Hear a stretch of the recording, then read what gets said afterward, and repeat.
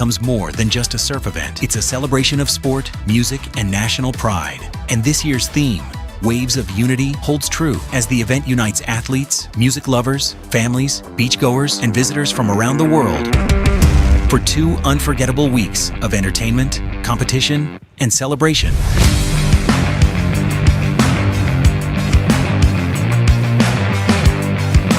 The action begins with the future stars of surfing, the O'Neill Smith Shapes, Ballito Rookie Rippers, and Ballito Pro Jr. Tomorrow's champions showcase their skills and begin their journey toward international success. As one of Africa's premier World Surf League events, the Ballito Open attracts a powerful mix of local favorites and the next generation of international surfing talent, with every heat bringing high-stakes action and world-class performances. The Ballito Open delivers a thrilling glimpse into the future of professional surfing, where tomorrow's stars are forged on the waves of Ballito.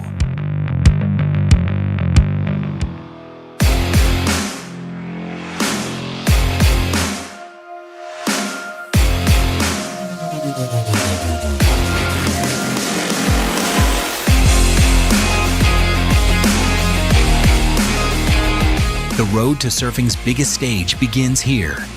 In 2026, the World Surf League Challenger Series returns to showcase the world's most talented surfers, and leading the charge is stop number 1, the Ballito Pro, presented by O'Neill. Set against the spectacular backdrop of Quatacuza's coastline, the opening event of the Challenger Series will welcome the next generation of global surfing stars, alongside established contenders, all chasing valuable points and the opportunity to make their mark from the very first heat. And in a landmark year, the World Surf League celebrates 50 years of the World Tour, making the 2026 Ballito Pro a truly historic occasion.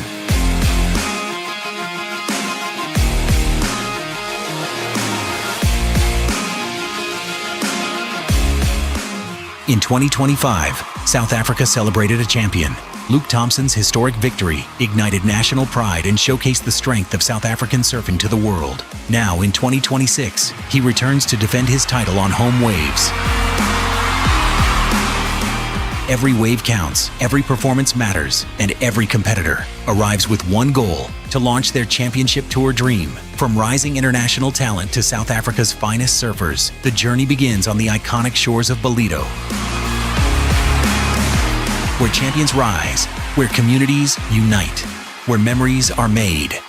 This is the Ballito Pro, presented by O'Neill. Ride the waves of unity.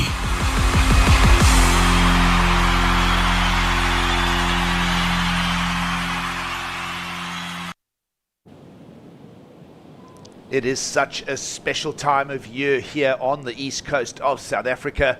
So much going down here in the region of the Quatacuza. And of course, a gloomy-looking, stormy-looking sky will greet us here as we get the weekend underway here in Ballito. And so many exciting things to talk about. Beach scenes with coaches, surfers in attendance, and certainly a strong south swell running through the lineup as we start positioning ourselves for a potential start in just a few minutes from now. And as I say, it has been a big week already of surf culture, surf competition, Rookie Rippers, the O'Neill Smith Shapes Pro Junior, and of course the qualifying series 2000 coming to a head and crowning champions today. It is a beautiful, beautiful vibe on the beaches in and around Ballito. And of course, this time of year, we say Sawubona greetings as we welcome viewers from around the world to the beautiful town of Ballito. Gig Saliers alongside former pro surfer Greg Emsley for the call. Morning, Greg. Another exciting day ahead. It's been a star-studded QS 2000 with a lot of the pros arriving early for the Challenger Series, and certainly it has lit the lineup up over the last 2 days. Yeah, morning, Gigs. It's finals day. We're here, and we've got lots going on in the ocean. We've got a strong swell. We saw that storm that's brushed the coast of South Africa right upon us now. We saw a lot of lightning in the distance the whole night. I saw flashes of lightning catch my eye, and but it's a strong swell, strong lines coming in. And today is going to be a day of choices, board choices and good wave choices. Lots to talk about here as we will get competition underway here and crown champions. It is a finals day for the QS 2000 and welcome to the opening heat of the morning. It is the quarterfinals on the women's draw and it is a rock solid heat to call as we get competition underway. It is just after 7:15 in the morning as the big sweeping lines of the American Kira Pinkerton come across your screen. And as you say, Greg, big south swells sweeping across the bank here. We are literally on the low tide, just a few minutes back, the tide hitting the low.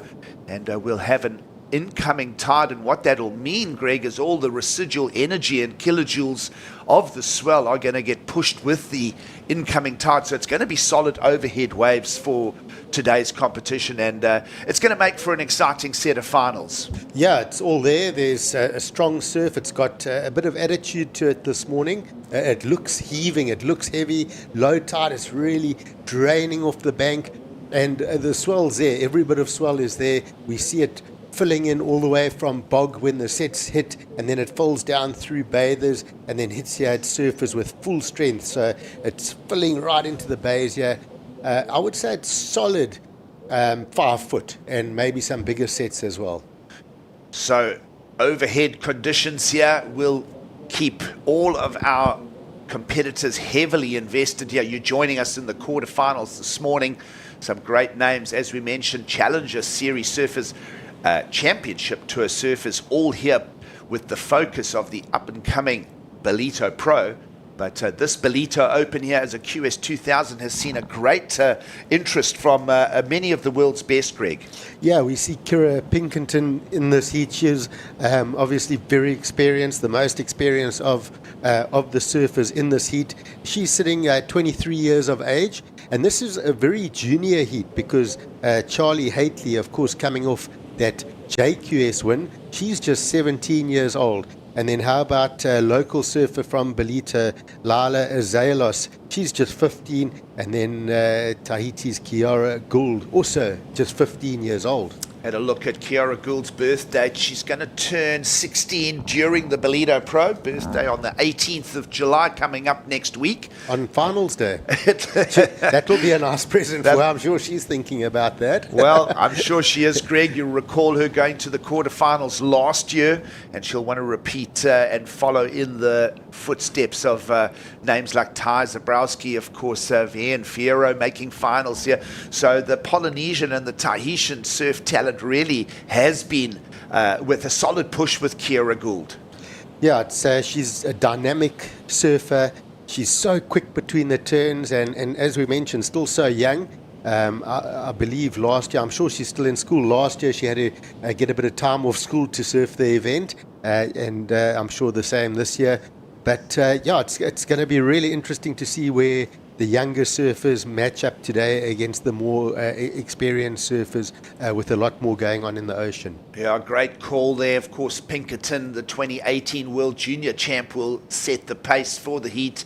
We've already seen a good ride from her. We see the judges' scorecard open, and they'll be pondering and wanting to set the scale for the heat, for the round, and certainly for the day, because as we mentioned, we will crown champions in both the women's and men's draw of the QS 2000. Big names on both sides of the draw, Greg. So it's going to be a fun day for surf fans. Yeah, it's going to be a very fun day.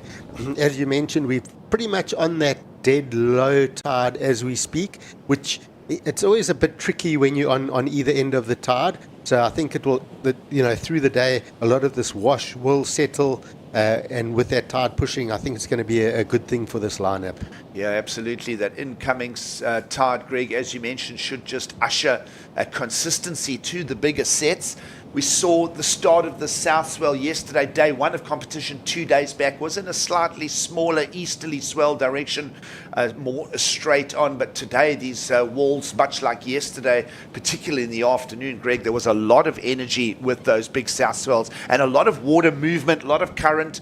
So a lot of moving parts to putting a successful heat together here. Yep, and with that, Gigs, this is more of a westerly, southwesterly wind blowing. We didn't quite have those land breezes this morning because of the cold front, but the good news is we're not expecting very strong winds today. I think the winds are going to stay fairly moderate, so that should help our lineup. And like with all, as you said, with the big names in the draw, it's lining up to see some big heats, big scores, and I think we're going to see some really big single maneuvers that we're going to be talking about. Just to keep talking to the conditions on hand here, tide has just turned. Greg, you mentioned noticing thunder flashes and lightning out the back. Sometimes a storm out at sea can just disrupt the ocean conditions a bit, but for now we're looking quite safe. You mentioned that southerly wind, just sort of keeping it fairly smooth in the coves of Ballito here. Yeah, and watching the goals, it's almost like they're on a bit of a treadmill there right now. They're paddling against that sweep that comes from right to left on your screen. So that's moving with the swell direction, sweeping in that direction. So they'll just keep keeping their lineup. You know, a surfer will always look for a lineup and a zone that they want to be sitting in, and they'll keep looking at the beach and make sure they're on that zone for when the sets arrive. Well, the other thing that's going to keep our competitors honest today is the paddle out. There is a lot of water movement. And certainly, if you don't get that timing right, you're going to get a number of waves on the head here. So it'll be interesting to see what the beach marshal is allowing for paddle out time. But when those waves arrive, surf fans, they are top to bottom, and you see the structure of the south swell moving through the Ballito lineup here. Yeah, look at that. I mean, that's a heavy wave. There's a lot of water in that wave. No opportunities on that one for our surfers.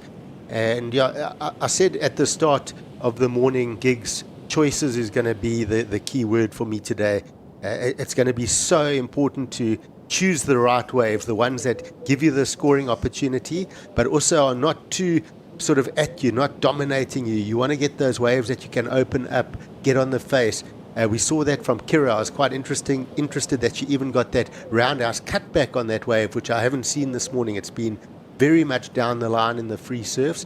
So we'll see. That's going to be an interesting talking point when that score comes through. Obviously, the judges will set the scale with that wave. But yeah, find those waves.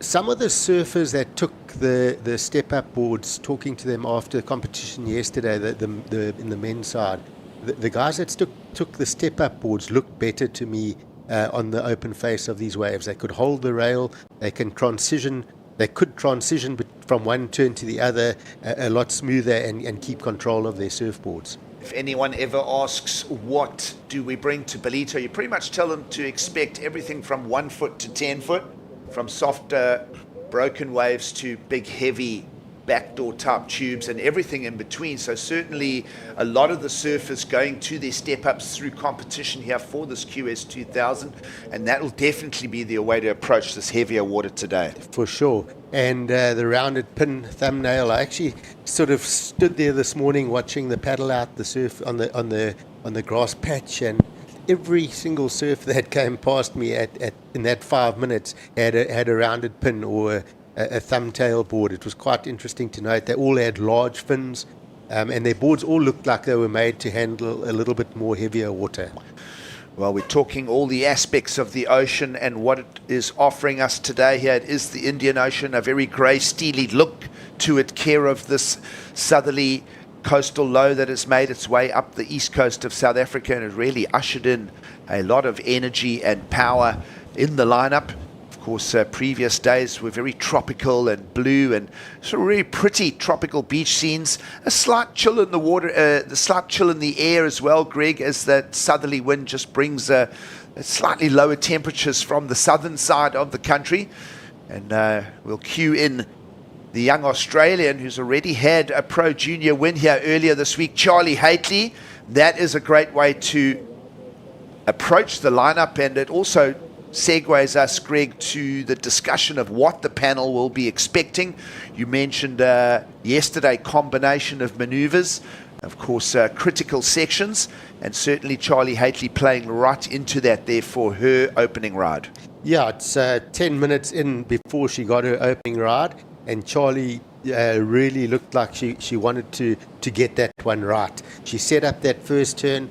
Still, I've been talking about Charlie through the JQS, and I talk about her placement and timing, and she's carrying on with that, spot on with that first setup turn, and it threw lots of spray, and then the heavy finish as well for the completion. Well, priority at use here. Young Kiara Gould around the section, 2 nice turns. Nice steady approach to a second counting ride. Well, actually a third counting ride. She got 2 quick decimals to her scorecard early on. This one's going to be her best thus far. And Greg, just like that, we're 11 minutes into the heat. We're going to see here now. You see she's referencing straight away. Does she take the gap, try move over the impact zone, or do you go around for that long struggle through the rip and out along the south side of the break? We're seeing Charlie Haitley's been pinned from that set. So we're going to watch the approach now of these two ladies. We mentioned how demanding the south swell can be, especially with so much current through the low tide, Greg. Yeah, and you also just coming in there, you got to watch those rocks. You don't want to knock a fin out. Well, this is a replay. Yeah, so that first turn sets up nicely, and then the big hammer for the finish. I love how Charlie hit that section and brought her board all the way back around to get that major turn in and that major rotation off the top. So that's going to be a really good score, and this is a good setup, straight up, nice and clean over that first click, and then into the finish. A little bit softer on the second turn, but getting the finish, getting the 2 turns, and that's going to be important to settle the scoreline here. Judges will now have 3 scores to work on. Obviously, Kira's opening wave, and now they're going to match these last of white, Kira Gould, and of course, Charlie Haitley's 2 big maneuvers. So judges just sort of marinating on all of this. They're setting the scale for the day. We'll bring those numbers to you as they lock into the scoring system. And of course, this young lady on screen, almost a sparring partner for Ty Zabrowski, who's already got to the championship to a level. Watch for Kira Gould in the Challenger Series for the season ahead. Last year, her first visit as a 14-year-old here to Ballito got all the way to the quarterfinals. And we're expecting more from her as she brings her focused campaign to Ballito in 2026. Just so fun to watch all the different regions of the world, all the various qualifying series in the 7 regions, all just producing such excellent surfing talent, Greg. Yeah.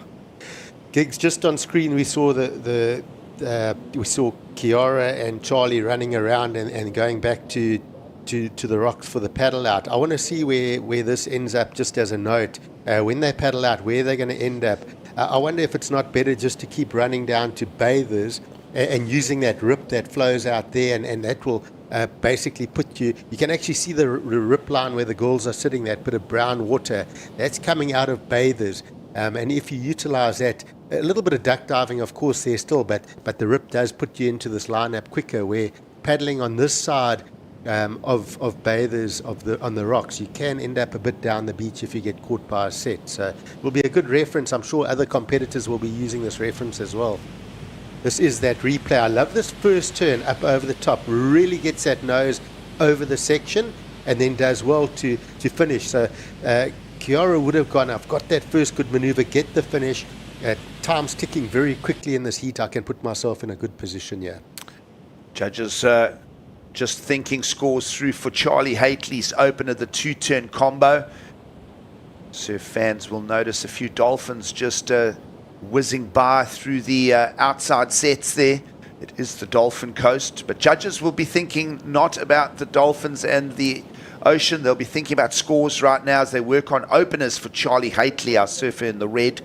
And it is going to land in at a 6, Greg. So useful number for Charlie Haitley, 2-turn combo. Kira Pinkerton, surfer in green. You spoke about her getting a big wall with an open face, even a big carving cutback in for the 5.33. And then Kiara Gould, 2 turns on her forehand for the 4.5.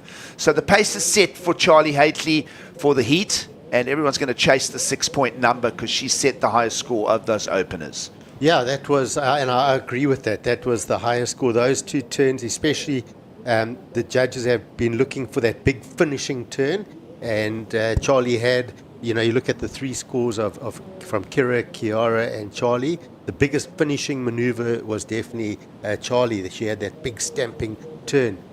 And there we go, to my point, proven wrong. The girls are back in the lineup very quickly. They actually utilised it, but there weren't any sets coming there. But it's a timing thing. It is a timing thing, again, making those choices. And I actually think they're also looking at their coaches and getting advice on what to do. Well, we are looking at Kira Pinkerton, wave number 2 underway for us. Nice slicing turn into the second one. Lovely, just drive through that top carve there. And just not putting herself under too much pressure, not going for a shift down and going to the shore break. She's going to just take a set or two on the head. She'll get over that sandbar. There's so much water movement here. It has North Shore of Hawaii type power this morning again here in Ballito. Clock's moved on very quickly as well, Greg. So we're into that last 10-minute period. In fact, 8.5 to go. And Pinkerton's going to set herself up here for a heat lead.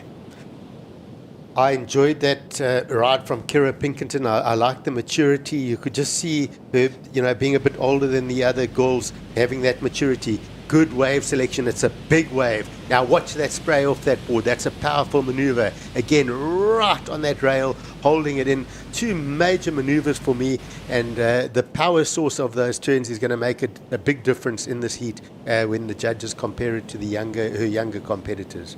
Well, on the rail power there, think of names like Brisa Hennessy, that was also here for the Challenger Series, and a number of the other girls just putting so much power on the rail in the modern era of women's surfing. It really has been a strong talking point, and judges will just... I like the acceleration, Greg, through that first Kira Pinkerton turn. The second one was drawn out, but the first one was accelerated in the circumference of that turn. So we're expecting some good numbers. Either way, it's going to easily meet the requirement. It's not a lot to get Pinkerton up into the lead, but that is care of two waves. Remember, Haitley had the best of the openers, so still a single ride on the scorecard for the Australian in red, the 6. But Pinkerton will go into the lead when we get a number. And judges ate that one up, Greg, a 7.5. They loved it. Two big blistering turns. And, well, suddenly we're on a 12.83 heat total for the lead. Not much to think about there for the judges. It's pretty simple. A big wave, two big committed turns, rail work, big spray. And that second turn, as you mentioned, she didn't have to rush through it. She really just kept that rail in for that carve. And that feels so good as a surfer. When you can just keep that rail in, it's just you going full speed and you just hold it in there all the way around, and that looked great. It was a very polished, mature surfing from Kira. Well, holding priority now as we get down to 6.5 minutes to go. The young Ballito local, Lila Azalos. Let's see if she can bring herself into discussion in this heat. Remember that top 2 advance in the 4-surfer format. So it is all the way to the finals. The finals will be a 4-surfer heat on both men's and women's draws here. So top 2 advance each time. Azalos down in 4th. Doesn't need a big number, Greg, a 4.68, but that is because Charlie Haitley, who's now dropped to 2nd, is only on 1 score. So we want to see that the South African uses her local knowledge. She looks settled on this, and she's going to use the priority well. Big thundering wave, and she'll just get out of that. But either way, she hasn't been in the competition jersey long, Greg, just a season or two. Last year, she partook in the Ballito Pro Junior and the eThekwini Pro Junior just down the road. But other than that, there's not a lot of competitive history to lean on right now. So Lila Azalos will just be lapping up this experience. Yeah, it's good experience. She's been doing a lot of the events around the South African coast on the local SAST junior tour, but she seems to be invested in it now. She seems to be enjoying the competing. She's a good surfer, and I think she's going to improve very quickly in the next year or two. Of course, just 15 years of age, but she'll be enjoying this. She'll be enjoying this moment, and really learning a lot from it. Yeah, absolutely. So 15 and a half, her birthday just around, I think it's the 29th of December. So she's still young, as you said, Greg, and lots of seasons ahead for her, but certainly getting to the quarterfinals in the QS 2000 with this much talent packed into the entries this year, Greg. It is a tip of the hat to the young local. Yeah, it's a good result. She'll be very happy with this. And choosing a good wave, but that one really drawing out a bit heavy. She had to exit very quickly. That was a thumping wave. Well, she'll be back in the lineup with a fourth priority now. Pinkerton's 2 scores, one of them the almost excellent 7.5, has set the heat lead in place. Haitley still looking for a second scoring ride. You feel that at some stage we're going to see that. Obviously, we will, with priority in favour of the Australian. And Kiara Gould, it's going to be interesting to see how Kiara Gould just navigates the next 3 minutes and 50 seconds. As we said, she has experience already in the jersey. Was here for the Ballito Pro last year at the Challenger Series level, getting all the way to the quarterfinals as then a 14-year-old. She's back this year. So she's going to want to try and find a score of her own. Her best right now, the 4.5, and still sitting on that small decimal. So we look at requirements.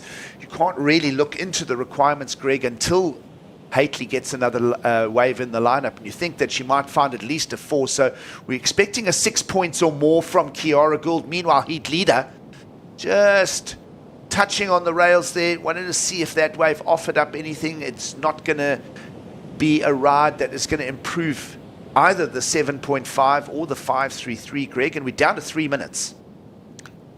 Through competition, we look at different surfers and we discuss their tactics and strategies. I've noticed with Charlie Haitley, obviously we've got to see a lot of her. She's certainly quite a calm competitor. She doesn't rash things. She I'll go into her scoreline and see on average how many waves she's caught in competition per heat, but she doesn't catch a bunch of waves. She really chooses her waves, as we see this replay from Kira, just a bit soft on that open face there. So yeah, I think Charlie's a very calm competitor, and she knows what she needs to do at different stages of the heat. She doesn't rush things. That's the feeling I get from Charlie. Well, maturity beyond her years, and certainly very familiar now with the lineup in Ballito, is the young Australian. Either way, she sits in second on a single score with the priority. And we ask the questions, what will Kiara Gould try and do? Second prio. Feeling that if a set comes, Greg, there'll be more than 2 waves on offer. They might even start looking at some smaller, medium-sized waves on the low tide conditions, and that's exactly what's happening here. Inside track for the Polynesian surfer. Does she find the end section? She does, and she hits it nicely. Incomplete, just gets tackled by the white water at the end. Heat leader's going to have another little look at a medium-sized wall. Kira Pinkerton, 2-turn combo, does that one nicely. Thoughts of trying to better a 5.33 for the Californian. And she will aim for the beach. She's done a good job. She's into the semi-finals of the Ballito Pro at this stage, Greg. And still, where is Charlie Haitley in all of this? Because Kiara Gould picked a decent wave. Just the incompleteness is going to let her down. Yeah, I see a bit of a rhythm here, Gigs. It was short, that wave of Kiara, 107. Yesterday we saw Luke Thompson open his heat with a 6 and didn't catch another wave in advance. Could we see another surfer in Charlie Haitley open with a 6 and not catch a second wave and still advance? I'm going to answer you in 40 seconds. It's quite interesting, that number 6. Be careful of starting the heat with a 6. You might not find another wave. Let's have a look at young local Lila Azalos. She's going to get going. Yeah, nice little kick of the tail, that one. That wave just letting her down. It had a couple of twists in it. Of course, so much rip running through the inside sandbar here. And then, Greg, you asked the question, does Charlie Haitley at least find some kind of number? She's pretty much got a paddle for this wave approaching her now, because the clock is under the 10-second mark. She should beat the clock in the countdown. She will. And here comes a second counting ride now. We'll see if she can perhaps pinch the lead. Nice two-turn combo. It's just methodical, but it does tick the box of a second counting ride.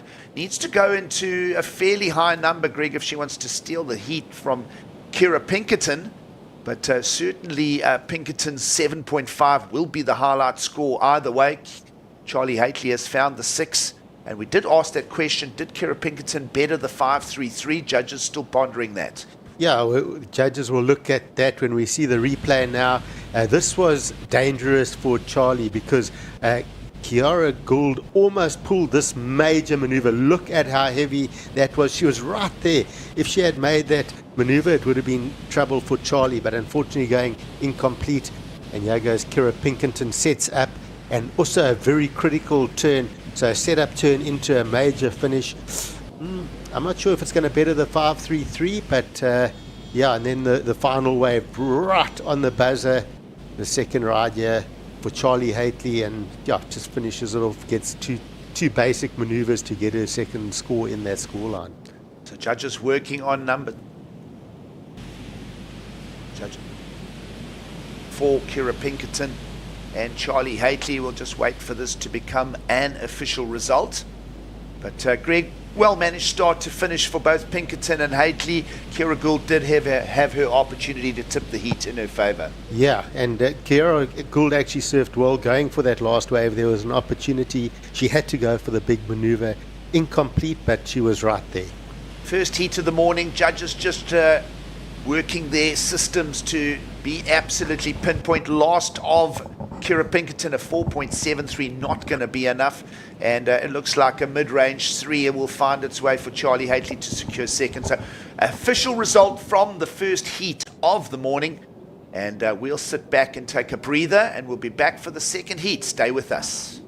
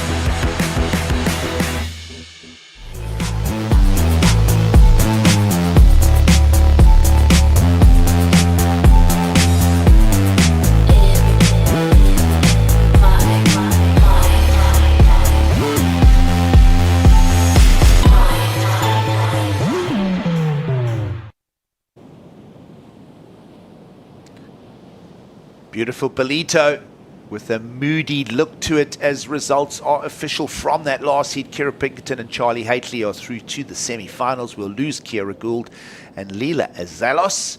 And, well, a great experience for the young Ballito surfer. And we will now start drawing our attention to a fresh new heat in the water. Contest director setting out 25 minutes for competition here in the stronger, challenging conditions. Here's a big set of names to talk about in a qualifying series event.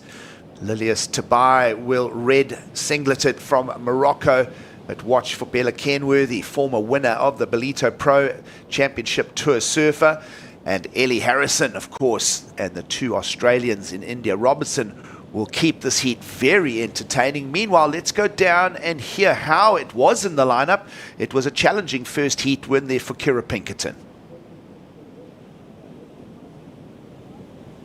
Kira, it's so good to have you back in Ballito. I feel like we woke up to what felt like firing surf, but that heat you came out and felt like it was a little bit harder than it looked.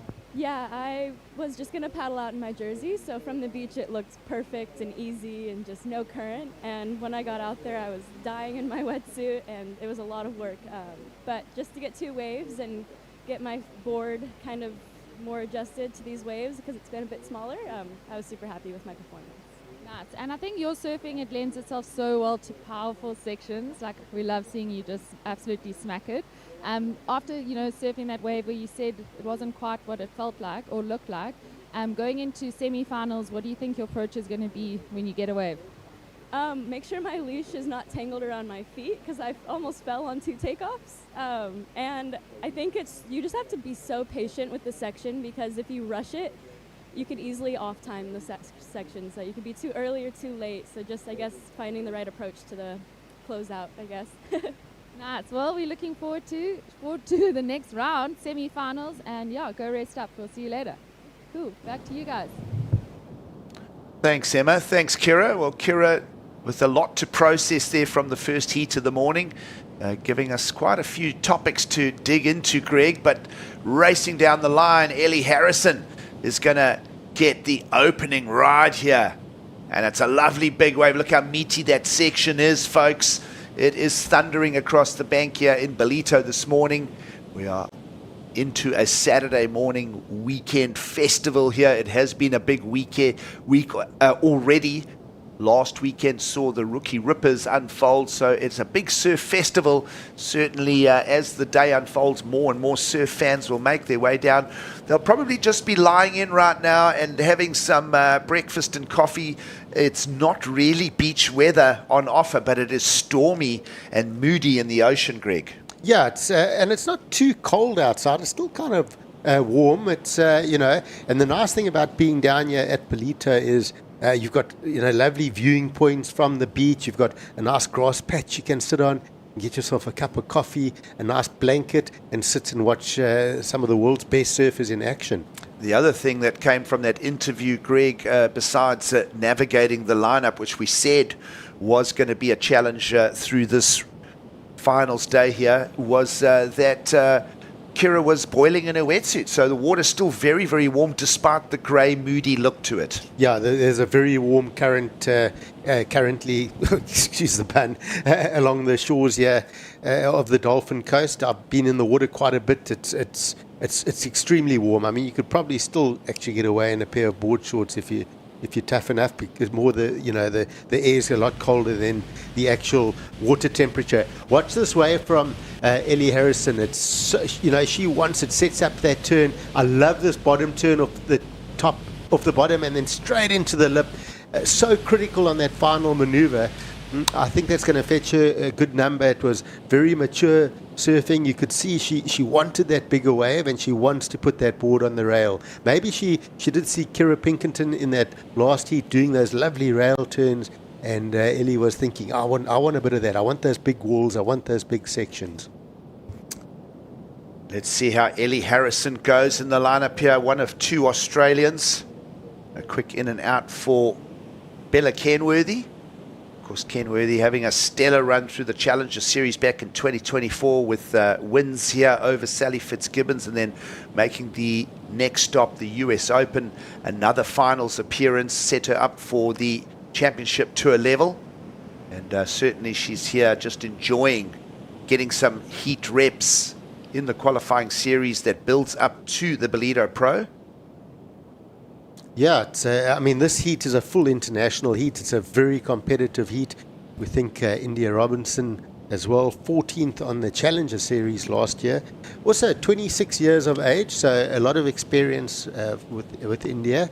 And then Lilias Tabai, she came off that win in Port Alfred at the Royal St Andrews Pro in heaving 6 to 8 foot surf. It was heavy, Port Alfred. It was a strong storm, and similar to what we're seeing here, heavy closeout sections on the sandbar.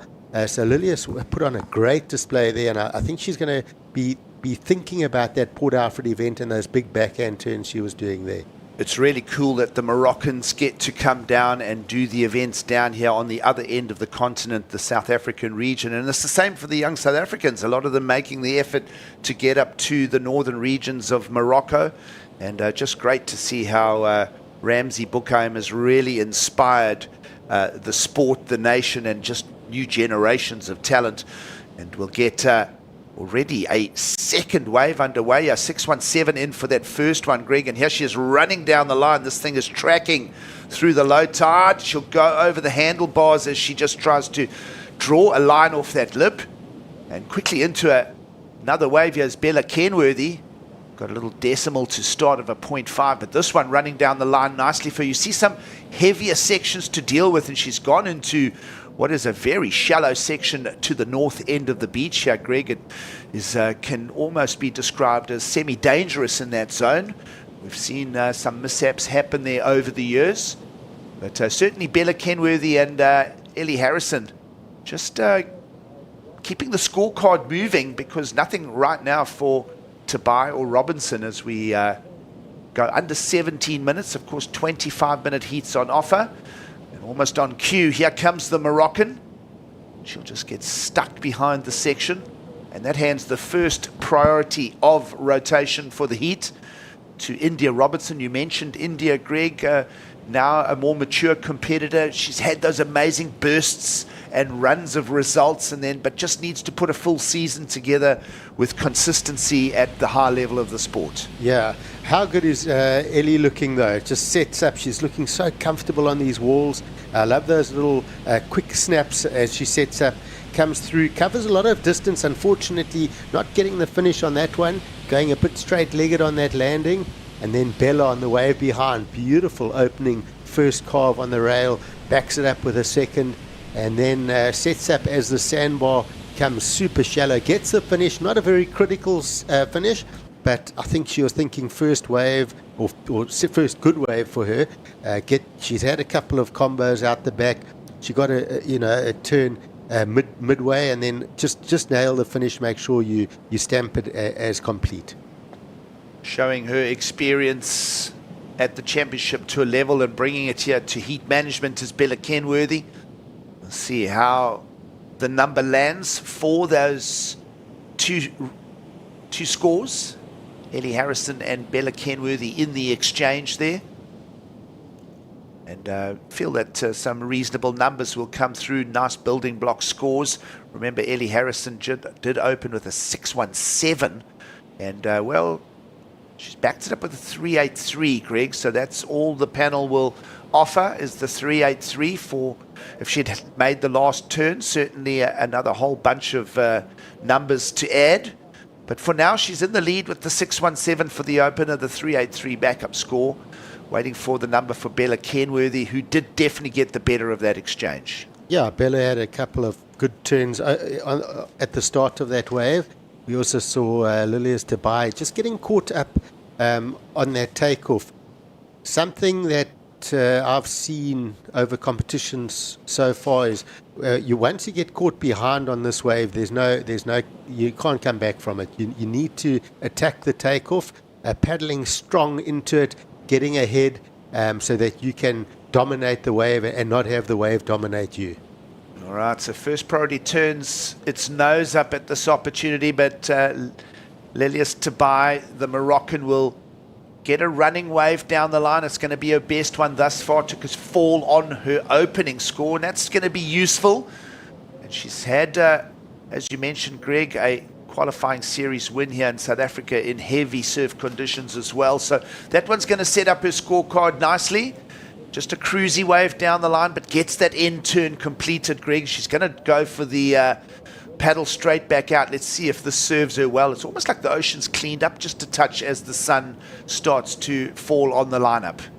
Yeah, and as you get further down the line out of this rip area, it definitely cleans up down further down the beach, gigs. India Robertson, top corner for a visit. Quick in and out. She sets the rail. Does say, yes, that's a maneuver, but then quickly exits. Seen down the line, that wave is drawing out on that low tide bank, and I can tell you most of that water would have landed on Lilias Tobai. But India Robertson in and out as we hit the 13-minute mark, and some movement in the deep water out the back, Greg. A couple more sets approaching. Yeah, this looks like a solid set. I'm not sure if we're going to see our competitors in position for it. You can see that wave standing up, and they're going to get a visual of it now soon. And there might be an opportunity on the shoulder of it. Let's see how this one pans out. It's a big wall coming through here. Wow, look at that wave. That's every bit of 6 foot right there. We saw Ellie Harrison with priority out the back, just punching through that big wall of water. Still some multiple waves in the sets with the ocean pattern here this morning. Down to 12.5 minutes to go. These waves just reel and thunder down the bank here. You see they're picking up sand off the low tide energy and just making big pockets and plumes of sand in those wave faces, Greg. So some heavy energy. We saw Kira Pinkerton manage it well in that first heat of the morning, but certainly looking a bit flushed in that beach interview. You could see she was warm, she was overheated in that wetsuit, and certainly, as she admitted, it's very challenging in the lineup.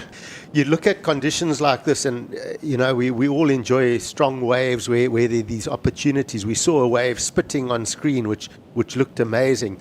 Now, these athletes are given 25 minutes to perform in this. It's a very short time in this ocean. If we were to say, Giggs, you and I were going to go and have a free surf out here, we would say, okay, well, let's set aside a lot of time, because we're probably going to be 20 minutes between waves at least in a free surf, because you'd want to get into position, fight the rip, and then you've got to choose, you've got to select the right waves. And are you factoring in the half an hour it's going to take for me to get out the back in this discussion? Well, exactly. No, it can happen. I Yeah, watched surfers in exactly. the warm-up this morning, Greg, really getting pinned on the bank, and there were some surfers that turned around, went back to the beach, waited for a lull, and then relaunched their paddles. So there is a lot of energy. So to my point, it's quite tricky rushing it and trying to get yourself into a rhythm. So decisions are very important, and we've seen a few of our athletes do the run around, but when they're doing it, they are looking at their coaches for advice, like, what am I doing right now? Where am I going? What is the rhythm of the ocean? Coaches sit there, they time the sets, they time the consistency of the sets, how many set waves, and all these decisions are made according to the stats of the morning. And talking to all of that, Greg, this is perhaps our first lull we've seen since first light. It's the ocean has been thundering here, but as we hit the 10-minute mark here, just a little bit of a lull. Hopefully Lelius Tabai has managed to use this breather and gap now to get out over the impact zone. She did get a 4.33, did the Moroccan in red. Kenworthy found the 5.77. And as I say, Ellie Harrison has established that lead of a flat 10, care of the 6.17 and the 3.83. So this will be a cool 10 minutes to call here. India Robertson just in and out. Judges didn't buy into that first carving turn. She kind of exited halfway through that maneuver, Greg. So just a one-pointer sitting in India Robertson's scorecard, and that's really not a reflection of what a sound and solid athlete she really is. Yeah, and that does happen. What happened on that wave is she took off, and it sort of grew down the line, and suddenly there was that big chunky section coming at her, and it just didn't give her the opportunity to sort of score on that wave. And sometimes that happens out here. You think you're on a good wave, and next thing it will just be very difficult to surf. So again, it's can India come back from this position at 9 minutes? It's going to be a tall ask. She's only in third priority as well, but she's going to have to find something that can just let her score on some open face.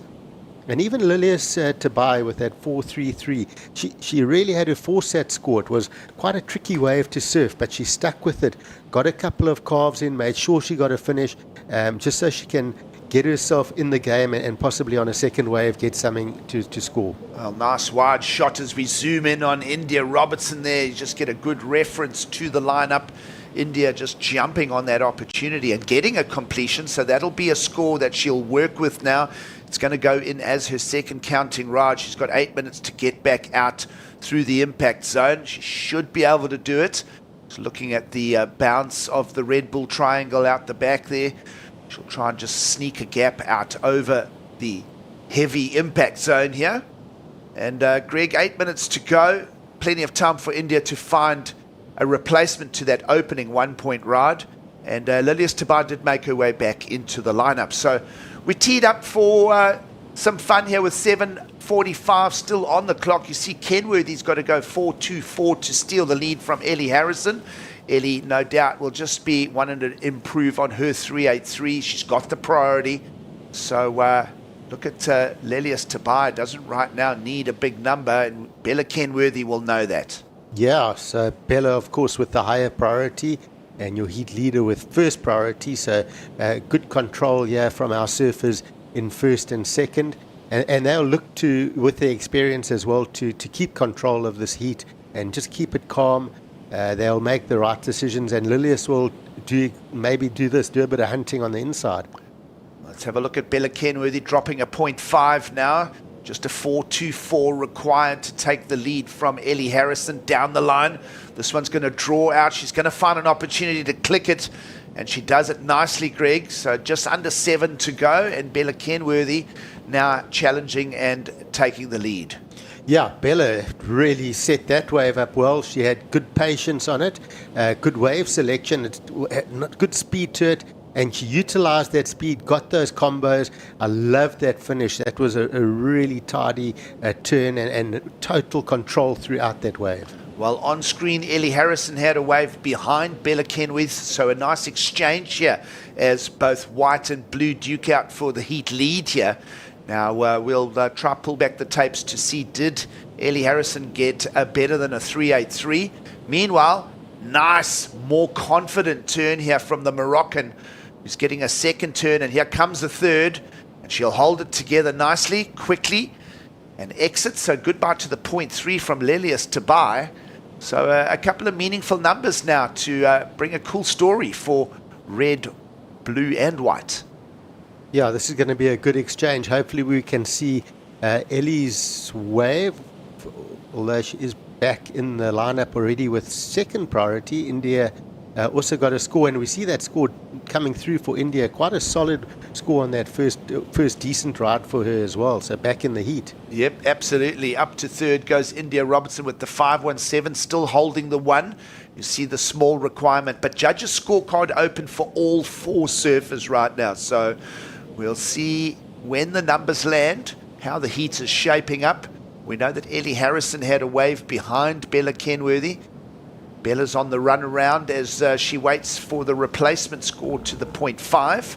And definitely she did that, Greg. I mean, especially that last turn up in the top corner, just timed it perfectly on a really hollow, drawn-out section on the lower tide here. Yeah, I really enjoyed how Bella put that wave together. I loved the speed and the attack on it. She didn't look rushed at all.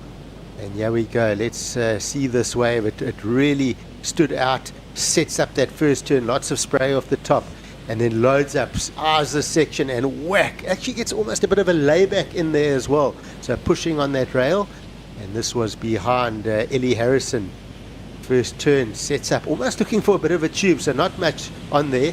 And then this was Lilia, snaps off the top. The board looks like a little bit loose. Those fins just not quite holding. Gets the finish, a bit of a short bottom turn into that lip. So I think the judges might punish her a little bit for not full off the bottom into the lip.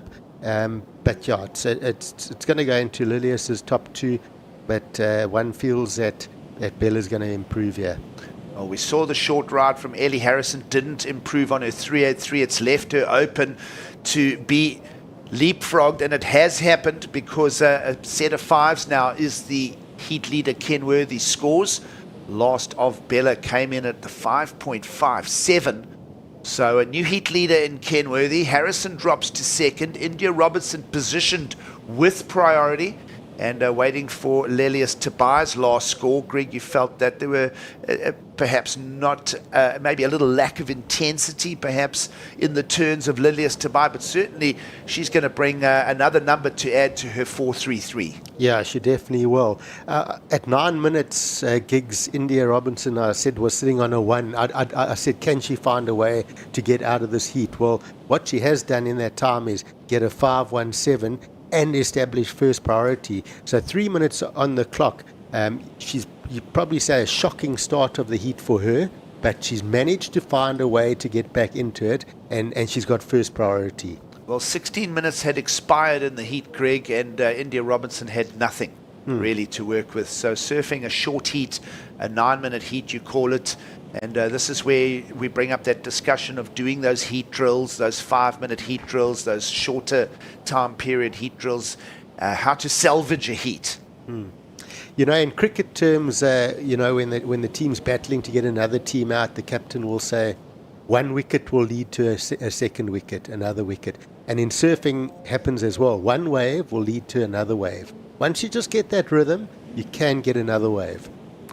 Well, shout out to Paddy Upton, all his input into the coaching space, and of course a great passion for the sport of surfing and bringing some coaching IQ to that space as well. So we'll give that shout out with 2 minutes to go.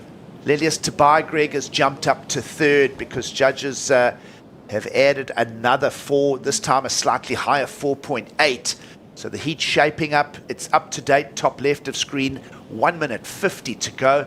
2 questions now. Does Robinson use the priority and go up to second or more? And well, can Lelius Tabai keep some momentum? And can Ellie Harrison, with the second priority, still replace the 383? 90 seconds to go. Yeah, 90 seconds, a lot can happen in 90 seconds. We see our athletes in the lineup really moving and positioning themselves here, Gigs. Just a bit of movement on the bank here. It's looking a little cleaner than 25 minutes ago in the lineup, and it's going to just suit India Robertson just fine as she sets up the 2 turns. Second one incomplete, just ran out of drive through that sort of soupy face section, and she will improve on a 1. We can say that, Greg, but not by the amount that she would have wanted to. She needed a 484 to go up to second. Yeah, she was right there. That end section wasn't very kind to India Robinson. That was just so heavy. She knew she had to hit that turn. She got a really good first maneuver on that wave, but she had to get the completion. She knew it, but the wave had different ideas. Well, inside the last minute, and Ellie Harrison's going to use the prio. This is now to better the 383. Down the line she tracks, of course trying to protect those top 2 positions. Look at this wave just thundering, almost a tube opportunity. Wow. And lovely drift at the end for Ellie Harrison. So yeah, I think that score, perhaps she didn't extract everything that wave offered, but must have felt really nice running down the sandbar there in Ballito, Greg. Oh, how was that last turn? She just drifted the tail for so long over that section. I really enjoyed that. That was super dynamic. So Ellie, I mean, for me, that's definitely going into a top 2 and possibly even grabbing the lead. Yeah, I thought that was the most dynamic maneuver of the heat. It was a really strong turn. Let's watch the setup. Lelius Tabai looking to try and get that wave, but didn't have priority. And here we go. Drives off the bottom. Nice slice off the top. Almost a little bit of tube time there. And then hits this one, drifts that tail, and lands really confidently on that finish. Well, judges' scorecard still open for Ellie Harrison. Answers to the questions about India Robertson, not enough. She'll remain down in 4th. Last of her, India, a 387. But Ellie Harrison had some fun with that wave. We'll just want to officiate and register this heat result, so we'll just stay with it. Greg, Ellie Harrison in and around the lip line there. Definitely a tube opportunity, but almost a little bit tight and compressed on that first turn as well. Let's just see how high that score does go. Either way, trying to better the 383. Yeah, I think she's definitely bettering the 383. The question, can she go? Has she done enough to possibly go to first? Well, we'll answer that with no. 4.47 last of Ellie Harrison will firm up her second place position. So Kenworthy gets the heat win. And, well, Harrison moves on to the semi-finals with her. There is your official result on screen. We'll say goodbye to Lelius Tabai and India Robertson, who will be thinking about the Challenger Series event upcoming. We'll take a quick break and we'll continue here on a beautiful morning in Ballito.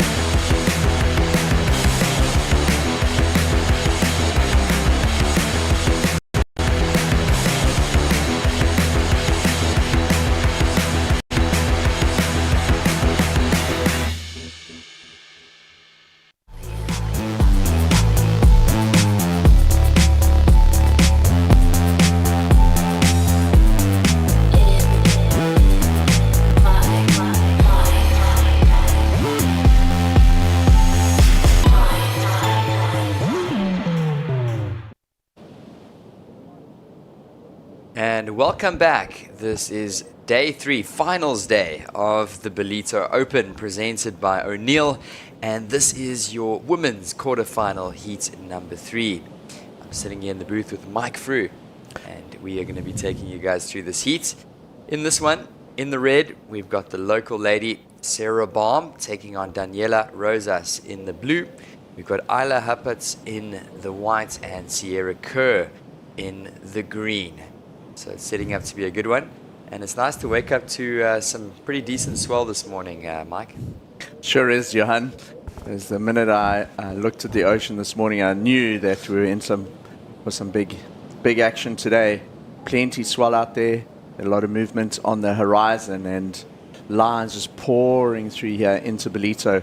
The swell direction a lot better, and we've seen some long rides this morning, perfectly set up for surface points here for finals day of the Ballito Open.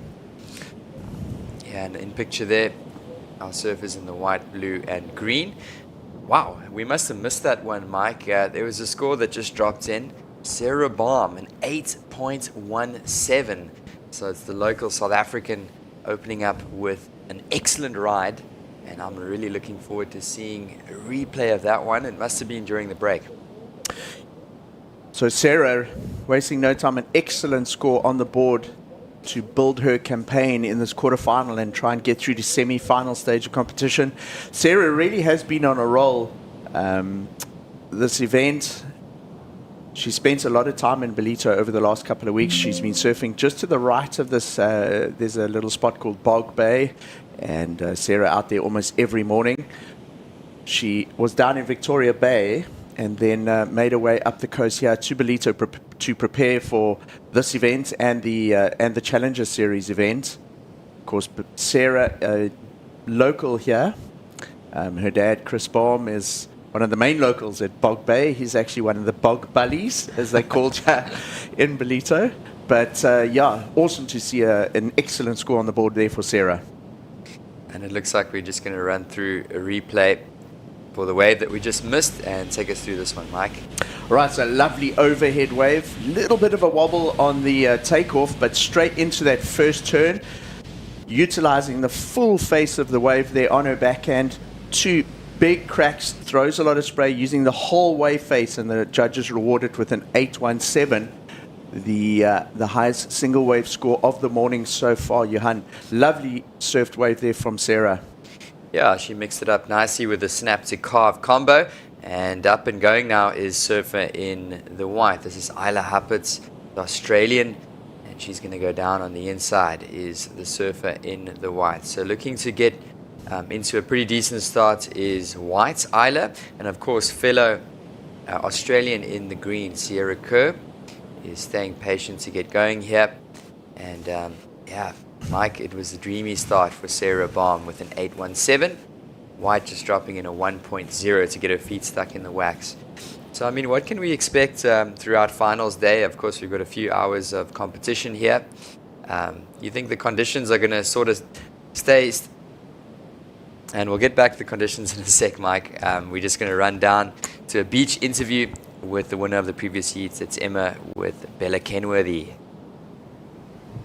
Bella, great heat win. Tricky conditions out there. You said you and the girls almost didn't make it out. You did a run around, but you managed to get a good one. Yeah, it was very tricky out there, but still a lot of fun. Yeah. Well, I know that I think it was a year before last. You were here with your dad and your brother. There's a lot of people who know him here in South Africa. Do you want to give them a shout out? And yeah, I'm sure they're all watching you. I'm not sure what the time is. Yeah, shout out to my family back home. Love you guys. Well, good luck for the next round. We'll see you later. Back to you guys. Yeah, Bella Kenworthy with a couple of words there. And looking back at live action here. And currently it's only 3 waves that have been ridden. It's a 0.5. Just a quick one there for opening score for blue, and then just a 1. And of course, all of the talk at the moment with 19 minutes to go, Mike, is that 8.17 for Sarah Baum. So getting back to the conditions, it looks like the sun has sort of started to peek out. It is a bit of an overcast, cloudy sort of condition this morning in terms of the weather. but it looks like the sun is out, Mike, and it looks like we're going to be in for a great finals day. So maybe just run us through what we can expect in terms of the conditions for the next few hours.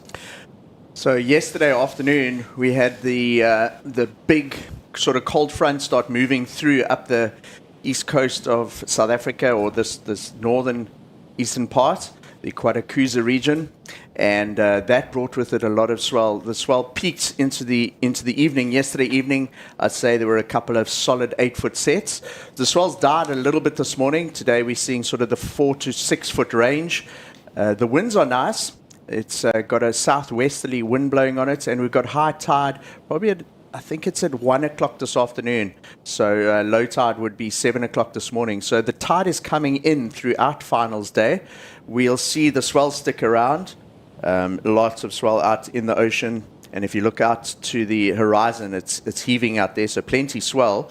The only thing that the surfers are going to find a little trickier towards finals time is that the wind is expected to go a little bit more southerly or southeast, which brings with it a little bit of an onshore chop. So I think the quarterfinal heats and then into semifinals are going to be pretty clean like this, and then it'll go a little bit onshore with that southeast as we go further towards lunchtime. And then just looking at the forecast in terms of weather and that, it does look like we're going to get a bit of rain later, but hopefully that'll hold off until after the finals. Bit of rain tonight, but good news is the swell does stick around for the start potentially of the Challenger Series event tomorrow. Yeah, that's going to be exciting, of course.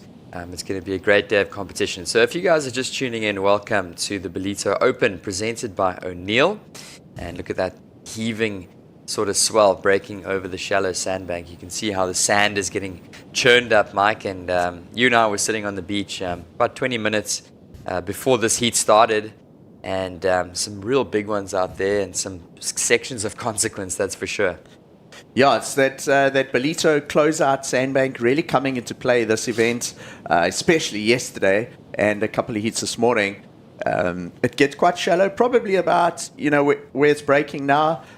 On the inside, it gets 3-4 foot deep. Wow. It draws a lot of water off the sandbank as the wave breaks, and it can get super shallow out there. And as a result of that shallow sandbank, that lip gets quite thick, and it can create some heavy double ups, and it creates quite a tricky end section for the surfers to navigate. But of course, you navigate that well, and you can get scores up into the higher categories in these heats.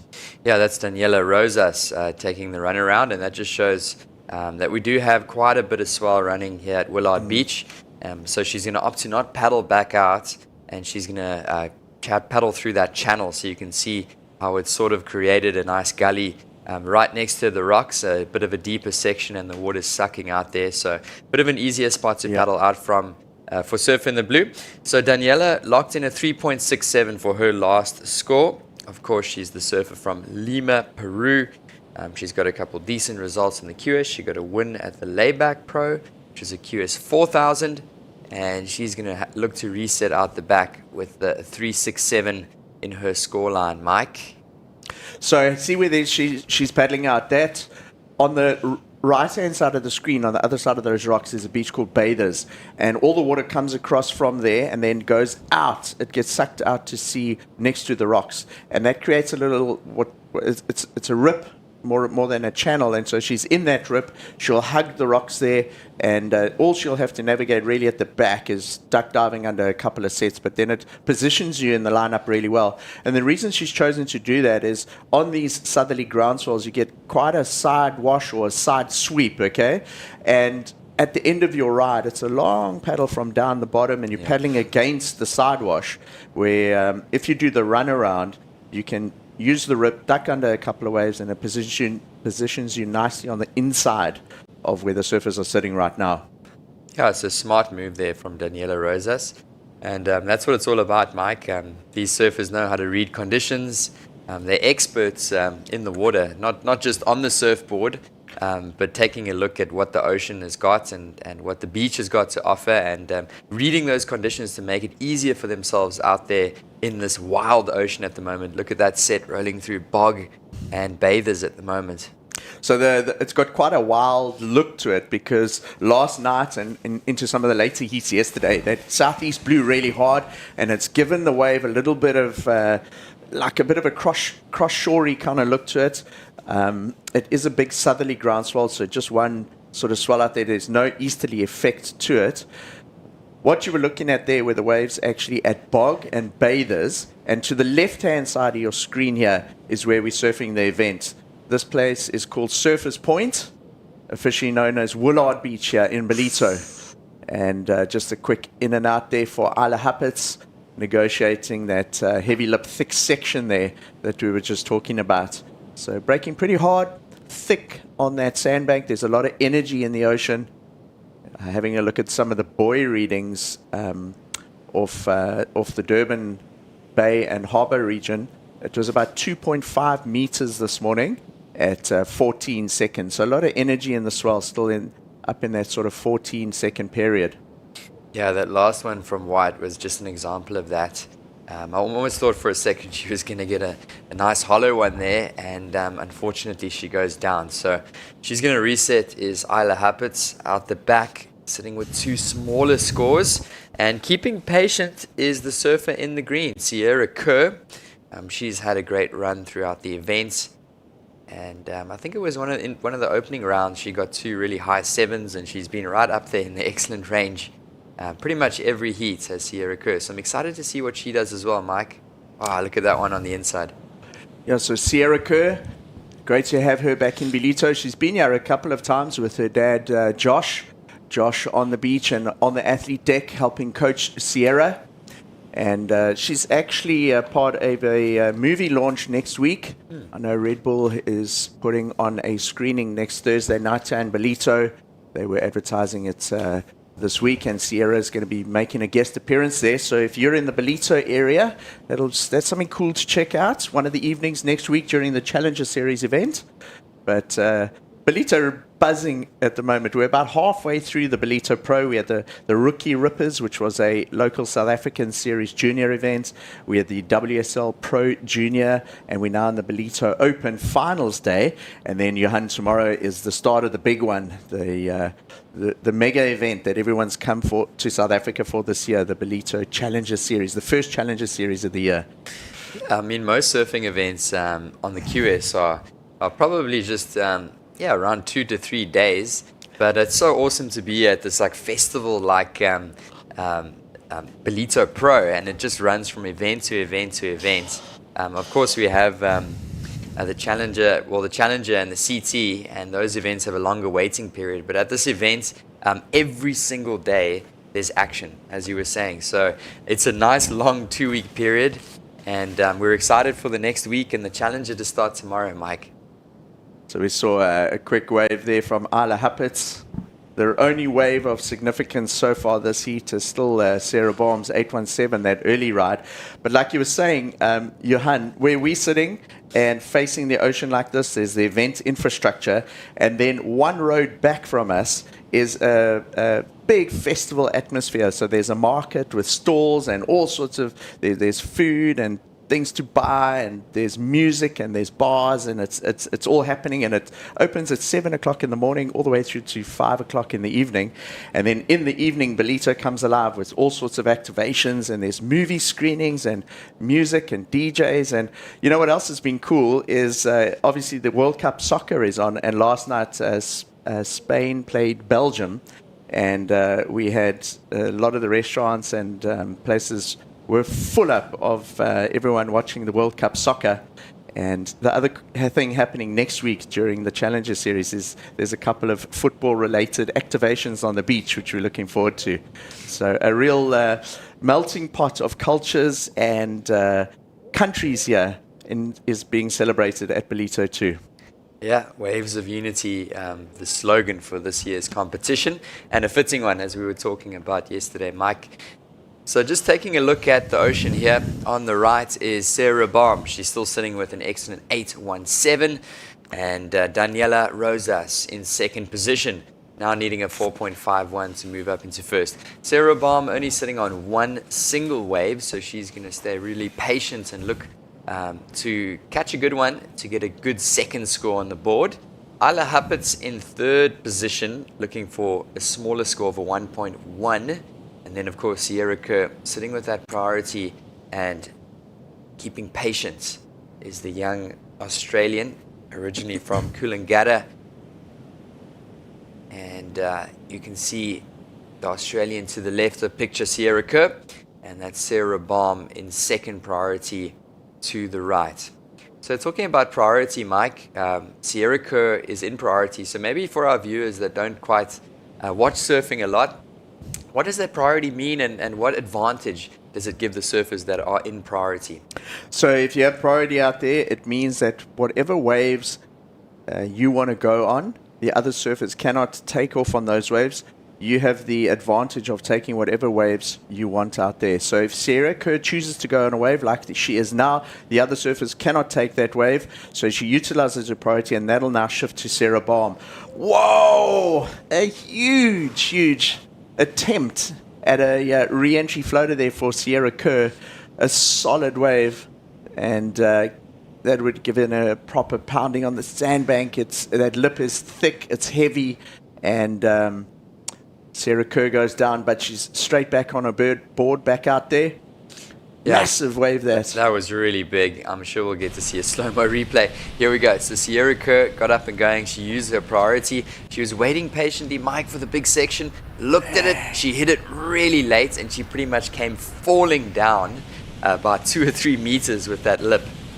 So a lot of water moving in those waves, and Sierra, had she made an attempt, or had she made a move like that, that thing would have been incredible. But she did go up very late, didn't time it that well. When the wave hits the bank like that on the inside of Ballito, it breaks so quickly and so hard. And, even a very experienced surfer like Sierra, who surfs some solid waves all over the world, Ballito, that closeout section can still catch you out. But, high risk, high reward, but you've got to go for it. And we've seen the surfers in the event so far. That the one of Winter Vincent, I think it was in the second last heat yesterday afternoon, going up very, very late, and he managed to just make the maneuver, and he was rewarded with an 8.5. So that is where you got to go for it. And if you're able to make it, you generally are making it through heat. But Sierra probably just shaking her head off a little bit there, because it really is a lot of energy when that lip comes down on you on that sandbank. No, it's heavy, and looking at this one right here, it looks like she's going to spin and go for it. Sierra Kerr, another big wave. Nice late takeoff for Kerr. Looks at the lip, going to give it one more go. Big turn off the top for Sierra Kerr. She's going to pull into the tube, and it's going to close out on her. But I really enjoyed watching that one, Mike. That was entertaining. Went up for that big turn. And then a lot of the surfers would have pulled straight, but she pulled into the tube. And here we go with Sarah Baum, your heat leader. So 2 good waves back to back here. Sierra Kerr on that first one. Sarah Baum on what I think is the third wave of the set. I really like what Sierra did there. So she didn't get too rattled by that wipeout on the first wave. She got back out, a set presented itself, she took off again, and that time she really timed her first turn beautifully into that first re-entry. Came off the bottom and then pulled in, but the lip just clamping a little bit, didn't allow for an exit there. But I reckon we're going to see quite a nice score drop in for that first turn of Sierra Kerr, particularly because it was such a solid set wave, and she executed that first maneuver with a lot of speed and flow compared to the turn she did on the wave that we saw prior to that. Yeah, this heat is really ramping up here. We've got 5 minutes remaining, and we had about a 10-minute period of pretty slow in terms of the amount of waves being surfed. Surfer in the white, Isla Huppets, has dropped in a 317, but just taking a second look at this one. Big section ahead, big double overhead wave, nice off the top. Then, of course, she pulled into that little tube. So that was a wave of consequence, Mike, as we've been saying. Surfer in the red, Sarah Baum got a couple turns as well. This is going to be a really helpful number for Sarah. She's already sitting with that excellent ride. And now she's going to put a second score on the board and make it really tough for the rest of the surfers in this heat. Yeah, so Sierra's wave drew a lot of the water off that sandbank. It was a bigger one. Sarah's wave was slightly smaller, but it didn't close out. I had that section, where she could get those nice 2 turns in, and it was a little bit cleaner because it was shallower. The water had been drawn off the bank by that first wave. So 2 scores to come in there for Surfer in red and Surfer in green, but lovely exchange from our 2 ladies there, Sarah and Sierra. And last of green, Sierra Kerr does drop in at a 6-point ride. So that's a 6-point ride for that big off the top. And it pushes her up to 2nd position. So Sierra Kerr now in 2nd. And there is a score coming in for red, Sarah Baum. And it looks like it's going to be another pretty decent number, Mike. She's already holding an 8.17. And that score does come in at a 7.93. So Sarah Baum is now pretty much blowing the rest of the field away here with her surfing. They're in combination of a 16.10. So Sarah, using full-on local knowledge, she surfed this beach a lot in the past. She knows the break very, very well, and using that local knowledge to full effect to establish a lead in this heat. Danielle Rosas, we saw her running along the beach after her last wave, and just gets a bit caught behind the section there, so not able to negotiate or give herself the potential of doing that last open turn there on the closeout section. She's quite close to the back there still, so will most likely paddle out and not do the run around again. Sarah, also a previous winner of the Ballito Pro over the years, so Sarah is probably the most experienced competitor out there in terms of the break, and she's got the lead on these ladies. Here we go, replay for Daniela Rosas. Currently down in 3rd position. She's not looking for a massive score to move up to 2nd. So priority now sitting with white. Isla Huppert's out the back. And she's looking for a 3.97. Issue, we've only got 2 minutes remaining for Surfer in the white as well as Surf in the blue. So they need to get going pretty soon. And of course, Sarah Baum is sitting on top with a heat total of a 16.10. It's been a great heat for her so far. And as you were saying, Mike, I think the local knowledge definitely coming into play. She's got lots of experience. She's holding that 7.93 and an 8.17, controlling this heat. Last the blue did come through at a 4.27, Mike. So Daniela Rosas moves up to 2nd. That's Sierra Kern picture now looking for a 1.94 to advance through this one. So I'm sure Sierra can hear the beach announcer with 90 seconds remaining, only needing a 1.94. So our heat leader, Sarah Baum, she has got Surfer in 2nd in combination, so she doesn't have to worry about too much. Let's keep our eye on Surfer in green. A 1.94, just one maybe small turn required. Sierra Kerr turns. Now, is there going to be space on this wave for her to do something? It is opening up a bit, Johan. She goes for the turn. She needs to make it.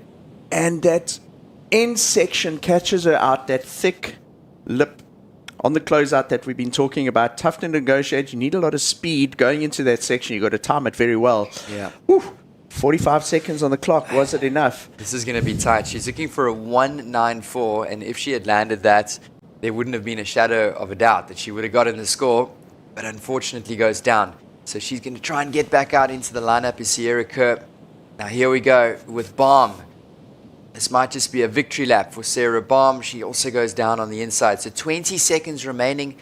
That is Sierra Kerr paddling back out. 10 seconds. And scores still coming in for last of red. Green looking for a score. But here we go. Important wave for Isla Huppers. She's up and riding. Big turn off the top. And that is going to be a tight finish as this heat winds down.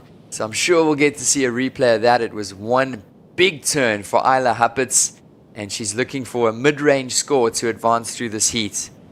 Wow, that was some action towards the end of that one, Mike. Yeah, certainly was. It doesn't look like Sierra got the score on her one. She took off on this, needed to land this end section. She goes up at it. Oh, it just doubles up on that sandbank, doesn't make the landing, and looks like she gets a 1 for that. So one score still outstanding. It's for Isla Huppets for that big turn. I'm sure the judges will look at that a couple of times over because it's such an important score. It could potentially take her from 4th into 2nd, Johan. Yeah, definitely.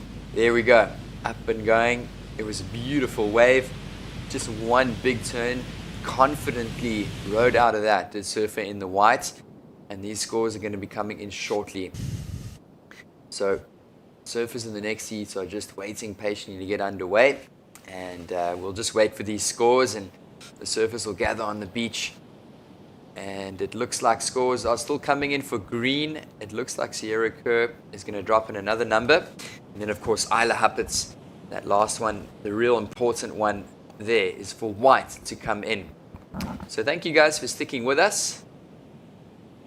And we'll get the scores out to you very soon. That surfer in the white, Isla Huppets, the Australian, waiting patiently. And that's Josh Kerr on the beach. Sierra's dad. And last of white comes in. It's a 5.60. Situation change. It's white. Isla Huppets up to second. And she advances through the heat. Congratulations to Sarah Baum and Isla Huppets in picture. That was a great heat to watch, Mike. This is the Ballito Open presented by O'Neill. We'll be right back.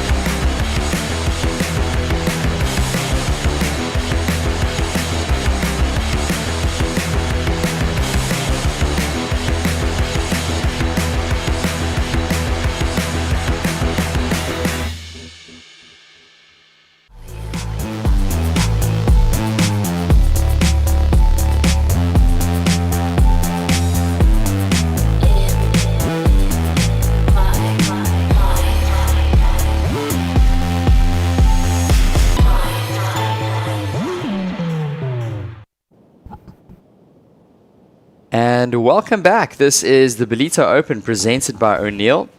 And congratulations once again to our previous heat winner, Sarah Baum, Isla Huppets. And we are going to move straight through to quarterfinal heat number 4.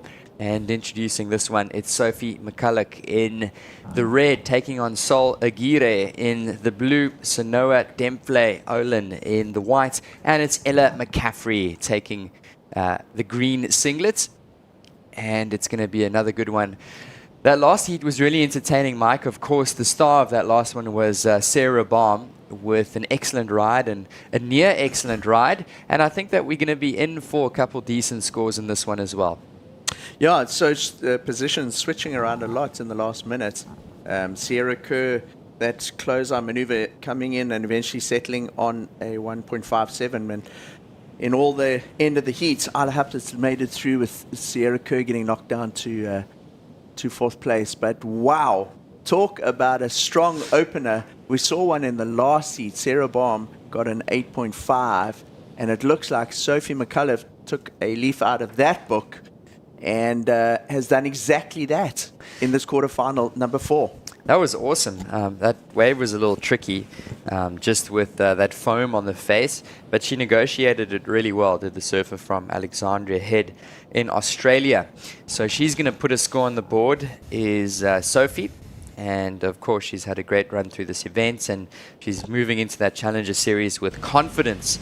This is just a replay for last of red, Sophie, and she stayed nice and patient. And look at that foam on the face, Mike.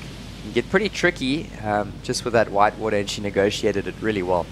She went into a bottom turn there, and the bottom turn gave her so much speed, projected her up midway through the face of that wave, and she utilized that speed so well going into that turn. She actually combined a bit of a turn and like a re-entry into a floater section there, and a lovely wave there from Sophie McCulloch. I think she's going to get a solid score, very similar to what Sarah Baum did at the beginning of that last heat. Up and going. This is Sol Aguirre. This is going to be a nice section for her. I like the carve. She uses the rail quite nicely. A little bit of a smaller insider as she works it through. And she's going to get a score on the board. as well. So she just wants to get her feet stuck in the wax, does Sol Aguirre, and she's going to put a score on the board. The opening score for green, Ella, came through at a 3.83. That was for the American in the green. And of course, we're still awaiting that number for Surfer in the red, along with blue. Here we go, last the blue, Mike. Right, so this one, compared to Sophie's wave, this wave is a lot closer to the rocks in terms of where it's positioned on the sandbank here.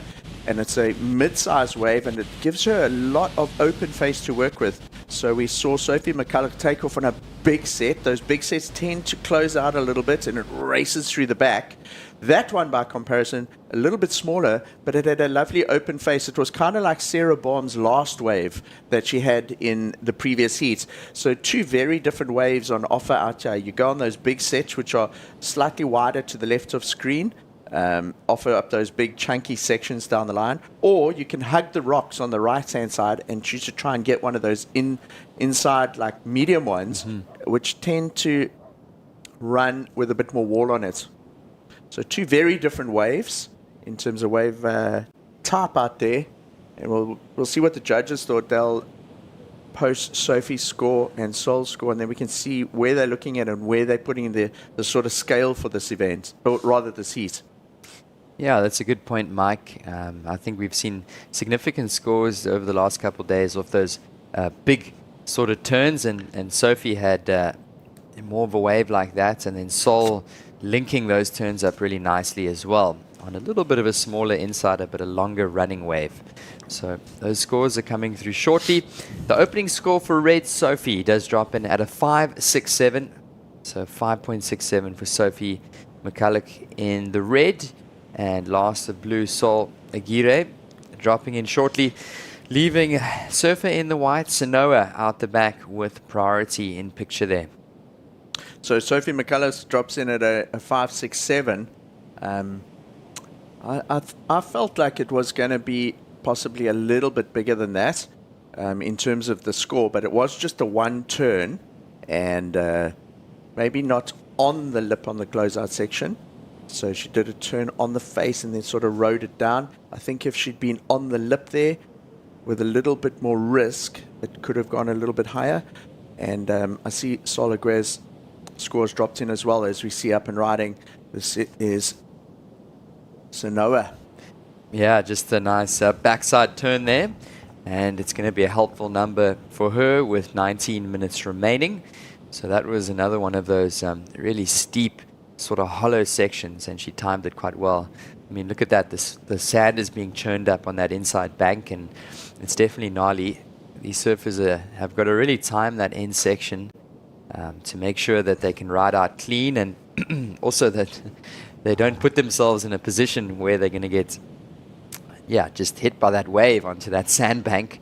We've seen plenty of that over the last couple of days, and look at that swell just racing through, pounding the sandbanks of the north coast of KZN. You got to hold on to your board really, really tight when you duck under those things, Johan, because it's so shallow there.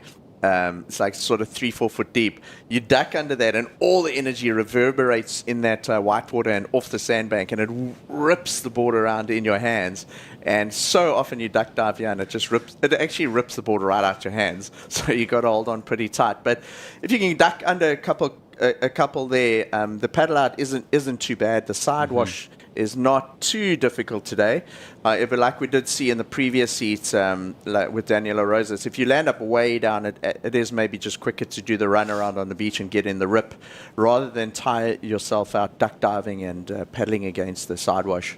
Yeah, and I mean, these surfers aren't sitting very far to sea. I mean, they're sitting about maybe 50 meters from the beach. So it really isn't a long paddle out, as you say, Mike, but a lot of energy within that 50-meter period. Those scores have come in, and the first score for blue, Sol Aguirre, a 4.33. The opening score for white, Sanoa Dempfle, Olin, a 5.17, up and going. This is green. So Ella McCaffrey, there was a really nice turn. She went into it with a lot of power, snapped the tail, and just came a little unstuck on the way down. So grab the board and hopefully not have to duck under too many or even any. Straight back out there. Yeah, Ella McCaffrey in picture. Paddling back out is the young surfer from the US. And she's just going to reset out the back. She's sitting with a 3.83 is green. Her high score in third position. And that's just going to be a smaller throwaway score of a 1-point ride.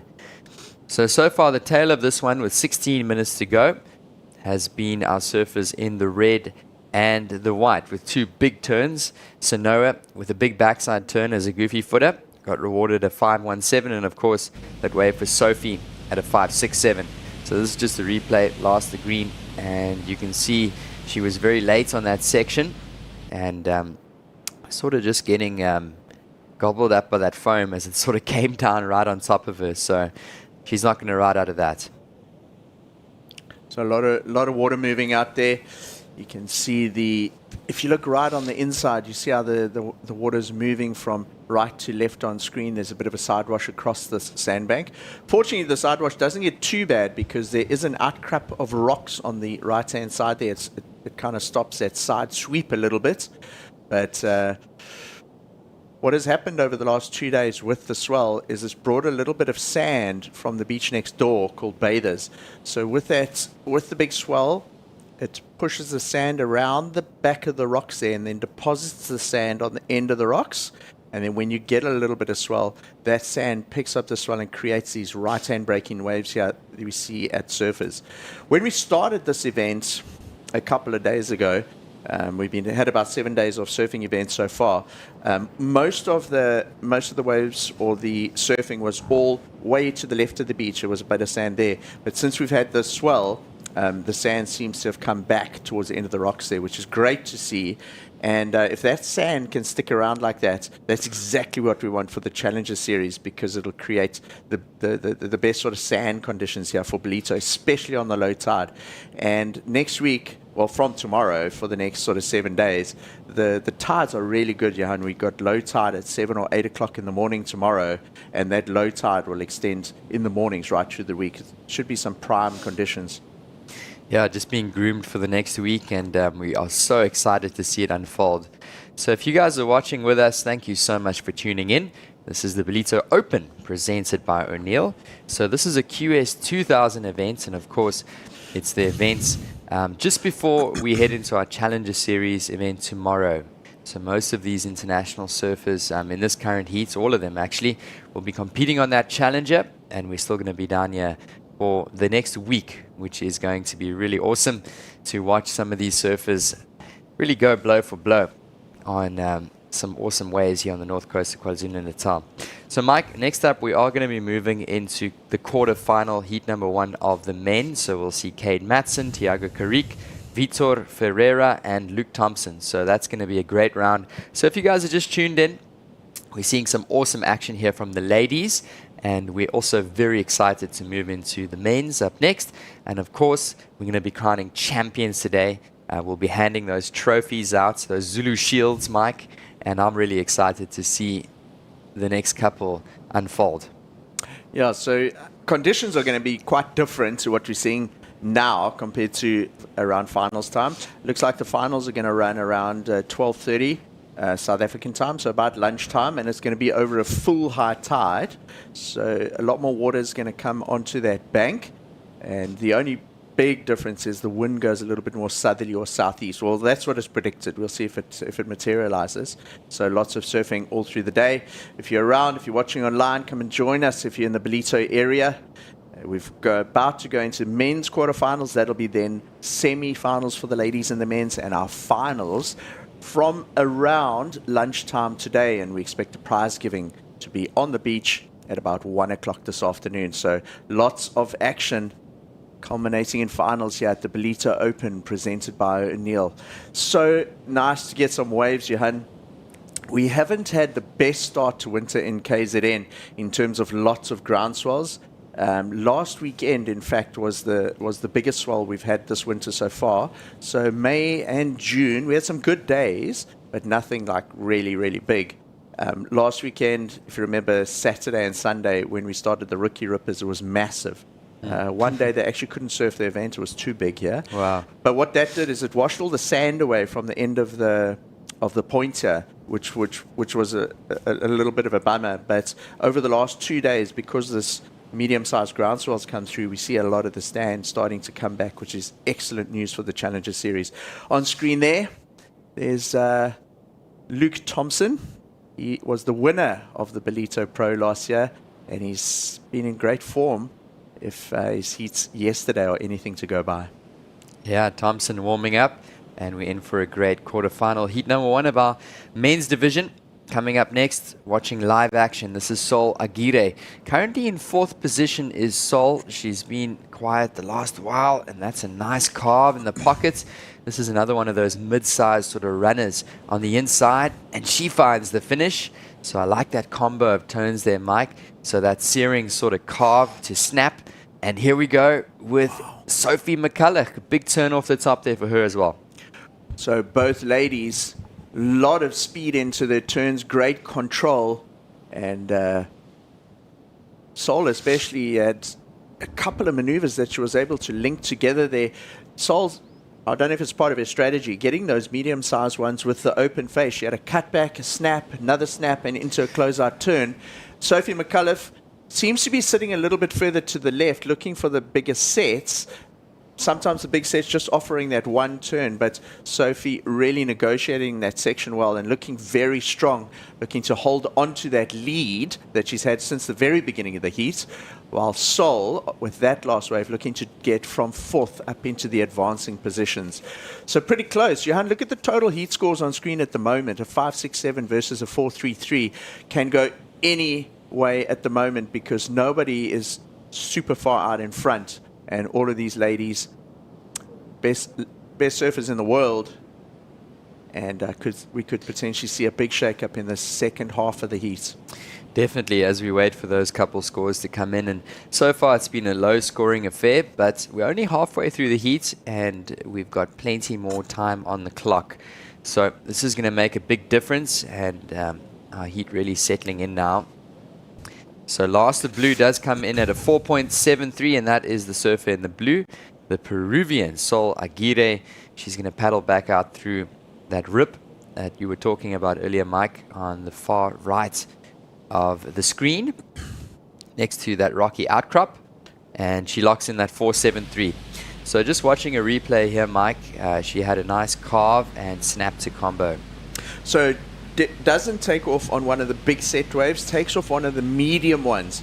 The medium ones definitely have more of an open face. It runs down the inside of the bank and presents opportunities for more turns, and that's exactly what Sol takes advantage of. Sophie, different strategy entirely. She's been sitting at the back, a little bit further over to the left of the beach, looking for those big sets, and very similar to her first wave, gets the one turn in. The only difference was that wave was a little bit smaller, and she had, I felt like a little bit more control on that wave in the turn than she did in the first maneuver, but it was a little bit smaller, the wave.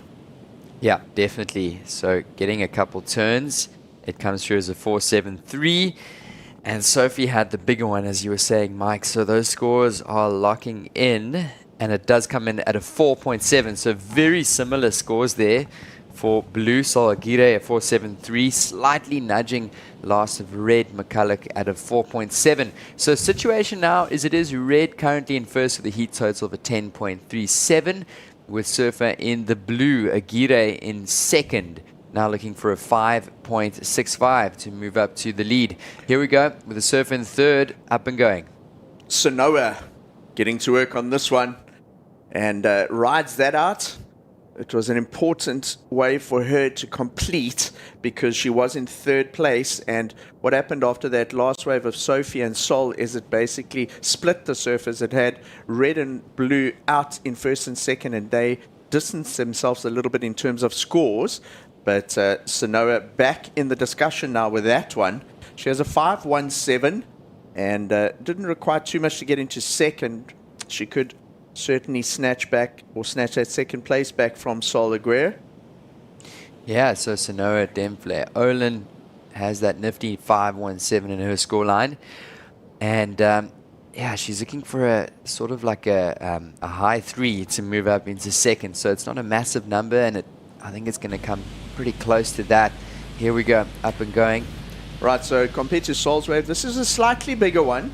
That first turn, she didn't quite get into the critical section. It was more of a check turn to line into or project herself into that last one. Goes up into the second turn, little caught up at the top. She sort of had to ride the foam out of that one. So I think she would have liked it if she could have got more into a critical section of that wave. The first turn a little flat, and then the second one had to negotiate the foam as she came down. So rewarded with a 3-4-3, it looks like she still needs that requirement of the high 3, a 3-8-9, Johan. Her score just coming under that 389 required score, and she is still looking for that 3.89 to move up to second. Is Sanoa Demfle Olin, so that score 343. So situation is red in picture to the right. McCulloch, the Australian, still in first with Sol Aguirre. She must be back in the lineup by now, or making her way back out through that channel, somewhere out of picture. And she's currently in second with White looking for the 3.89. And Surfer in the green, she's been quite quiet. Ella McCaffrey looking for a 5.23. She is sitting with that priority though. And what we've been looking at the past few heats, Mike, is if she can just get herself onto a set wave and tag a good section, she could be right in the mix. Yeah, so the scores have really spread out now, and the surfers in first and second and third have distanced themselves quite a bit now from surfing green. Ella McCaffrey. Ella has priority, so she can be quite selective out there in terms of what she takes off on. The only thing starting to work against her a little bit is the clock. We've had sort of 3/4 of the heat already in this 25-minute quarterfinal, and she has just 4 minutes, just under 5 minutes remaining. So look at the screen, look where the Red Bull boy is. You can see there's some sets starting to come through. So does Ella wait for one of those medium ones like we saw Sol on that can give you a couple of turns, or does Ella pull the trigger on one of the bigger sets and go for that very high-risk maneuver on the big closeout at the end? It's definitely more risky, because if you fall on one of those big ones, it's a lot easier to fall on a big turn. She's going to have to go back to the drawing board, whereas playing it safe on the inside might give her a better chance at sort of making a wave all the way through and finishing it off. So that's... Yeah, let's see what she does, Mike. I think if she goes for that big turn, chances are a lot higher that she's going to get that score. So probably a good idea not to have gone on any of those. They closed out quite quickly. You would have had to have got into your bottom turn quick and straight up at the lip. I don't think that really would have... It would have been too high risk maybe. Because also, bear in mind that if Ella does get a wave now and she's caught by the sets with 3.5 minutes remaining, she's probably not going to have enough time to paddle back out and get another one. So it's all going to most likely come down to one wave here for Ella McCaffrey. If she gets a quick small wave or medium-sized one, gets to the middle of the beach, she'll be able to quickly bolt back out there and potentially get one more. But if she does take off on a set, it's going to wash her quite far down the beach and won't leave enough time to get back out. So that 5.23 requirement is going to have to most likely come from one wave. Yeah. And with priority, in the next 3 minutes now, she's going to have to be quite selective. I'd say she's probably starting to feel the nerves a little bit. Oh, that is Sol Aguirre going down, currently sitting in second, and close behind her is Sanoa Demfle Ola looking for a 3.89. Yeah, I was going to say, Mike, as we see Surf in the blue paddling back out. Yeah, I was going to say, Mike, I mean, I'm not an expert when it comes to the stats, but I want to say more or less 50% of these, and these are the best, some of the best surfers in the world junior champs, guys that are on the Challenger Series, girls and guys that are on the Challenger Series. Some of these surfers have been on the Championship Tour. And I want to say on those bigger ones, I feel that only about 50% of the surfers have been actually riding out of their turns when they commit to that big section. So it really just is how much she trusts in her ability and, yeah, going up into it with speed and just committing to the section. No, you're absolutely right. It probably is about 50%. And it just shows you how risky that end section and that big closeout turn is. So Ella McCaffrey decides to pull the trigger on one of the closeout waves. She does go for the turn. She does manage to get the turn in. But was that enough to get that mid-range score to try and get from fourth into advancing position? There's a couple of waves pouring through here. She ducks under the first one. You see how it rips the board out of her hands there, Johan? Yeah. Just gives you a good indication of the power on that sandbank when you do duck dive the waves. Meanwhile, That's an important Sanoa one. also working to try and get through into that second place position, also getting caught out by that end section. Yeah, so that's going to be really interesting to see those two scores. So, of course, 2 turns. I feel like both of those waves were pretty similar, Mike. They weren't massive set waves, but they were a little bit bigger. I mean, this is a set wave right here, and Sophie McCulloch is going to get going. So here she goes, Australian. Nice big bottom turn, right up into the lip, and that would be that other 50% that the surfers haven't been riding out of those turns with 40 seconds to go. Out of picture, you see surfer in green. Ella McCaffrey did manage to get under a couple of those waves, and she's at the back again. She won't have priority. That's her on the left-hand side of the screen. She'll be desperately hoping that something presents itself on the inside here with 30 seconds remaining. Looking at the screen, there could be 1 or 2 at the back there. If we could get here in 20 seconds. This is the last of Ella. It was a big close-out turn. Judges still having a look at it. Yeah, Sanoa up and riding as well. So she only needs a sort of high 3.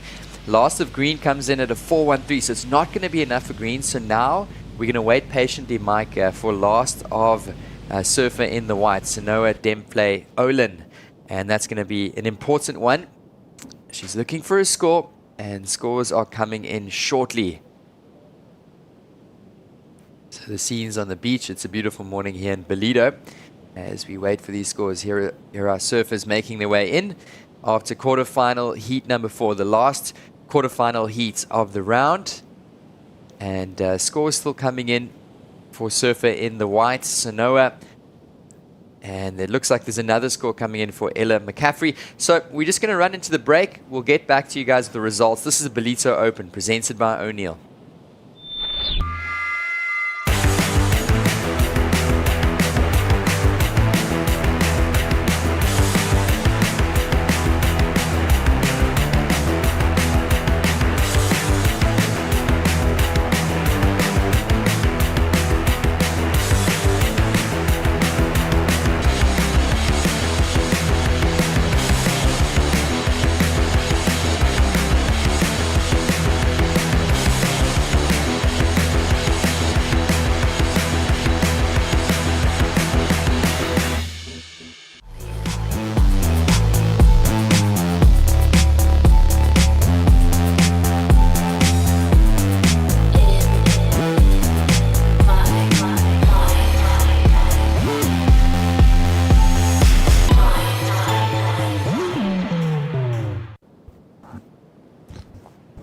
Beach scenes here in Willard Beach.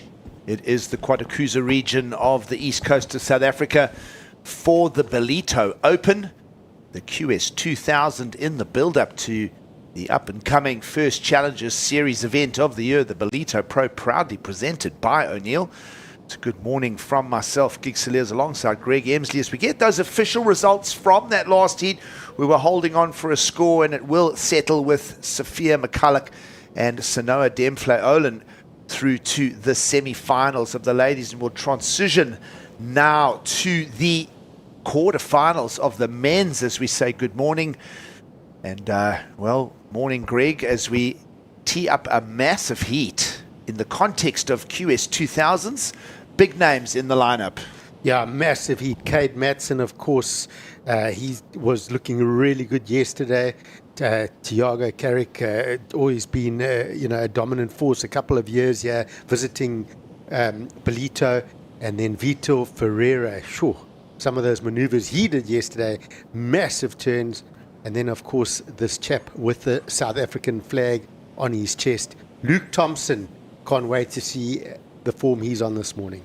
Well, let's have a look and see how all these stories unfold into the quarterfinals. It's four-man heats all the way to crowning champions a little later today. Surf conditions, solid overhead waves. Perhaps maybe the biggest waves are not the best ones. Let's see what Luke Thompson finds. My apologies, Cade Matson. As Cade just two-turn combos, just gets ditched off in that second maneuver, trying to just lance that board across that section. It is heavy energy in the lineup, Greg. We've been talking about it all morning. We saw it for the opening heats on the women's quarterfinals. They got a lot of water on the head, and certainly, if anything, I would say the incoming tide now, and that there's just a bit of wind breeze that's perhaps cleaned the ocean up a bit in the last hour. Exactly my thoughts, Gigs. A little bit of a breeze, but the tide filling in, and then a bit of sunshine always makes it look a little bit friendlier, doesn't it? When it's heaving waves, a little bit grey and overcast, it makes the waves feel heavier, it makes them feel like they're wanting to dump you, where now it looks a bit softer, looks a bit more friendly, and I think we're going to see that relate in the scores as well. Well, the beaches are filling up. The surf fans are getting ready for crowning champions here in the QS 2000.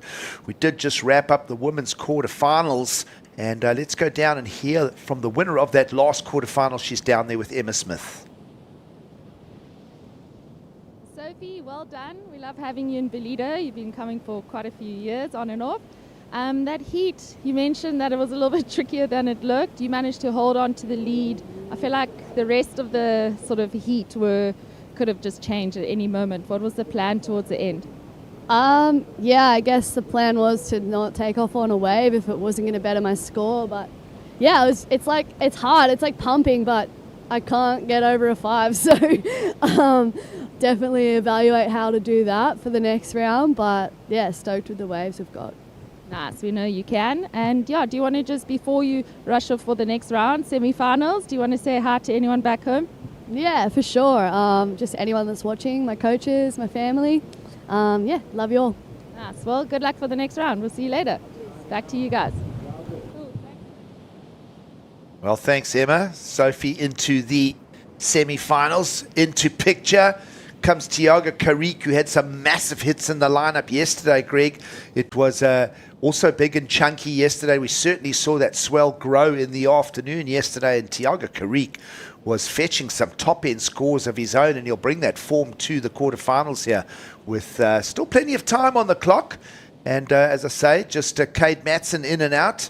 And we'll wait and see. No real scores coming at us yet. Judges just letting the scorecards get a little bit of turnover, just that decimal of Cade Matson. But plenty of time, and just going back to that discussion, there were some big single hammer turns from Tiago Carrique yesterday that really lit up the scoreboard. Yeah, he was looking so strong. And we see this looks like live action, Gigs. Well, Bito is not going to find his way around that section. Used the priority.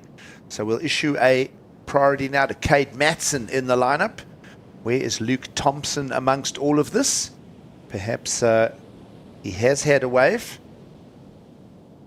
And we're going to pull the tape back for some replays of that. But we're already into priority rotation, Greg, meaning that everyone has got to their feet in the heat. What are we making of Cade Matson's power?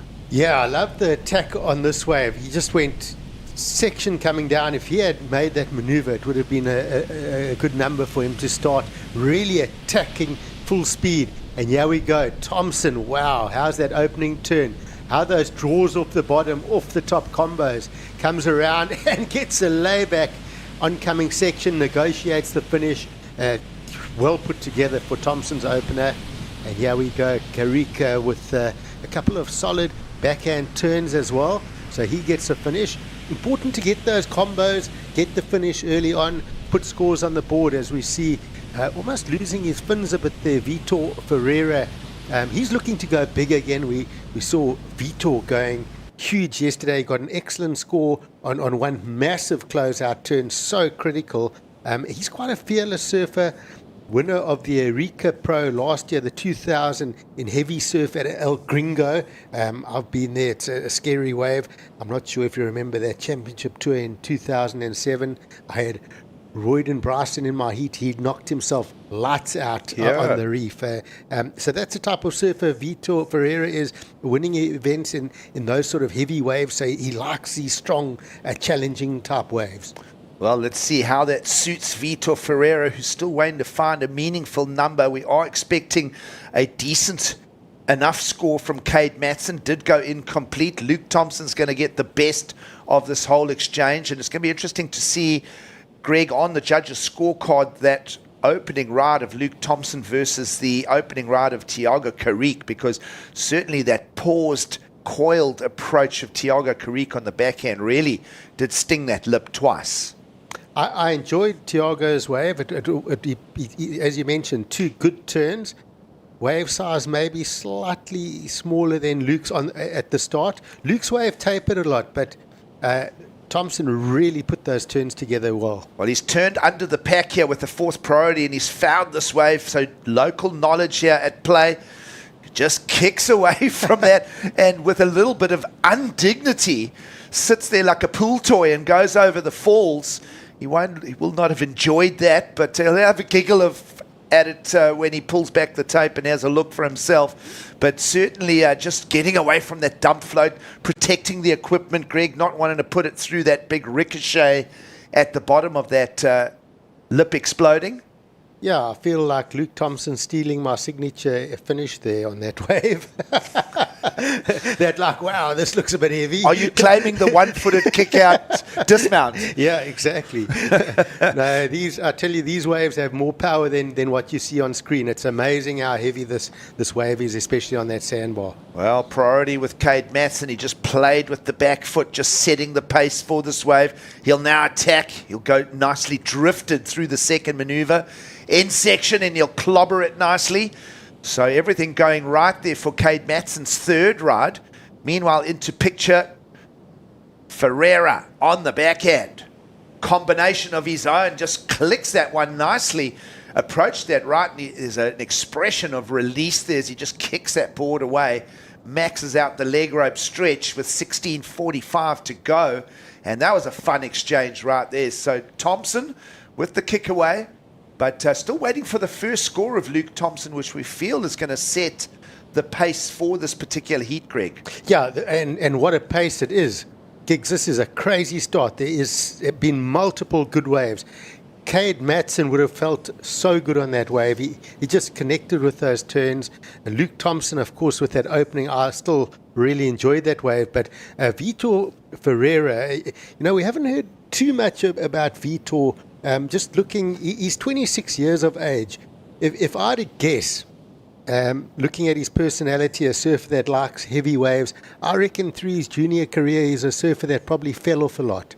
He'll do the heavy turns, just going too big. And now at 26 years of age, he's settled down, but still doing the big maneuvers. Oh, grabbing the rail. Loved that one. Thiago Carrique just looking for the pit. Of course, moments of Hossegor will be flashing through his mind there with the heavy beach breaks of the French coastline. And Thiago Carrique, as I say, we're still expecting a score from him for his opener. Also, the opener from Luke Thompson still under debate as well. But while all that is happening, the judging panel are getting peppered with action. Because here's a look at Cade Matson's absolute banger. Oh, he connected so well with this lip a couple of times.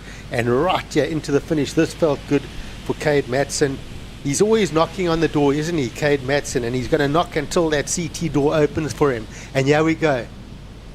Ferreira up off the top, so vertical, so strong on those maneuvers, and clicks up. How's that tail drift on the finish? Judges will look at that replay and go, how's the variety? And then Pig Dog, straight into it is Thiago. I bet you he was close to the exit there as well. But excitement all over. We called it at the start of this heat, Gigs, that conditions are settled a little bit, and there's plenty of opportunities out there now.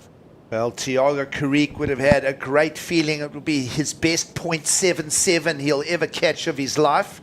And certainly the action's coming thick at us in the quarterfinals here. Luke Thompson back at it. Still waiting for his opening score. It has come in at a 6.5. And now just adding to that opening score of the 6.5 by going back to that rail. Strong turns in the lip. Form that sees them at the championship to a level in 2026. No breakthrough results on the championship tour, Greg, but he's back at Ballito where it all really got started for him back here a year ago. Yeah, it's very tough. That championship tour is cutthroat. It's just so heavy for the guys qualifying to get on there. I think the guys are going to take at least 3 years to settle into that, and in the meantime, they're going to have to come back and back themselves up on the Challenger. And just watching this replay, I'll tell you what, a big shout out to legendary surf coach Graham Hines, because the type of surfing that Luke's doing is exactly what Graham has always taught us. Hard off the bottom, hard off the top. And that draw on the bottom turn that Luke Thompson's bringing today, I'm absolutely loving it. Well, I'll tell you what, I'm noticing a few little details. I'm noticing the arm positioning of Luke Thompson is starting to semi-emulate Ethan Ewing there. Both of them. I see Thompson has switched to the DHDs. So a little bit of, a little bit of infectiousness coming across, not only in switching the board shapes there, but just noticing a little bit of a different stance from Thompson in 2026. Of course, look at the quarterfinal coming up next as well. Former World Junior Champion Finn McGill takes on 3 South Africans. That's going to be a fun one to call. But right now, out in the water, Cade Matson sets the pace. 3 banging turns, and he's gone to the excellent category. Greg, we get our first 8-point ride of the heat. Yeah, that's huge, eh? 8 points, excellent. But Cade had a really big wave.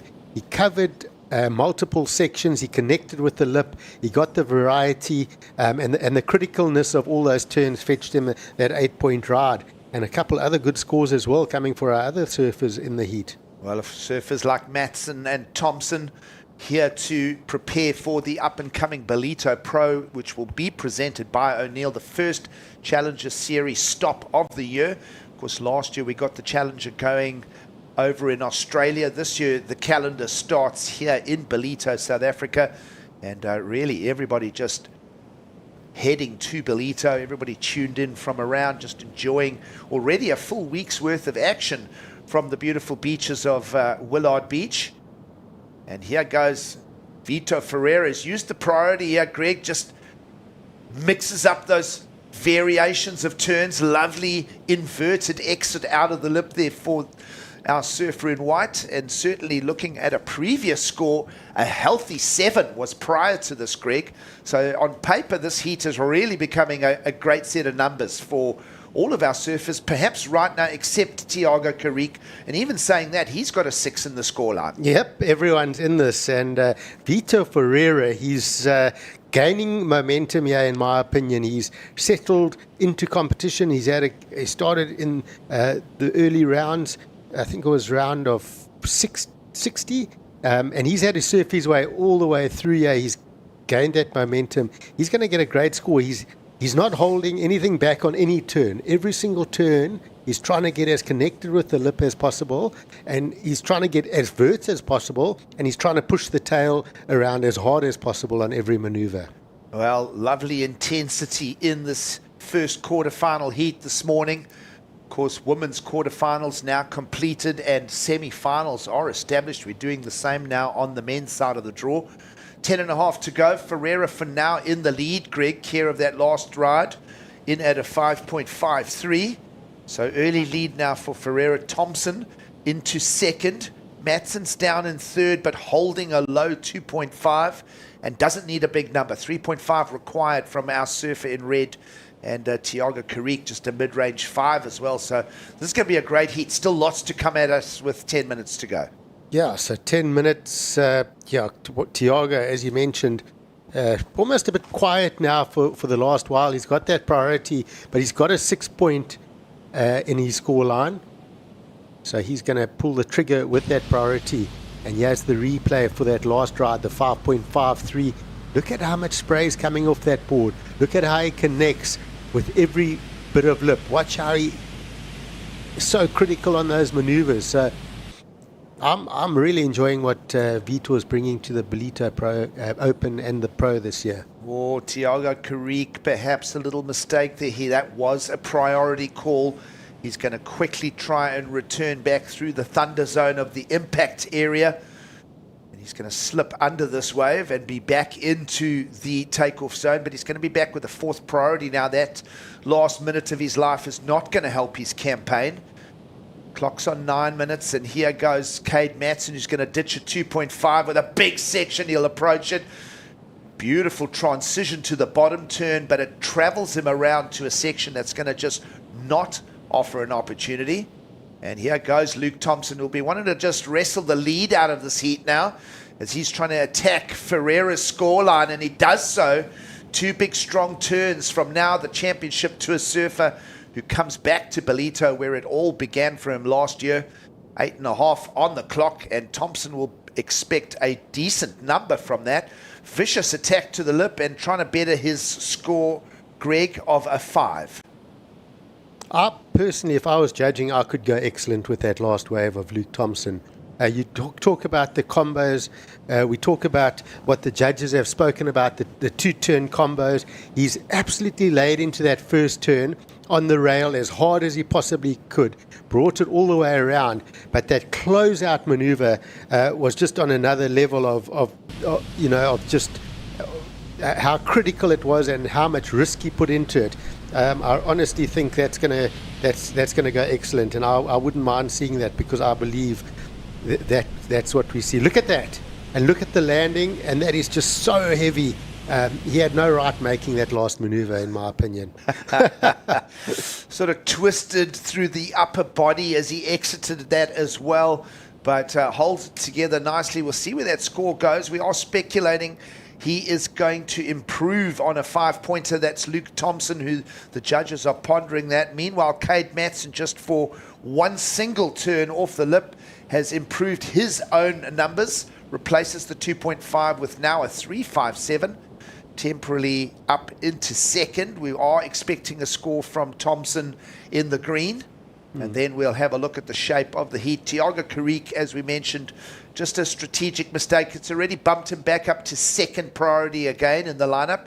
And still plenty of time, Greg. So 7 minutes to go. Still lots of action ahead from all 4 surfers. Yeah, and just a judging note from today, Giggs, those single maneuvers, when we're looking at them, we think about that turn from Luke Thompson. Exceptionally executed maneuvers performed on heavy critical sections may receive significant reward. We also see the completion of the rides. They want to demonstrate control. Also, loss of control or prolonged recovery may negatively affect the score. So we saw Luke Thompson doing that heavy off the section, so dramatic, but he also gained control so quickly. So there's no downtime, and judges will look at that when rewarding this number. Well, we'll see how the judges interpret that number. Still just musing on it is the panel. So waiting for one more score to bring the heat up to date. That is not up to date, top left of screen just yet. We are waiting for scores. 6 minutes on the clock. It's certainly lots of waves in the lineup as well. All surfers are getting to those 4 waves, 5 waves count in quite challenging conditions here, Greg. Yeah, you see Surfer in White asking the question. He wants the situation. I'll tell you why. Bito Ferreira, he feels the pressure of what's going to come for Luke Thompson. He will feel that there's a big score coming. He is sitting in first. The other worry he's got is Cade Matson sitting with an 8-point ride. So your current heat leader, Bito Ferreira in White, he needs that situation. Why? Because he holds priority, and he needs to know what his next move is. Who's he going to hold on? And so right now he's not sure whether he should or shouldn't until that score comes in. Second priority in the lineup for Tiago Carrique, who's just got this elastic type of approach on the back end, gets stuck on the second turn. So just a few errors for him here in the QS jersey. And still waiting for a score from the panel for Luke Thompson.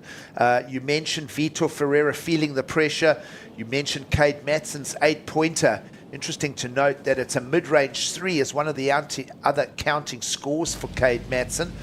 But nice sparky surfing nonetheless from Tiago, who was doing this all through competition yesterday. Yeah, and on that replay, good, brilliant first turn, and just getting it caught on the back of the wave on that second maneuver. So I think Tiago also feeling a bit of pressure now. All right, judges 8 up that score. They agree with you, Greg Emsley. An 8.4 for Luke Thompson into the lead. Ferreira drops down to second. Matson with a small requirement in the scope of his arsenal and firepower. 4.53 required for third place surfer to attack second. So the priority of Ferreira, he's going to need to really establish another number of his own. It's going to be a bit of a surf-off here between Ferreira and Matson with 4 minutes to go. Yeah, so now with that situation in Ferreira down to second, he has that priority, but now he can make the decision on what he needs to do here with that priority. Well, Thiago Carrick under everyone's priority, just zings out 2 more backhand turns for us. As maybe a slightly better version of that earlier for a 6. So this will be a better number to back that up, but got a feeling that it might need a little bit more than that here. He is down in 4th position, and you just see Matson looking around for any opportunity of his own here. His requirements, Greg, a 4.53, and Bito Ferreira ahead of him in second has the priority. Wow.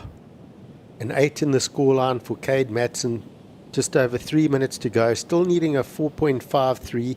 You felt like he had so much control of this heat, Cade Matson. It's amazing that he's not in that advancing position. Well, let's see how the next 3 minutes plays out. Right now, Matson's going to go right up on Bito Ferreira, just be in his space. Going to let him ask questions of every wave in the lineup. Matson's going to say, nope, that's fine. I'll have a go at this one. Incomplete, though. So we understand now why Bito Ferreira with the priority pulled his nose up at that. Not a lot of opportunity. And Matson now with the clock down at 2.5. Let's talk a little bit about Luke Thompson, an 8.4, Greg. You spoke of that critical last section, so the word critical really coming to discussion. Yeah, watching this replay.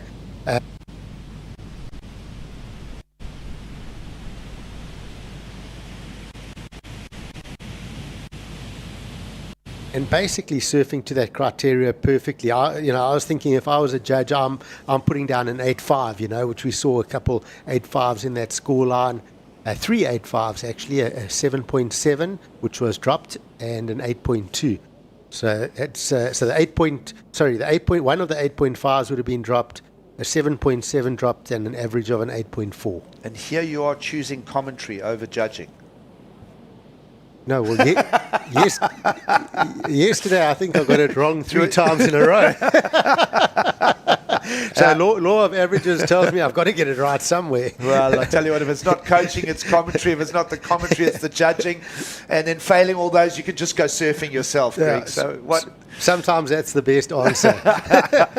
90 seconds to go. Fun encounter here in the quarterfinals of the QS 2000 in Ballito. Heat leader Thompson on your screen is just going to run another wave for himself here. He has that 8.4. This is an important wave, and it's sort of falling apart here for Bito Ferreira. The pressure squeezing him to try and improve on a score in his scoreline of a 5.53. He does have the 7. He does have the second place position, but he knows the firepower of Cade Matson, who now has the priority and only has to find a mid-range 4 in the lineup, Greg.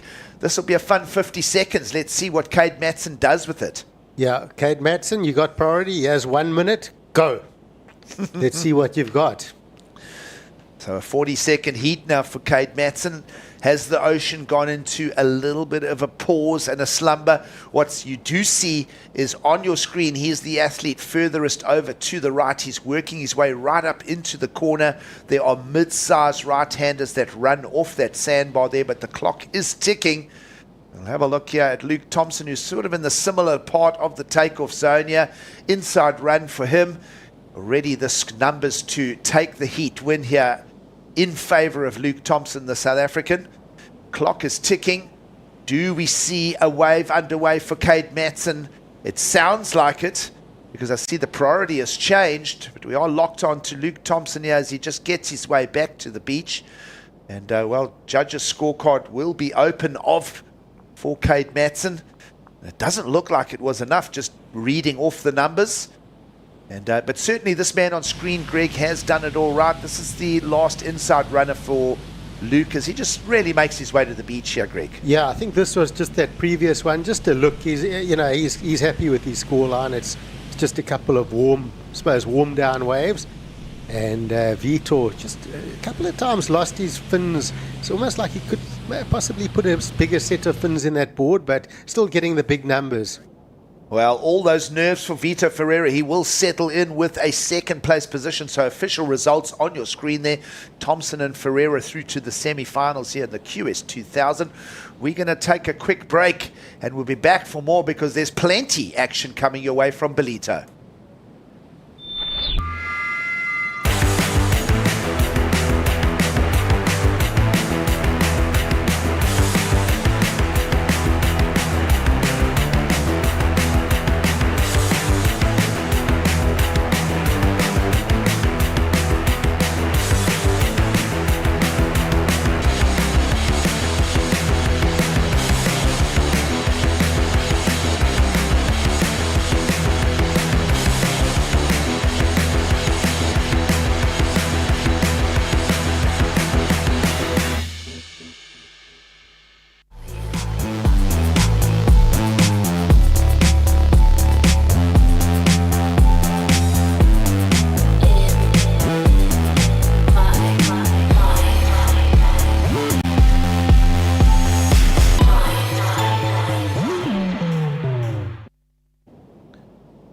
Well, welcome back to the show. It is the QS 2000 coming to you from Ballito in South Africa, the Ballito Pro.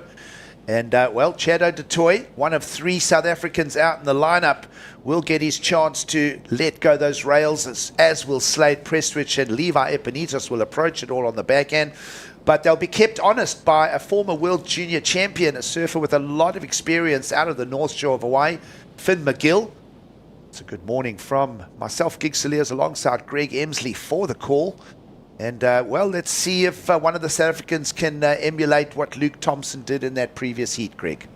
Well, one of them will definitely be getting through this heat, but can we get 2 through? That would be a good bonus for the South African viewers. But as you mentioned, Finn McGill, 26 now. He was former world junior champ, but of late he's had a really good run in competition, as we see up and riding gigs. Well, let's have a look at Levi Epinitos, who's made his way here to the quarterfinals of the QS 2000. Some sparky surfing from him yesterday on the backhand. Previous day in smaller conditions, just keeping himself relevant and making his way here to the quarterfinals. The Cape Town surfer is looking for his own scores in the lineup. Meanwhile, let's go down and get a few thoughts from Luke Thompson, who has won the first quarterfinal here of the Ballito Open. Luke, what a heat. I feel like all of you were dropping excellent point rides. It's weird, it's hard tide, but it felt like you had such a good read on that sandbag. Tell us about it. Yeah, I mean, geez, the sand's, I reckon, like the best I've ever seen it for this event, which is such a good sign. And it's just only south swells for like the next week, and it's been only south swells for a week, so sand's just filling in like every day. Like even now, there's just so much sand at the top. Yeah, and it was such good conditions. I mean, I knew it was going to be a pretty stacked heat. Like Cade's an XCT surfer, such a good surfer, and all the other boys ripped so hard. Proper Challenger Series heat. But yeah, I mean, I'm just kind of like trying to test some boards and like get some reps in at the bank. Like it's funny, I've surfed 3 heats and surfed 3 different boards. But yeah, luckily all of them were going so well. DH has been making me some really good magics, and yeah, just like to get the ball rolling and get some heats under the belt. Nice. Well, you have been surfing a lot. Everywhere we look, we see you on a wave. So we'll let you rest up for the next round, and good luck. See you later. Cool. Back to you guys. Well done, Luke. Testing boards, but that one's certainly a bit dinged up and banged up on the top deck, but it's his favourite, obviously. So he's just testing that Juliet and looking good on it, Greg. Yeah, well, you know, when you win a Challenger Series and you're on a DHD that you were testing last year, maybe that's the sign to ride the DHs, and that's exactly what Luke did. He got hold of DHD straight after that win last year. Well, I think DHD actually got hold of him and said, let's do a couple more boards, and it's worked fantastically well for Luke. It's so important having that shaper-athlete relationship, and you know, it's just every surfer's different, every style's different, and every surfboard's different. So you've got to find that shaper that suits your style. Yeah, absolutely. And those relationships are long stories to delve into. There are so many of those stories. Couple of small waves having been ridden, no real huge numbers coming at us. Chado du Toit and Epinitos respectively. finding 217s in the lineup, so no big numbers just yet, Greg. Yeah, so Chad setting up off the bottom, hits it really nicely on that first turn. Oh, and just we've seen a couple of surfers lose their fins a little bit. That shows the power in this ocean, and that is Finn McGill with a quick look there. We did see this wave from Levi Epinitos, connects with that first section, and then just getting a little bit caught too high up on the brake, so not getting around. And this is Slade Prestwich. We mentioned yesterday the form that he's been on. Wow, couple of beautiful waves for Slade. So this is definitely the best of the opening exchange. This will set the mark for the heat, and still running down full point break wave, and Slade looking super comfortable on that opener. Saw Slade this morning on the way to the beach, and I said to him, well, if there's an event that you can win that suits your game plan and certainly your strengths, today is it. And he just grinned at me. He was frothing to get into the lineup, and certainly one of the really strong South Africans on the rail is Slade Prestwich. Let's have a look how the Hawaiian whips into a real meaningful turn. Just sets up behind the curtain. Greg's getting over frothed next to me here as Finn McGill goes behind the curtain. So a nice barrel there. We haven't seen a lot of completed tubes. We saw a few people running down the line. Think of Shion Crawford yesterday, covering the entire length of the beach in the barrel, but not getting an exit. Finn McGill gets the exit this time, and that really does demand a number from the scorecard and from the judges themselves. And, well, beautiful surfing from Slade Prestwich in comparison for the discussion. And certainly now some stuff to talk about, Greg, with 18 to go. Yeah, it's going to, this is a new score that needs to be put in, because we haven't seen that. So we haven't seen a complete barrel ride of that stature in competition. And he had the combo into it as well. So, yeah, judges are going to talk about this for sure. I wanted to make a comment as well. Epinitos and Dutoy shared the same score of a 217. I thought that the big turn of Chad Dutoy was worth more than Epinitos's, just as a loose comment. But how about this for surfing from Finn McGill? Yeah, well, wraps that first turn and then whack, puts on the brakes and gets a good amount of cover time. So, I mean, that's looking at the combo. He's putting everything together there, the tube time. And the judges will also say, okay, he didn't rush into the tube. He set up that first turn, really pulling that carve around, almost putting it into a slide, getting super critical. And that's what put him right back on that wave and in position for that tube ride. We'll see where the number goes for the Hawaiian in red. Meanwhile, on screen, Slade Prestwich making his way back to the takeoff zone is going to get a 667 from the panel. So, nowhere near the excellent category that, although I thought that wave of Slade's really had a lot of meat to it.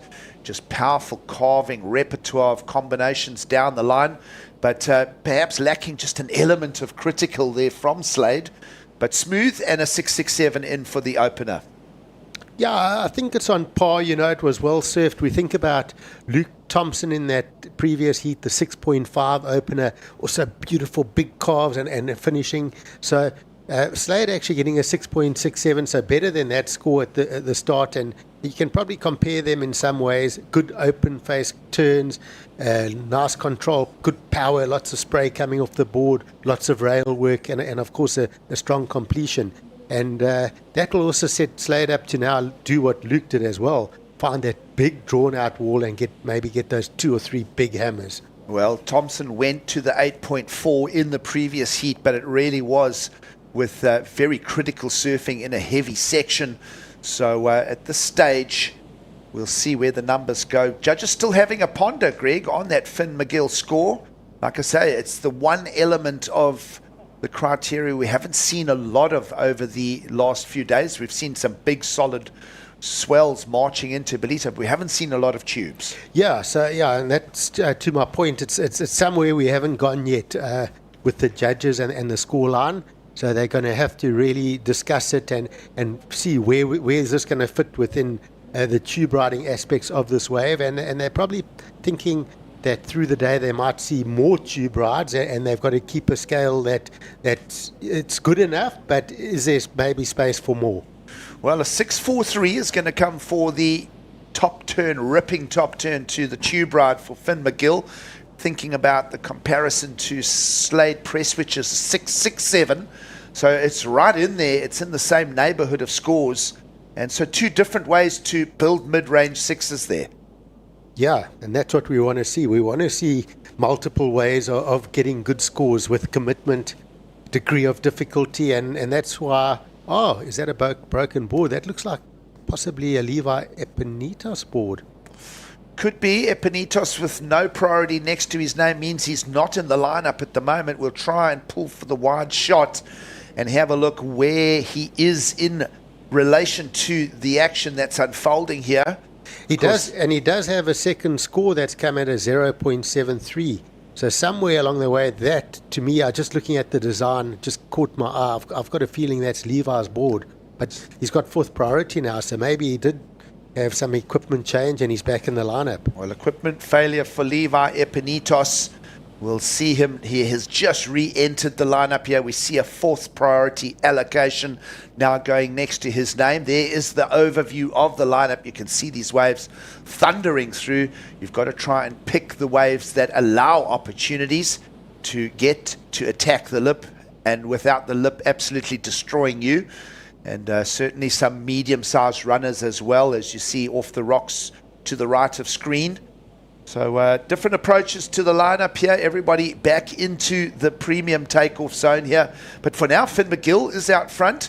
Care of a 6.43 and then a 0.5 decimal. Prestwich still on a single ride, as is Chado Detoy.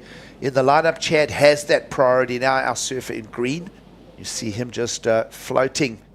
And quite a bit of water moving, Greg. You see that almost a little bit of a reverse push of water now. Almost sometimes the rips move circular as the water squeeze into these granite bays here along the Ballito coastline. So a lot of energy available here for the crowning of the QS 2000 winners today. Yeah, it's all there, set for whoever wants it. You know, the guy that goes, or the guy or girl that goes big today and big turns and big committed surfing is going to get that title today. And it's for me, it's fantastic contestable waves. It's everything we want. It's got that power. It's got a bit of everything for everybody. Well, clock coming down to 12.5 to go. Chad Detoy sizing that up, just not committing to it. Almost looked like he got his arms moving. Meanwhile, Finn McGill's going to come around the corner and snap nicely and can't engage the fins for a second combination turn. And he'll go incomplete. But a nice first zippy turn there. Picking that wave out from underneath Chad Detoy and Slade Prestwich. But still not finding a full-blown second backup score just yet. It'll be a 2.77 for now for the Hawaiian. And Greg, I had a quick look at, it was a 2017 World Junior title for Finn McGill. Beat Zhao Chianca in the semifinals and really just surfed his way to a World Junior champion title, which gave him the gateway.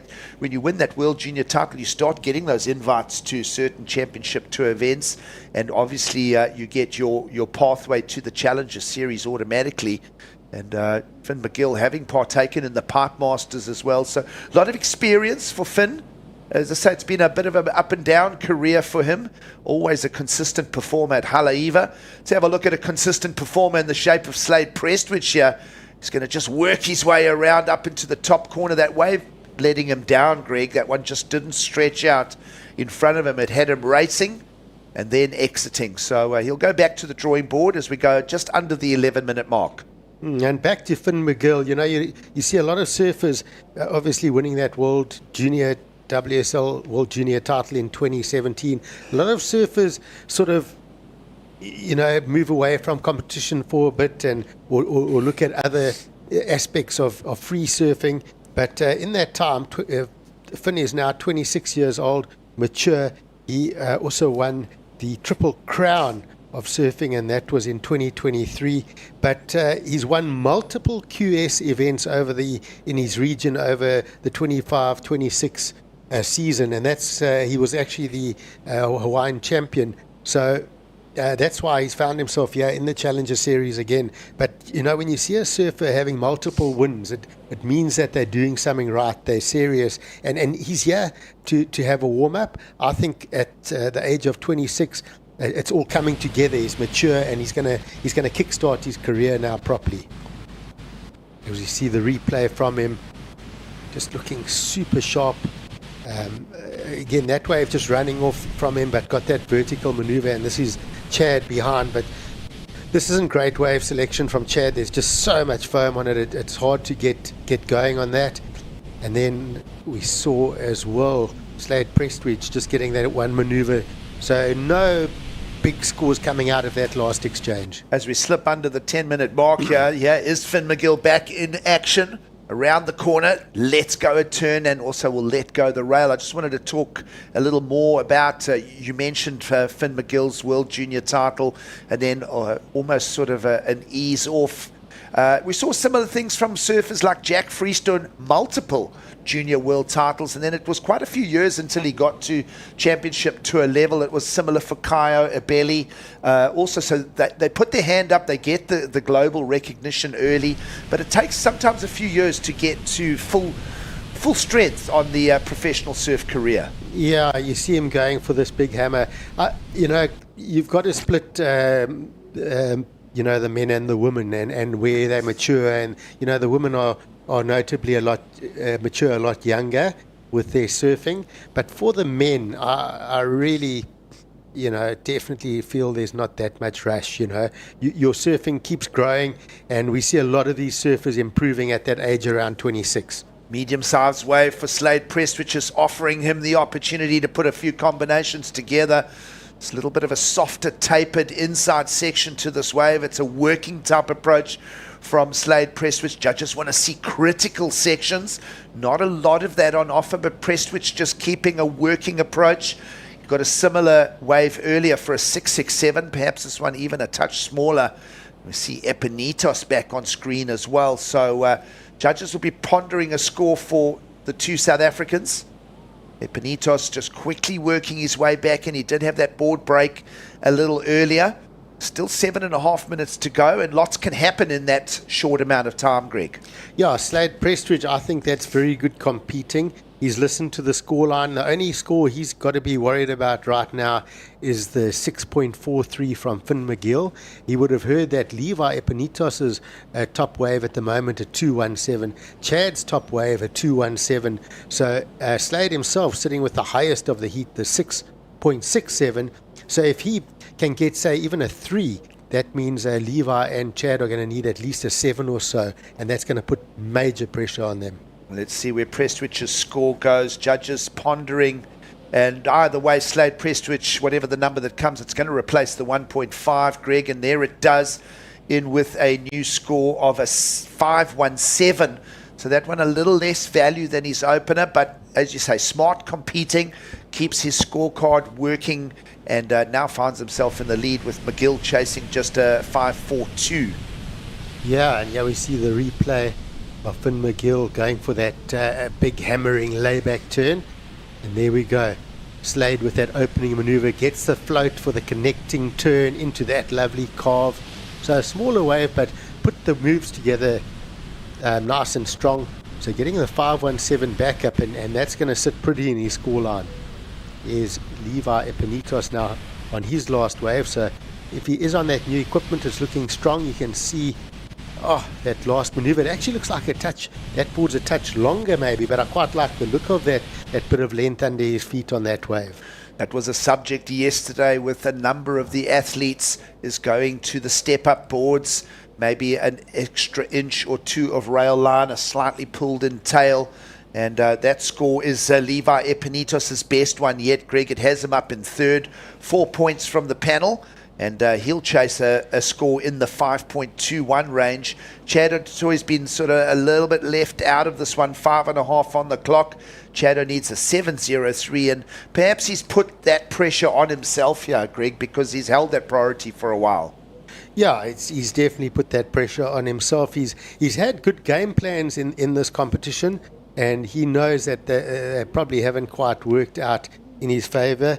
Of course, Chad is 36 years of age. He's a surf coach himself, and he's also really helped a lot of athletes, spent a lot of time with the likes of Surprise Mapamulo, and he's done a lot for the surfing around the Durban community and training the boys up. Yeah, absolutely. Part of the South African Surfing Legends framework. Chad O'Detoy just working hard in and around the surf scene. Of course, really committed to the Lost Mayhem brand and all the moving parts. He knows his equipment well. He loves studying the sport of surfing, and still really a Grom that's frothing on any opportunity to get in the barrel. Of course, a surfing mate of Geordie Smith and the rest of the crew. He always just loves being in the action and is very often a standout in the free surfs up and down the South African coastline here, Greg. Yeah, he competed in a fun event on the KZN South Coast a while ago. He did take the win. It's called the 22s. Yeah, the 22s. 22s. And Chad, who was his partner with that in that event that they won? I'm trying to... Well, Chad got a win last year. I think he used Travis and James Ribbink to get him that win. I think this year, I can't remember who he paired with. I know Travis and Wok, I think, got second or third. Warwick Wright and Travis Logie, and but I think Chad, I'm trying to think who he was with. Anyway, he used that money straight to come and compete in the events, which is a cool story on its own. Oh, ditched off this big attack to the lip. Chad O'Detoy will go down. He'll be upset with himself. This has not been a reflection of his surfing. Slade Prestwich on a big wide wave is not going to garner a score to replace any of his. He'll remain on the 11.84, made up of his opener of the 6.67. Found the backup running wave, a smart competition pick for a 5.17. But does Finn McGill steal the lead from Slade Prestwich here? A little over 3 minutes to go. Priority with the Hawaiian in red and just a 5.42 requirement. And meanwhile, Chad O'Detoy getting absolutely pumped on the inside. And this will be a heat that he'll want to forget, Greg. Yeah, it's sadly these conditions can, there are the opportunities out there, but it can go wrong. There's so much water moving, and you just get connected with the wrong section. It's very difficult to deal with these heaving conditions. Go wrong. Go wrong. Go wrong. We're having a lot of fun with it. 2.5 minutes to go. We trust that everyone is enjoying the show, because it really has been a high impact, star-studded QS 2000 in the lead up to the up-and-coming Ballito Pro, presented by O'Neill. It's going to be the first of the Challenger Series on the 2026 calendar, and so many big names making their way here to Ballito. A lot of them using the warm-ups here in the QS 2000. What went wrong for Chad O'Detoy here? Well, he connected up into that first section, and then I think it just did a sort of step under that. It connected, it almost doubled up again under his board, and that rail not fitting into that part of the wave. Just nothing that he could really control. It was the wave just scooped out one more time unexpectedly. Almost like there was a mid-face bump on that wave. Yeah, definitely. It just didn't concave out that wave face. Either way, it's all discussion points in a quarterfinal number 2 that is starting to draw to a close. 90 seconds on the clock. Prestwich is the heat leader, with McGill still chasing a 5.42. We know that is well within his wheelhouse, and we'll see who ends up with the heat win here. 1:20 on the clock. Can Epinitos bring himself into it? He's going to have to do it underneath the priority of Finn McGill, Greg. And also a similar range score requirement, a 5.21 for the Cape Townian in blue. Yeah, considering what, snap board, having to swim in, change boards, needing a 5.21, he's put himself back in here, which is really good for the youngster, considering all that's gone on in this heat. Well, I think Epinitos thought that McGill was going to do a block there, and McGill didn't paddle for it, and Epinitos had already given up any interest in that. So a little priority play there, little details of what goes on in and around the impact zone. Corrupt flip attempt from Chad O'Detoy. You gotta love his spirit. He'll be laughing at himself as he starts thinking about just being on the beach and cheering on the rest of his South Africans now with 25 seconds to go. And all credit to Slade Prestwich. He's had sort of more open-faced waves. He hasn't had any real critical sections to attack, Greg. They've been sort of methodical point break type of approaches, but that is Slade Prestwich's strength. Yeah, he's surfed a really smart heat here, and a deserved winner of that heat for sure. We're counting it down. Here's Epinitos on the buzzer. Not sure if this is in or out. We'll find out shortly. Either way, the Cape Tonian trying to attack for a 5.21. And that was just outside the window. No, it was in. So judges will owe a score here for the South African goofy footer. Got a feeling, Greg, perhaps it is not going to reach the requirement. No, it won't reach the requirement. It was just too small a wave, and it doesn't reach the requirement. So either way, an official result, Prestwich and McGill are into the semi-finals here. There is your official points. 6.67 and a 5.17 for Prestwich. That 6.43 for Finn McGill is enough to get them to the semi-finals. Stay with us. We'll be stepping out and we'll be stepping back in with more action from the Ballito Open.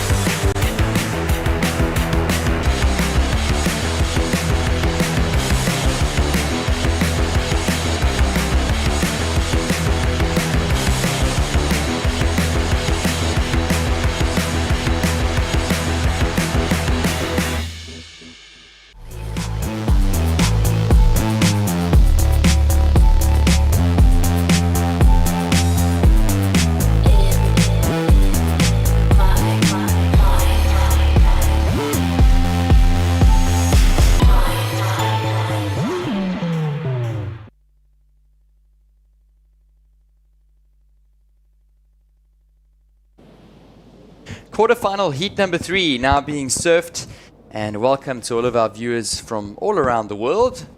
This is the Ballito Open presented by O'Neill.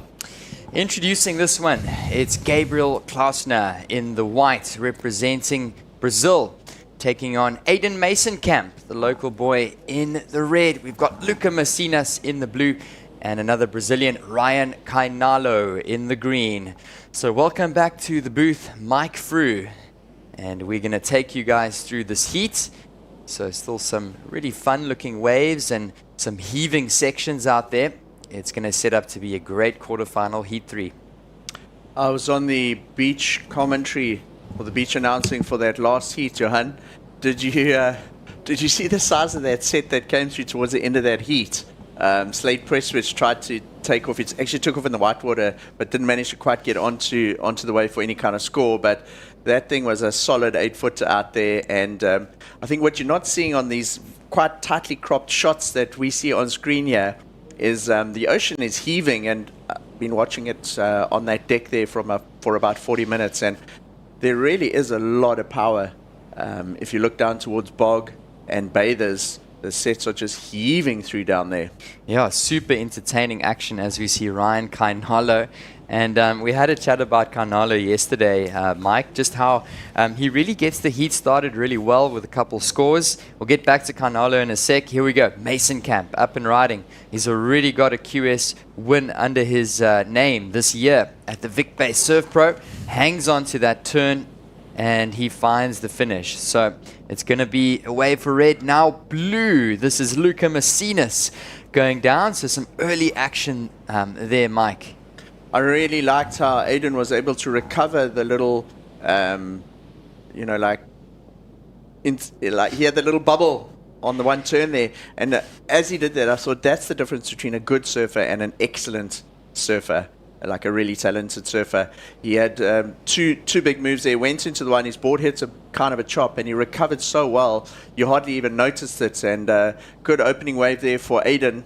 And looking very, very sharp. He certainly brought that momentum that he established in Vic Bay with that win up here to Ballito, because he's looked very sharp, fast, fluid, a lot of flow in his heats. And the only little chink I think that's the word I was looking for, on that wave, was just that little thing, and he recovered it so well. And we've got some of the world's best surfers out here. We've seen some CT level surfers out in the lineup already today, and Aiden Mason-Camp getting going in quarterfinal number 3 here. Yeah, as you mentioned, he held on to that little wobble, and up and going now is the Brazilian, Gabriel Klausner. Nice opening carve, straight into the big snap, drifts those fins, compresses the right onto that board, and he's going to find the finish, is the surfer in the white. So now all 4 of these surfers on the board, and I like that one for surfer in the white. There he is in picture, Gabriel Klausner, and it looks like there's going to be more action here. This is an awesome heat start here. Up and going, Kainalo. So Ryan Carnalo, just he knows what he's looking for here in Ballito. That's not it, so he's straight back out there. You know, you were saying at the beginning of the heat, we were talking about it yesterday, how Ryan Carnalo seems to, when he surfs the heats, generally get established 2 early 5s or 6s, and then really go to the air or do something unexpected or exceptional in the second half of the heat. But I've actually only seen Ryan Carnalo here in Ballito surf waves in the sort of 3 to 4 foot range. I haven't been on the call for a heat where he's been out there in the 4 to 6 foot stuff. So I'm interested to see whether he would risk something as big as like an alley-oop or a big frontside air in waves where there's quite a lot of consequence on that end section. Yeah. Do you surf it a little bit more, not conservatively, but just surf on the rail rather than doing areas in that? I guess we'll wait to see how he's positioned in the second half of the heat, and then see if that sort of adjustment comes in his strategy, because he's super well known for his big airs. But out there today, the waves are very, very powerful, and up until now, the scoring has all been big, powerful rail game type of maneuvers. Yeah, Mike, definitely a different type of surfing here, especially in the last couple of days. The first day of competition, a little bit smaller.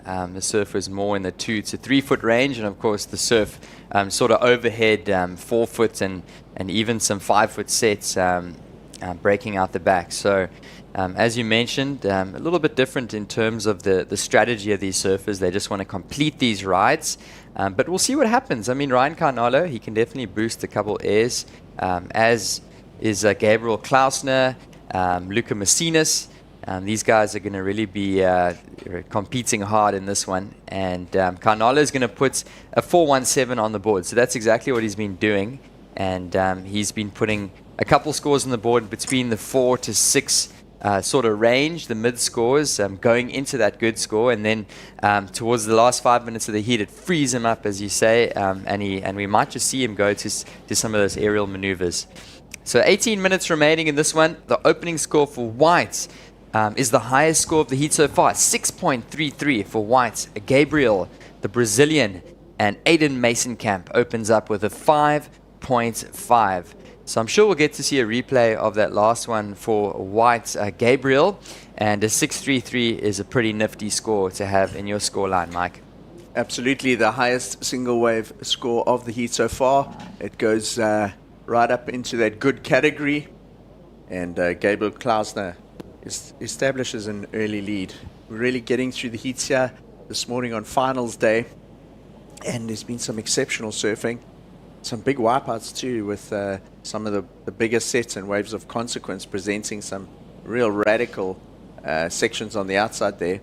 In that previous heat, Levi Epinitos snapped his board on one of the turns. So he went for a re-entry and hit the lip really hard, and just by doing that actually snapped the board just ahead of the fins. He had a bit of a swim in and then did the run around. Yeah, you've got to come to Ballito with quite a few extra boards, because I feel like every single year we come back here, there's at least 1 or 2 days where the waves are really powerful, and yeah, I think we are going to see a couple snap boards throughout finals day. We've already seen 1 or 2 so far. So these boards are definitely on the beach. They've all got backups, and we've got some powerful conditions here for finals day. So if you guys have just joined us online, welcome. It's the Ballito Open presented by O'Neill. Quarterfinal, Heat 3, and it looks like green's going to get underway here, Mike. So Ryan Carnalo finds a nice steep one as it draws all the water off that bank. Doesn't stick that inside section, and our junior pro winner, Ryan Carnalo, coming unstuck there. So Ryan won the O'Neill Smith Shapes Ballito Pro Junior a couple of days ago, beat Dane Henry in the final. And even for a surfer of his caliber, that shallow inside section with a thick lip presents a challenging scenario. Yeah, so Kainalo with an uncharacteristic fall. He's a very consistent surfer, is Ryan Kainalo. I mean, probably 80% of the time he's got that front side reverse on lock. And then, of course, he's been consistent throughout his heat so far. So, unfortunately, he's going to go down. And priority now shifts onto blue. So first priority blue with second priority with red. And just watching the last of green, you can see this is a really steep section. And he actually just buries his nose, and there wasn't a chance that he could ride out of that. So Carnalo is going to reset out the back. He's currently in third position. And we've only seen a couple decent scores so far. The best of which is a 6.33 for Gabriel Klausner. Aiden Mason Camp coming off a fresh QS win at the Vic Bay Surf Pro, sitting with a 5.5, and we've got plenty of time in this heat with 14.5 to go. So Aiden Mason Camp, well known in Ballito. He took out the Ballito Pro a couple of years ago, beat Jordy Smith in that final. Ryan Carnalo, we've seen many years. He won the Pro Junior in 2022 and in 2023. And then he also took out the win now in 2026 in the Pro Junior leading up to this event. Luca Macinas has been here many times before. The only surfer I'm not that familiar with is the surfer in white, Gabriel Klausner. But he has brought his A game to Ballito, and he finds himself leading the seat with the single biggest score so far is 6.33. Up and going. This is Macinas. He's had a great run throughout the event so far. He's locked a couple excellent numbers. Consistent surfing here for Macinas. And he's not going to get up into the lip for the third sort of foam climb. But a couple nice turns to open up. So snapping it up into the lip. And Mike, I've been really impressed by Luca Macinas. He's been a silent assassin. He hasn't been catching too many waves in his heats, but the waves that he has been on, he's been making them count. I mean, I think he was in the final heat, or the second last heat. It was yesterday in heat number 7. I think of the round of 32, and he had a 7.67. He dropped an 8.33 yesterday. So it's almost like Macinas has been quiet. He's been sitting in third and fourth, and all of a sudden he hits back with a good score, and he ends up in the lead. Yeah, so this is Luca Macinas, out of the bottom. Got a little hung up on that first turn. Second turn a little cleaner, and straight up into the third one. The third one he came up very late, and due to the late nature of going up towards the lip like it, didn't quite get the timing, and the lip just knocks him back off his board.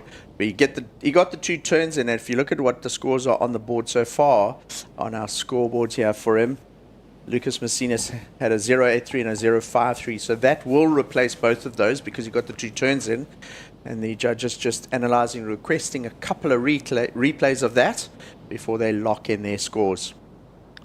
Yeah, Macinas, the surfer from Lima in Peru, and of course he is an Olympian competing in the 2024 games, and of course he represented a year on that championship tour as well. So Luca Macinas looking to carry some momentum through to tomorrow's challenger, and up and going. This is Gabriel Klausner. Big section, Mike.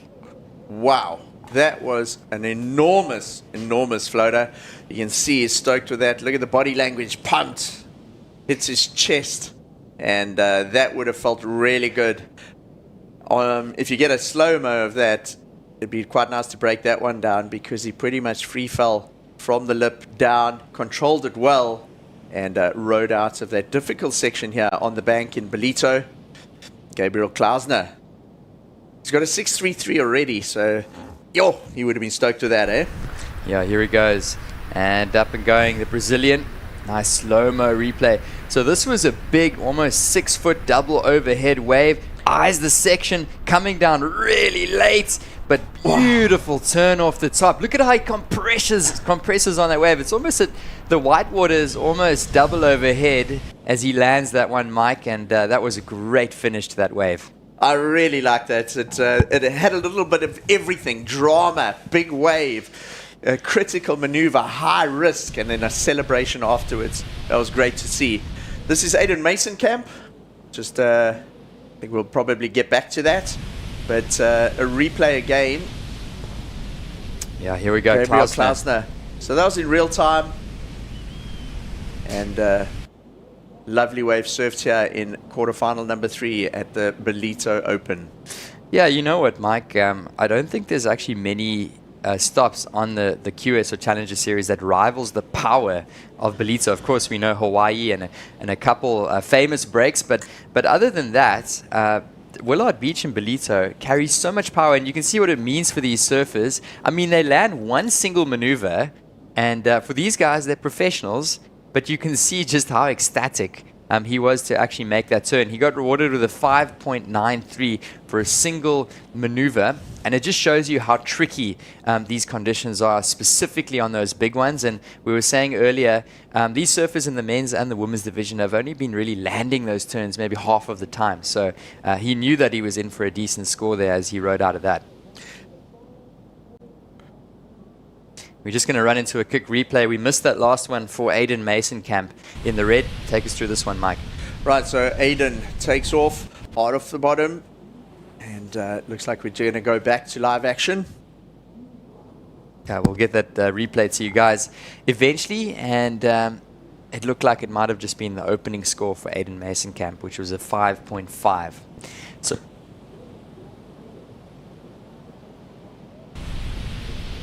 So Aiden Mason-Camp takes off, big section ahead of him. Hits the lift, drifts, overturns a re-entry into a floater with a little bit of an airdrop. Hard off the section again. And a really nice slow-mo of that turn. Look how he buries the rail. Now he goes into that next turn where he almost lost it. Check this. There. You see how he almost loses it? Yeah. But he recovers well. And into the final quick closeout turn to complete the ride. And that was the 5.5 of Aiden Mason-Camp.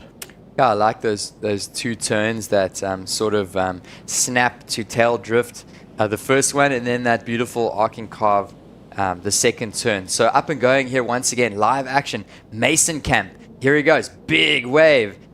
Big carve off the top, and he's going to set up for a snap on the inside. Carves it instead. One more for Mason-Camp, and he finds the finish.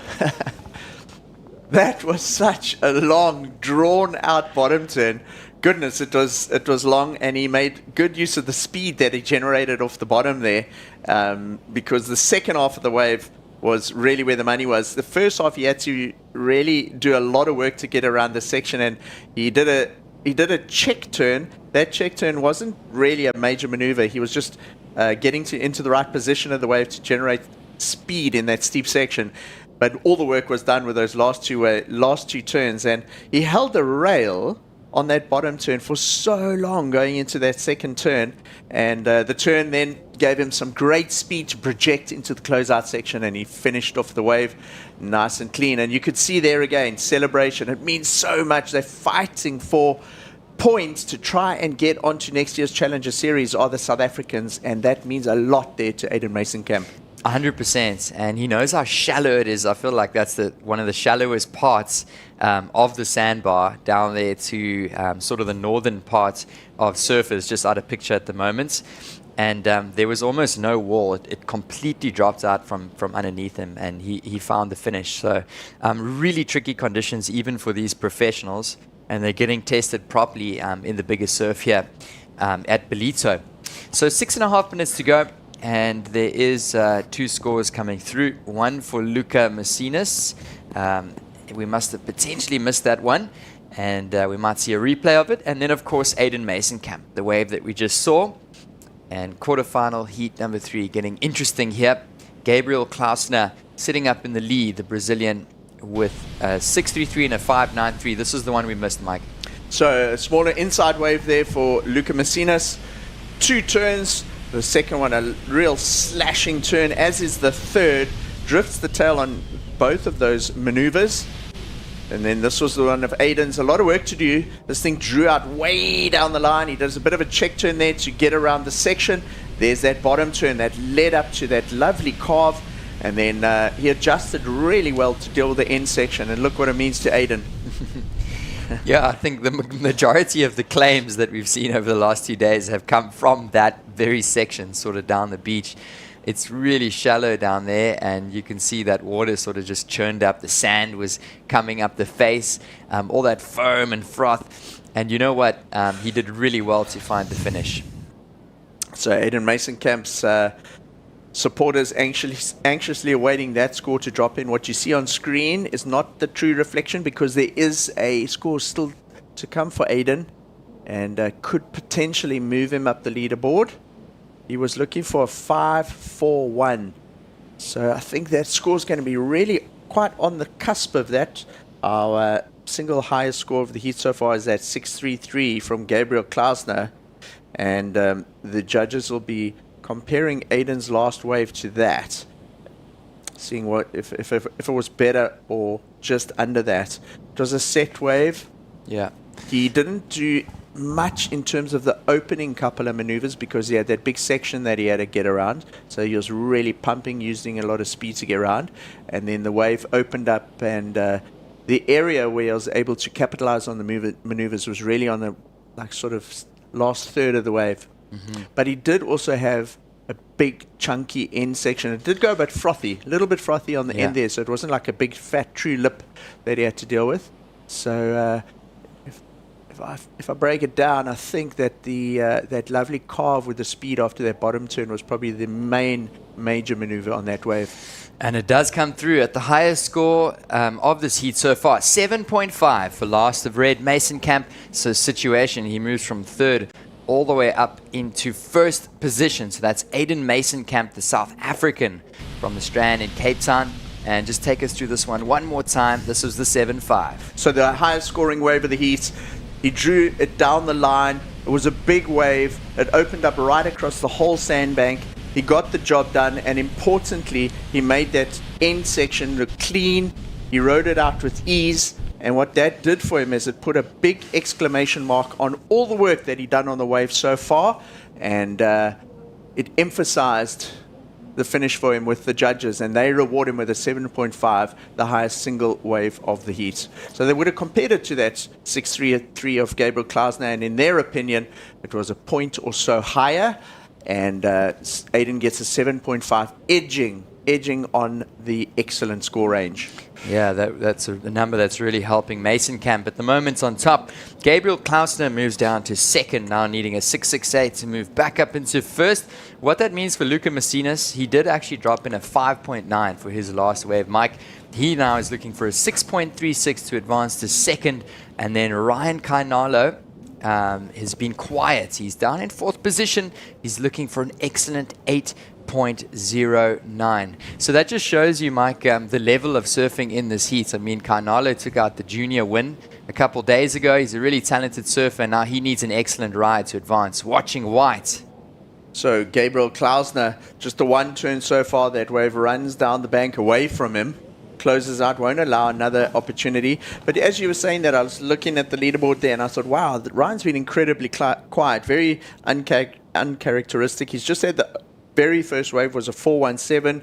He's had 3 throwaway waves, 0.4, 0.97, and a 0.8. So just little closeouts or quick in and outs. And an unusual heat. He certainly doesn't have the momentum we've seen from the rest of the event so far. Up and going. This was the surfer in the white, Gabriel. He just had that one turn. So that most likely is not going to be factoring into his top 2. That score is dropping in shortly. He's sitting with a 6.33 and a 5.93. So that one comes in under at a 4.07. And with 90 seconds remaining, the story of this heat, it's been Masenkamp with that 7.5 that set him apart. And of course, the Brazilian Gabriel Klausner still in second position. And the danger man right now is definitely Luca Macinas, needing a 6.36. Mike, we've seen him drop high 7s to excellent rides. I think he dropped 2 excellent rides yesterday in competition. and he is looking for a 6.36, so that's definitely possible. Issue with blue is he's sitting in third priority, so he's going to have to try and manufacture a score potentially on a wave away from surfer in the red Mason camp. So Aiden Mason-Camp holding that priority. There he is in picture. Blue, Luca Macinas down the way looking for a 6.36. And Ryan Kainalo, still not out of this, but he needs an 8.09. That wave actually broke slightly outside of where the guys were. You can see they were scratching quite hard to get into position or get outside of that. Would have potentially been something for someone to ride, but they were all a little bit too far in on the bank. And I'm not sure with 15 seconds to go if there's going to be a last gasp opportunity here for any of the surfers, Johan. Yeah, it's winding down. That's Kainalo in picture. Doesn't look like there's going to be an opportunity for green and blue. And the heat comes to a finish, and it is going to be Aiden Mason-Camp, the South African, taking the win ahead of Gabriel Klausner. So congratulations to red and white advancing through to the semi-finals alongside a surfer in the blue, Macinas in third and Kainalo in fourth. So stick with us, guys. This is the Ballito Open presented by O'Neill. We'll be right back for some more action.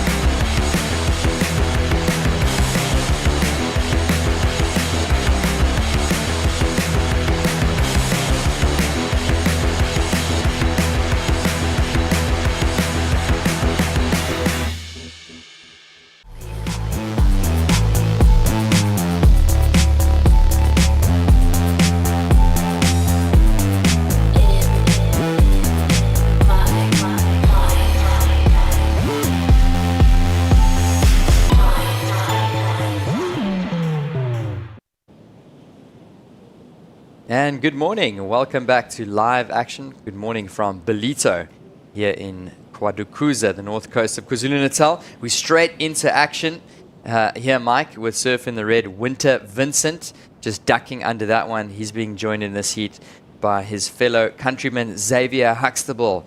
In the blue, we've got Teva Boschgua in the white and local boy Clay Turrell in the green. This is the last quarterfinal of the round, quarterfinal heat number 4, and we've been watching some entertaining surf. So if you guys have just joined us, welcome to finals day of competition. I'm being joined here in the booth. It's Mike Frew, and we are going to be taking you guys through this final quarterfinal heat. So surfers fighting for 2 positions in the 2 remaining positions in semifinals. In this QS event, we've got a 4-person semi-final in the men's and ladies and 4-person final, so 4 surfers in each of those. And we're getting to the very sharp end of the draw now. We had 16 surfers remaining in each of the draws this morning in the men's and the ladies. And at the end of this round, we'll have 8 men, 8 ladies left. That will be whittled down to the top 4. So if you're watching online, you're in the Ballito or Quarterfinal region, pop down to the beach. We're going to have those finals at about 12:30 this afternoon. And just had a quick sort of look at the lineup there, Johan, and something I noticed in the last 20 minutes is we've had that southeasterly onshore kind of wind come through, and that's making the waves ever so slightly choppier. And it is going to get trickier and trickier out there for the surfers because now you don't only have that end section to deal with, but you also have a little bit of side shore chop.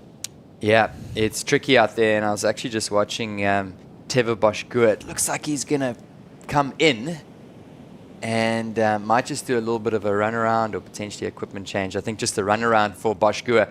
There was a big section for surfer in the white, and kicking off the back of that one is Winter Vincent. So yeah, back to that wave for whites. I'm sure we'll get to see a replay. that wave held him under for quite a while, and it sort of dragged his board as well.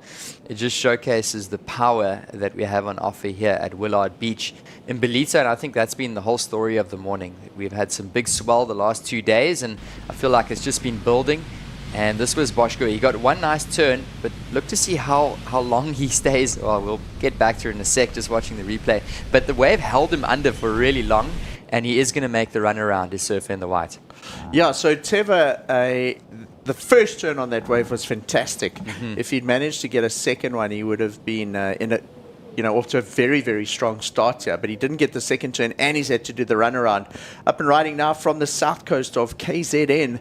This is the only South African in this heat.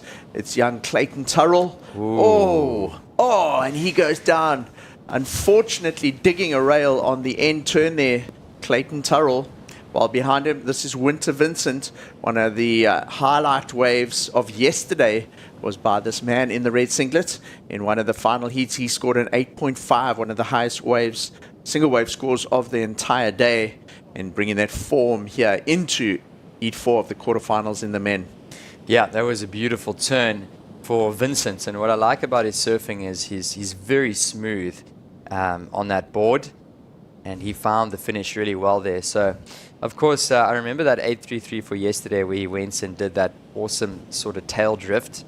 And, yeah, I'm interested to see what the judges think of that last one. It was a big wave, and he had a beautiful closeout sort of snap to the lip, did Vincent. So an early start just for our surfers in the red, along with surfer in the white. And, of course, Xavier Huxtable in picture there, getting his feet dug into the wax. Opening score for white, Bosch Gua, a 4.17 for white, the Moroccan. The last score, well, second to last score, sorry, for Vincent comes in at a 3.17. And, of course, one more score owed to Winter Vincent in the red. Watching this replay, this is green. Clay Turrell. So Clayton Turrell, nice first turn, gets a little stuck up after that one. Now, this was the big one. I really thought he had that under control and kind of came down with the lip and came unstuck. Then we had Winter Vincent. Winter negotiated that end section very nice and clean. Johanna, you notice in these waves how much trickier it's been. In these three on that set in particular, there's just been a little bit more chop, way more current. The wind is definitely playing a factor now in the surfers and how they're able to make the maneuvers on these waves. Definitely. It's challenging out there. Way more challenging than it was maybe an hour or two ago. So it looks like you're going to have to have a go on a couple of opportunities out here. And there's a possibility you might not make a section or an end section. So you've got to give yourself enough time in your heat management to be able to allow for those kind of things. So Clayton Turrell hasn't done anything yet. It's a big wave. Oh, my Landed. goodness. And comes down with the lip on that end section. It's his second massive wipeout in about 3 minutes. Unfortunately, snaps that board. Oh. And, when he went down there onto the board like that, I had a feeling that board was not going to survive that wipeout. You cannot take the waves on the inside here very lightly. So much power. That's the second or third board we've seen snap today. I saw Levi Epinito snap a board on a backhand turn. The lip hits it as he was going up. That's the second board that I've seen snap this morning. Behind him, though, back in action. He's got a bit of rhythm on this wave. And it's Xavier Huxtable. Yeah. Xavier was, I think, the first surfer yesterday of the whole event to get a nice big tube and that he came out of. As we see Clay Turrell coming through to the inside on that half a surfboard. Comes in on the other side of the rocks. He'll quickly get his backup board, maybe get a bit of encouragement from his supporters and coach, and some tips on the requirement needed. And then he'll run all the way around to paddle out in the rip again. So what you're seeing there, Johan, is there's two little fingers of rock on the left-hand side of the beach in Ballito. Clayton Turrell is way on the other side. Where he is now is a little section called Canaries. It's a well-known little shore break. The Groms love body surfing there at Canaries. So if you know the Ballito lineup, Clayton came out at Canaries. That's the fencing, okay, on the very far end of the contest site. That's how far down he is. So he's probably about 300 meters down the beach. He's going to come drop that board off. He's taken his leash off already. Sure, his brother may have his board for him, his little brother, and he'll collect that and get straight back out in the rip. Fortunately, there is plenty of time, 16 minutes remaining. So Quinton Jones takes the board from Clay Turrell, and I would imagine way down to the other side there, somebody is waiting for him with the replacement board. But I'll tell you what, he's going to be out of breath. It's a very long run, but this is a very fit youngster from the south coast of KZN. He's from Mzumbe. He's used to surfing powerful waves, long beach breaks, and we'll see him back out there. Yeah, so in the meantime, a couple scores have dropped in. A 5-point ride was the last wave for Winter Vincent, so that's a 5. And of course, Xavier Huxtable dropping in a 6.33, so that's the highest score of the heat so far, as we see some scenes from the beach. And Clayton Turrell is going to get his board replacement. There's the little bro and some friends, and he's going to make his way back out into the surf. So you know what? Clay Turrell hasn't found a finish on either of those two backhand turns, but he's really committing to those sections. Really awesome to see the youngster going for broke on those end sections is Clay Turrell. So there's still 15 minutes remaining, Mike. I'm sure he's going to get back out there, and he's probably going to go straight back to that backhand attack and try and land one of those big turns to try and get a score to make it through this heat. So while we're dealing with all the drama there of Clay Turrell snapping his board and doing the long run around and having to replace leashes, Xavier Huxtable locked in a really nice ride there, and it's a 6.33, and he has now rocketed up into second place. Winter Vincent is still in the lead here, but that's because he's got 2 waves. I think this could be the wave that he snapped the board on. So there was a big section, goes straight up at the lip, comes down, bang! So the force of his body combined with the reverb and the almost double bounce of hitting the whitewater at the bottom there snapped that surfboard clean into. And Clayton Turrell had to do the runaround, come in, and that's why it's so important for these guys in the heats to have a backup board on the beach.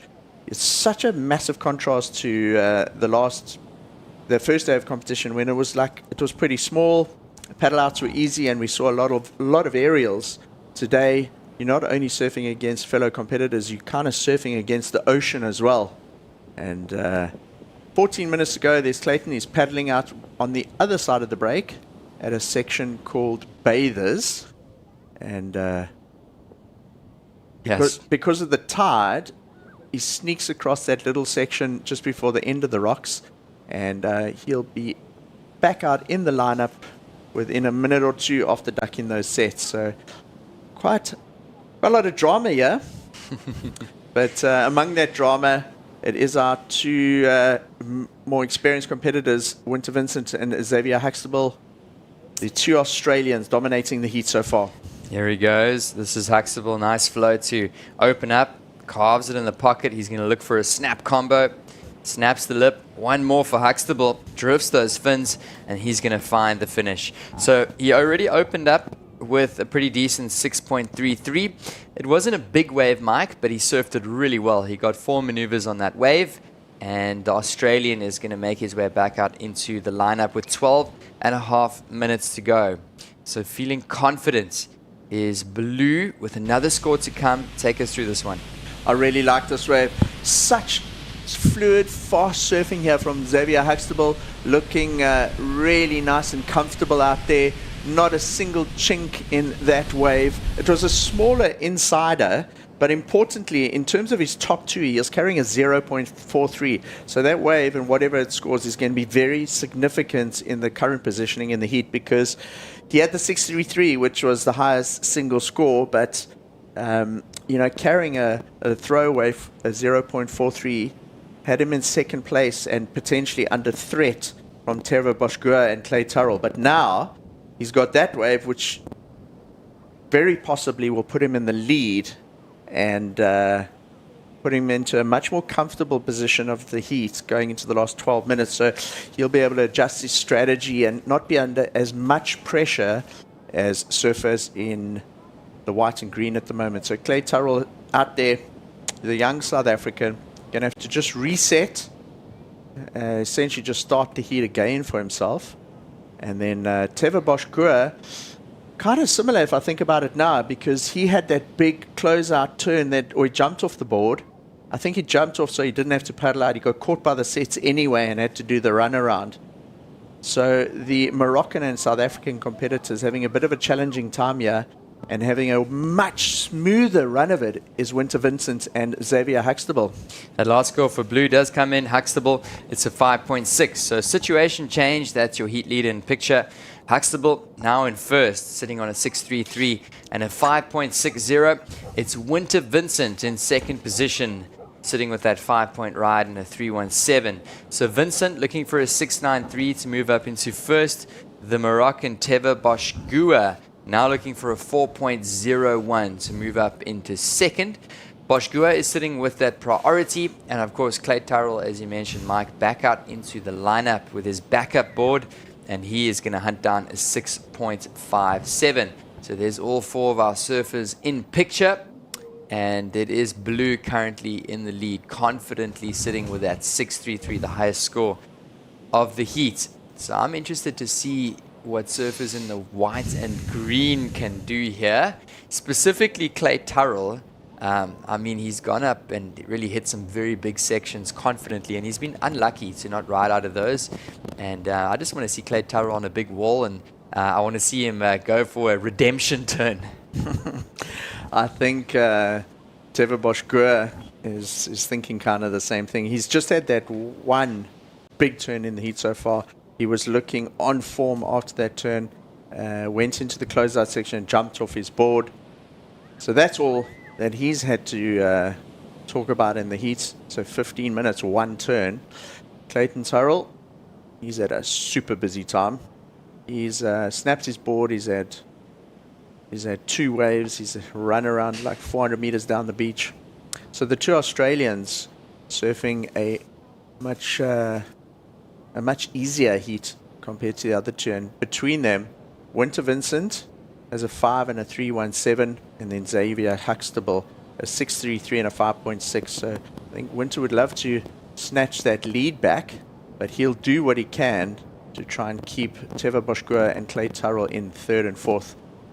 Winter wants to advance through to the semi-final stage and keep the run of heats going, because the more you can surf out here, the better prepared he's going to be for the Challenger Series when that starts tomorrow. Yeah, we just see our athlete deck there, Mike, and it looks like Sarah Baum warming up on the athlete deck. So, of course, next up we'll see our semi-finals for the ladies. Sarah Baum in heat number 2, but we'll see Kira Pinkerton in the opening heats of the ladies, Charlie Hatley, Bella Kenworthy, and Ellie Harrison. So it's going to be an entertaining heat coming up next. That semi-final heat number 1 of our women on screen. 2 Americans take on the 2 Aussies. We got 8 minutes remaining in this men's quarterfinal. Of course, after the ladies semis, we'll run into the men's semis, and then we'll run into our finals at about 12:30. We'll run into our men's final, and we'll sign off for the day. We'll crown those champions, and looking to be a champion is Xavier Huxtable, up and riding once again. Wow, Xavier looking very, very sharp, and similar to Winter Vincent, we'll be seeing him in the Challenger Series once that gets going tomorrow. And Xavier and Winter using these heats to get into a bit of rhythm there in Ballito, get their lineups. They've surfed it on a small day, they've surfed it on a big day now. So just dialing in their equipment. We saw Luke Thompson and Aiden Mason-Camp earlier, the South Africans that we'll see in the Challenger Series coming up, and both of them said these heats that they're surfing now, they're just refining their equipment, what wetsuit they're going to use, what board, what wax, what leash, so that once they get to the Challenger Series heats, from tomorrow. They really are dialed in. And that is one of the great opportunities that the surfers have with this QS event leading into a Challenger Series. So there's two things happening here. The international guys and the serious Challenger Series competitors are using it as a warm-up. But many of the South Africans, like Clayton Turrell in this heat, are actually using this as a qualifier for next year's Challenger Series. So these points are incredibly important for the South Africans in the draw, where the internationals, most of them, are using it as a bit of a warm-up. And if you look at some of the heats we've seen earlier in the event, Dane Henry and Ryan Carnala in particular, they also entered the Junior Pro. So the O'Neill Smith Shapes Ballito Pro Junior. And those guys have probably surfed about 12 heats now, Johan, leading up to the Challenger. Yeah, great warm-up with 12 heats. Just watching a quick replay here. This is Xavier Huxtable. He's going to put another score on the board. A couple nice slashing turns. I like the tail drift to finish. So he surfed it really well. Maybe the only hindrance is it wasn't a very big wave. So a bit more of a medium-sized sort of insider for Huxtable. And the scores are going to come through. He surfed it beautifully, though. And a good chance he might improve. Oh, Teva Bosch-Gua, big turn off the top. It's going to be one maneuver for Bosch-Gua in the white. So that's the type of wave he was looking for. He's chasing down a score. And now action, potentially, he's going to pull back. And Clay Turrell was looking for a wave there. So he's in third priority. Priority now is with Red Vincent. And it does look like Clay Turrell went for a paddle and he's moved down to third priority. So those scores are still coming through for last of Blue, and I think there is a chance that he is going to improve on his situation, Huxtable. And staying patient out the back is Winter Vincent. He's been quiet the last while, last 10 minutes or so. Mike, watching the replay, this is last of white. So it's not only Clayton Turrell that's campaigning for points towards next year's Challenger. Teva Bosch-Gua is as well. Of course, Morocco also forms part of the Africa Series, and Teva Bosch-Gua was down here as part of the Port Alfred event, and he came for Vic Bay as well. You were telling us yesterday that after the Vic Bay event, he made his way up the coast via J Bay, and very important points on offer here for Teva Bosch-Gua and Clay Turrell towards their 2027 Challenger Series campaigns. Teva would love to get through the seat and get ahead of the rest of the Africa Series contenders. But at this stage, there's a big door in front of him that he's got to bash down, and that's held by Winter Vincent and Xavier Huxtable. And at this point of the heats, it looks like they're starting to lock the door as well. Yeah, you know what? Teva Bosch-Gua is definitely knocking. He knocked with a 2.93. They haven't opened the door just yet, so he's going to have to knock a little bit harder, Teva Bosch-Gua. And he's going to make his way back out into the lineup, the Moroccan, to chase down a 4.01. So that last score for Huxtable did come through to 5.77. So it slightly improves his 5.6, goes into his top two as his backup. And Vincent was nice and quiet, but he's going to get up and going. So Winter decides to go on a slightly smaller inside wave, gets the job done with the two turns. Looking to drop that 3.7. If he can, is just going to make the requirements a little bit more difficult for Bosch-Gua and Turrell in third and fourth. Xavier Huxtable still holding down the lead. So scores to come in for two surfers. Up and going, important wave here. Bosch-Gua right up into the lip. Can he get one more? Yes, he can. And just gets eaten by that lip. But that was a nice opening turn for Bosch-Gua. He's chasing down a score.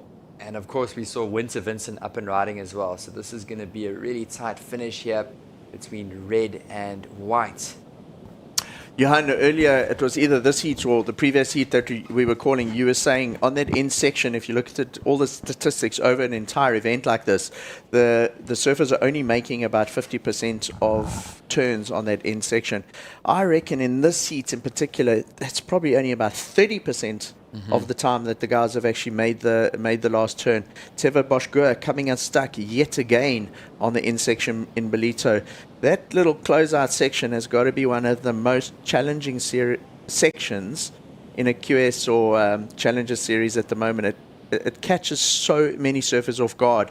Here's our heat leader, Xavier Huxtable. He's really surfed a great heat, and this particular heat will stand him in good stead, and he would have learnt a lot out there in terms of the lineup in Ballito, what board's going for him, and he surfed a well-measured heat, well-paced. He's caught a number of waves. He's got two waves right up in the good range, and I think he'll take that with quite a lot of confidence if he goes through in the next 90 seconds to the semifinals. Yeah, that last turn was so good to watch. He just flared that tail out, and so much control to just bring it back around. So I'm really impressed with that final maneuver there, Xavier Huxtable, and he's going to put another score on the board. So just over a minute to go. We got a number of scores to come through, a score for blue, red and white, keeping it interesting. And a big paddle here up and going. Teva Boshgua, big section, whips it off the top, and he doesn't find the finish. So I thought he had that one, and unfortunately Teva Boshgua is going to go down. So 1 minute remaining, 2 scores to come in for surfer in the whites. Unfortunately, that last one incomplete, so that's not going to be enough. 45 seconds to go. A number of scores still to come in, Mike. Yeah, so Teva Boshgua hits his board in frustration. I think statistically, having a look at this heat, only 20% of the turns attempted on that end section were made. 80% of the time the guys fell. One of them we even saw a board snap. So here, Teva Boshgua having another go. This lip is thick. A lip at Ballito can hurt you. It breaks boards. And as we've seen in this heat, it's a difficult section to navigate, especially when you've got this little onshore southeasterly wind blowing now. It makes it extra tricky here in Ballito. But having no problem was Xavier Huxtable. Oh, look at that turn. That was some really progressive surfing there from Huxtable as that heat comes down. And he currently is our surfer that was in the lead. Reason being, last of red, Winter Vincent just comes in at a 7.10. So Vincent up to first, but we do have a score coming in for blue, Xavier Huxtable, along with white, Teva Boshgua. So the heat comes to a conclusion, and it is Vincent currently in the lead, but scores to come in shortly. So we'll bring those official results to you shortly, and we'll tee it up for the next commentary team. This is the Ballito Open presented by O'Neill. We'll be right back.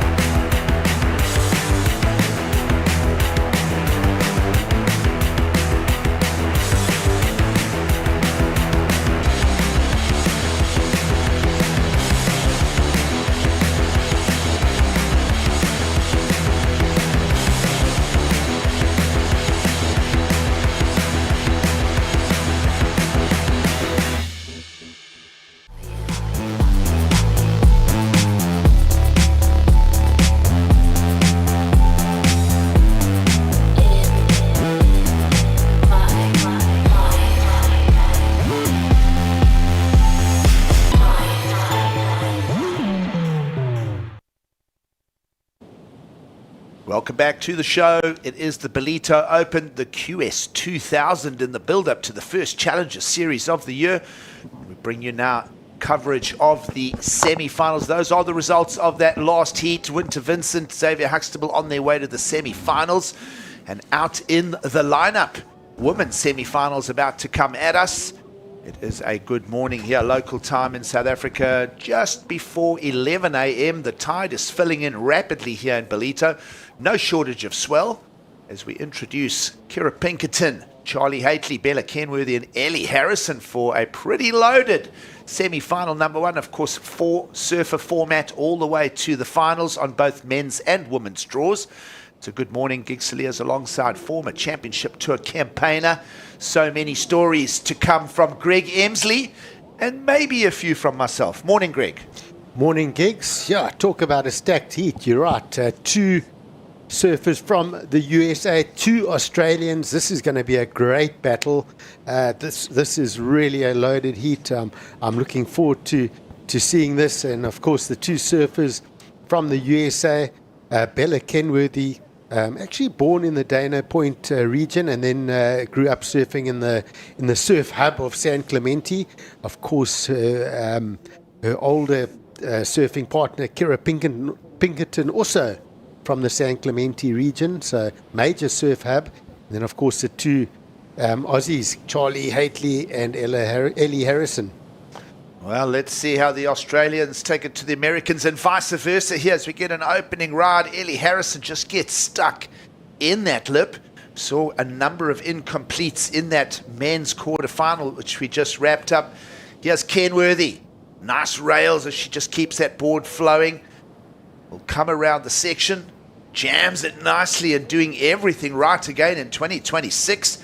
We saw Charlie Haitley just quickly flash across our screens.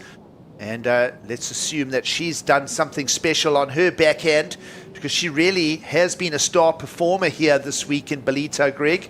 And so many fun things to talk about, but certainly no shortage of swell as we move towards semis and onto the finals. Yeah, and you can't quite see it on screen, but the tide's filled in quite a bit. And what it has done is it's made, the good waves are running down the beach quite nicely.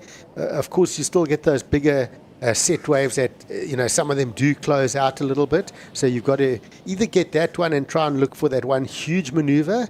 Otherwise, you get these running waves in the last couple of heats that offer multiple turns. We saw Xavier Huxtable in that last heat finding 2 or 3 nice running waves where he could put some nice sort of scores in the 5 to 6 range, but really looking fun, like getting those combos in and looking good down the line. Well, ocean conditions brushed here with that southerly sideshore wind. Greg, you mentioned a bit of storm activity out at sea last night, evidence of those lightning flashes, and pretty much hasn't disrupted the swell lines too much. It's not that unsettled an ocean. Of course, low tide this morning really was a lot of energy moving. It's almost like this brushing southerly wind and that incoming tide has just sort of eased up the lineup a little bit. But perhaps not slamming on the bank as hard either with the incoming tide.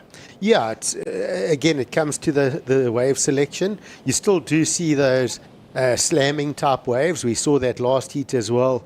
We saw Clay Turrell break a board on one of those waves. So it's still there. Again, some of them soften up, some of them really unload hard. But the swell's there, the power's there, full of energy. And that will last right through into the afternoon and hopefully into tomorrow, day one of the Challenger. Yes, of course, the up-and-coming Ballito Pro, proudly presented by O'Neill. Going to be wonderful to see many of the world's best here. Some of them have used the template of competition here in the qualifying series, which we will wrap up and crown champions in the 4-surfer format. Of course, names like Kenworthy, Pinkerton, and Harrison, all with a lot of experience already. We've seen great performances from young Charlie Haitley on her way to winning the Pro Junior a few days back. 2 weeks of surfing festival and activities here in Ballito. And of course, a lot of that will be made up with the first stop on the Challenger Series, which will, as you mentioned, Greg, get underway tomorrow. This swell should last for another day or two. And then, of course, you can always rely on fairly consistent surf conditions here in Ballito this time of year. Yeah, I think we, as this swell passes as well, and heads more east or northeast, should I say, and goes past us, we should see the swell still coming in. It will probably break itself up, I would imagine, in the next couple of days. But what that does is, even though it drops, it provides a lot of peaks and a lot of opportunities for the surfers. Yeah, we'll go back to what we saw pretty much on offer during that Pro Junior, Greg. Multiple peaks up and down. We heard Luke Thompson in an interview earlier this morning with his quarterfinal win, saying that there is a lot of sand in the lineup. And as you mentioned, even with a more fractured swell, there's so much sand on that bank, it's still going to give a lot of multiple opportunities if the swell does break up. Yeah, and I don't actually mind that, especially with the 4-person heats. It means the surfers can split up and not get stuck without finding waves. There will be opportunities to get scores, and when that happens, it takes away a lot of the luck factor, and your best surfers have an opportunity to win the events. Special shout-outs to O'Neill again in 2026, along with so many other presenting sponsors being involved. Everybody making this 2026 edition of the Ballito Pro even more special. Every year it just gets more polished, it gets more refined. Just an amazing team here. The vision of the Quarterfinal municipality every year just really making Ballito a global household name.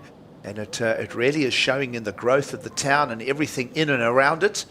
Talking of in and around, here goes Pinkerton, who made her way through the quarterfinals earlier this morning. She'll just get a nice run, use those rails. We saw her really blistering one really big wall this morning, Greg, for some outstanding scores. And she'll want to bring that quarterfinal form through to the semis and on to the finals later today. I see similarities in Kira Pinkerton's surfing and Bella Kenworthy's surfing. It's amazing how when surfers come from the same beach or same region, they can often surf similar. And we know Bella's really good at skateboarding as well. But both of these surfers, if you look at their back foot, they get it right on the back of the tail kick. So when they do that off the top, they're really pushing hard on that tail, and it creates a lot of that spray off the board and power.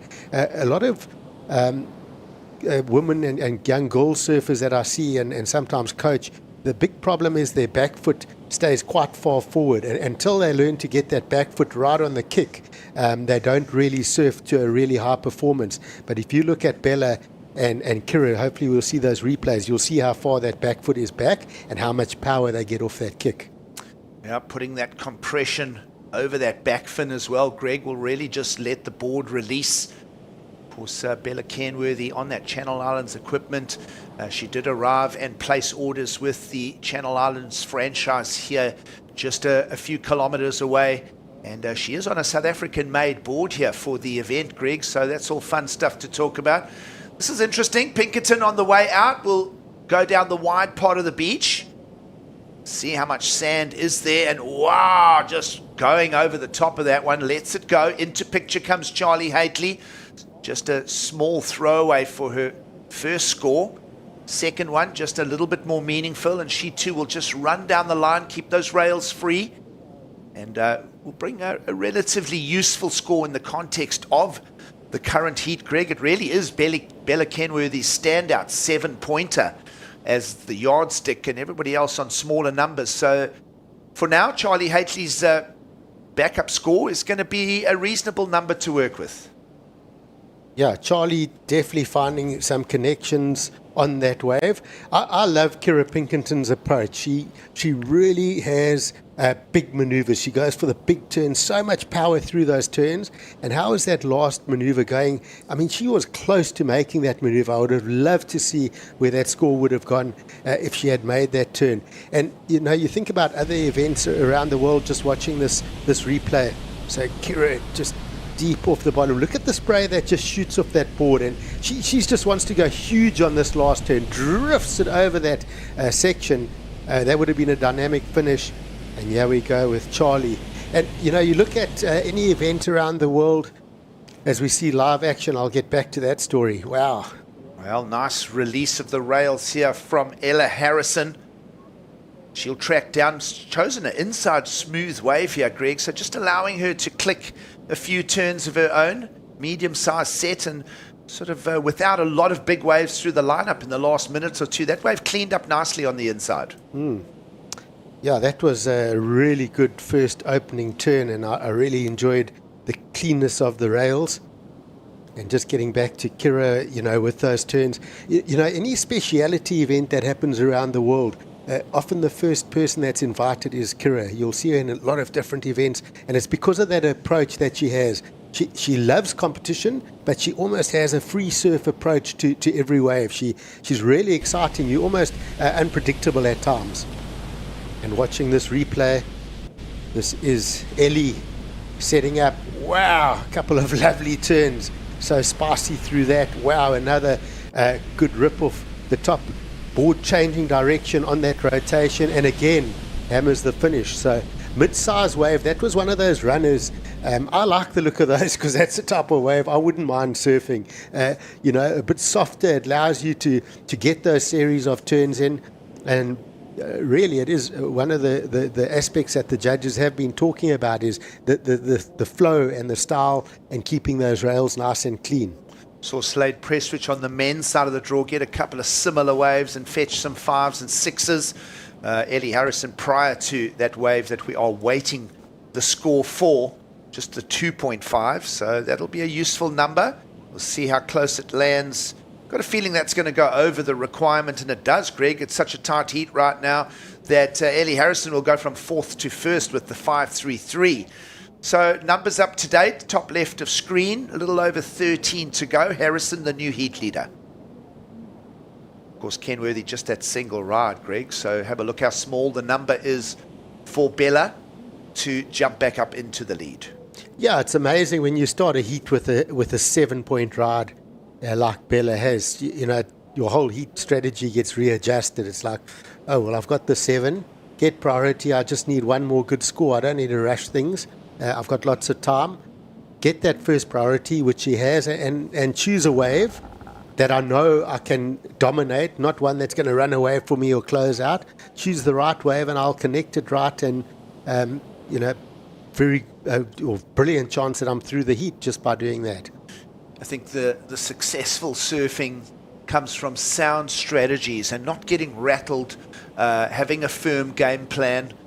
You've spoken a lot about a lot of these aspects, Greg, but some surfers just tend to do it more consistently and more reliably than others.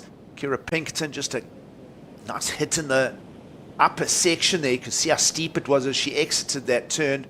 Got a feeling that might just nudge the 183 score out the way. Not sure if it's going to go all the way to the 284. What are your thoughts there, Greg? Because that was a pretty meaty wave. I really like that turn. I just fear that she jumped off a bit earlier. It's almost like she should have held on a bit longer to show the judges that was complete. So let's just check this. I'm a bit worried they're going to call this incomplete. Big whack.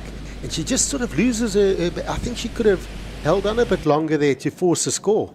Yeah, debatable. It's going to be an interesting one. It was sort of like a let go the heels and dismount backwards. I think judges might not buy into that. Where do they go with that score, Greg? You're right. It's not going to be enough to replace just a 1.3. So judges deeming incomplete. Just not enough affirmation and statement at the end from Kira Pinkerton there to bring, which what I think would have been an okay number. Absolutely. That's one where the coach can get the ruler out and little whack on the knuckles. Go, you meant make sure you ride out the turns, you know. It is important. It is, you know, as I said yesterday, do one little pump in front of the wave, show the judges that you're there, and ultimately you're surfing for the judges to tell them that you want the score. Well, of course, the focus is the up-and-coming Challenger Series tomorrow, the qualifying Series 2000. Not going to be career-altering in the outcome for any of these surfers in the lineup. And, of course, it's just getting heat reps in for the up-and-coming Ballito Pro. Ellie Harrison just works her way through to the 10.5-minute remaining mark. Gets a little bit of distance across the Willards Beach here. Nothing hugely special jumping out at us, but she is trying to replace a 2.5, Greg. And, well, we're about to get a new heat leader. Priority being used here by Bella Kenworthy. And as I say that, maybe not, because that's going to garner very little on the scorecard for Bella Kenworthy. That wave just racing away from her as we slip under the 10-minute mark.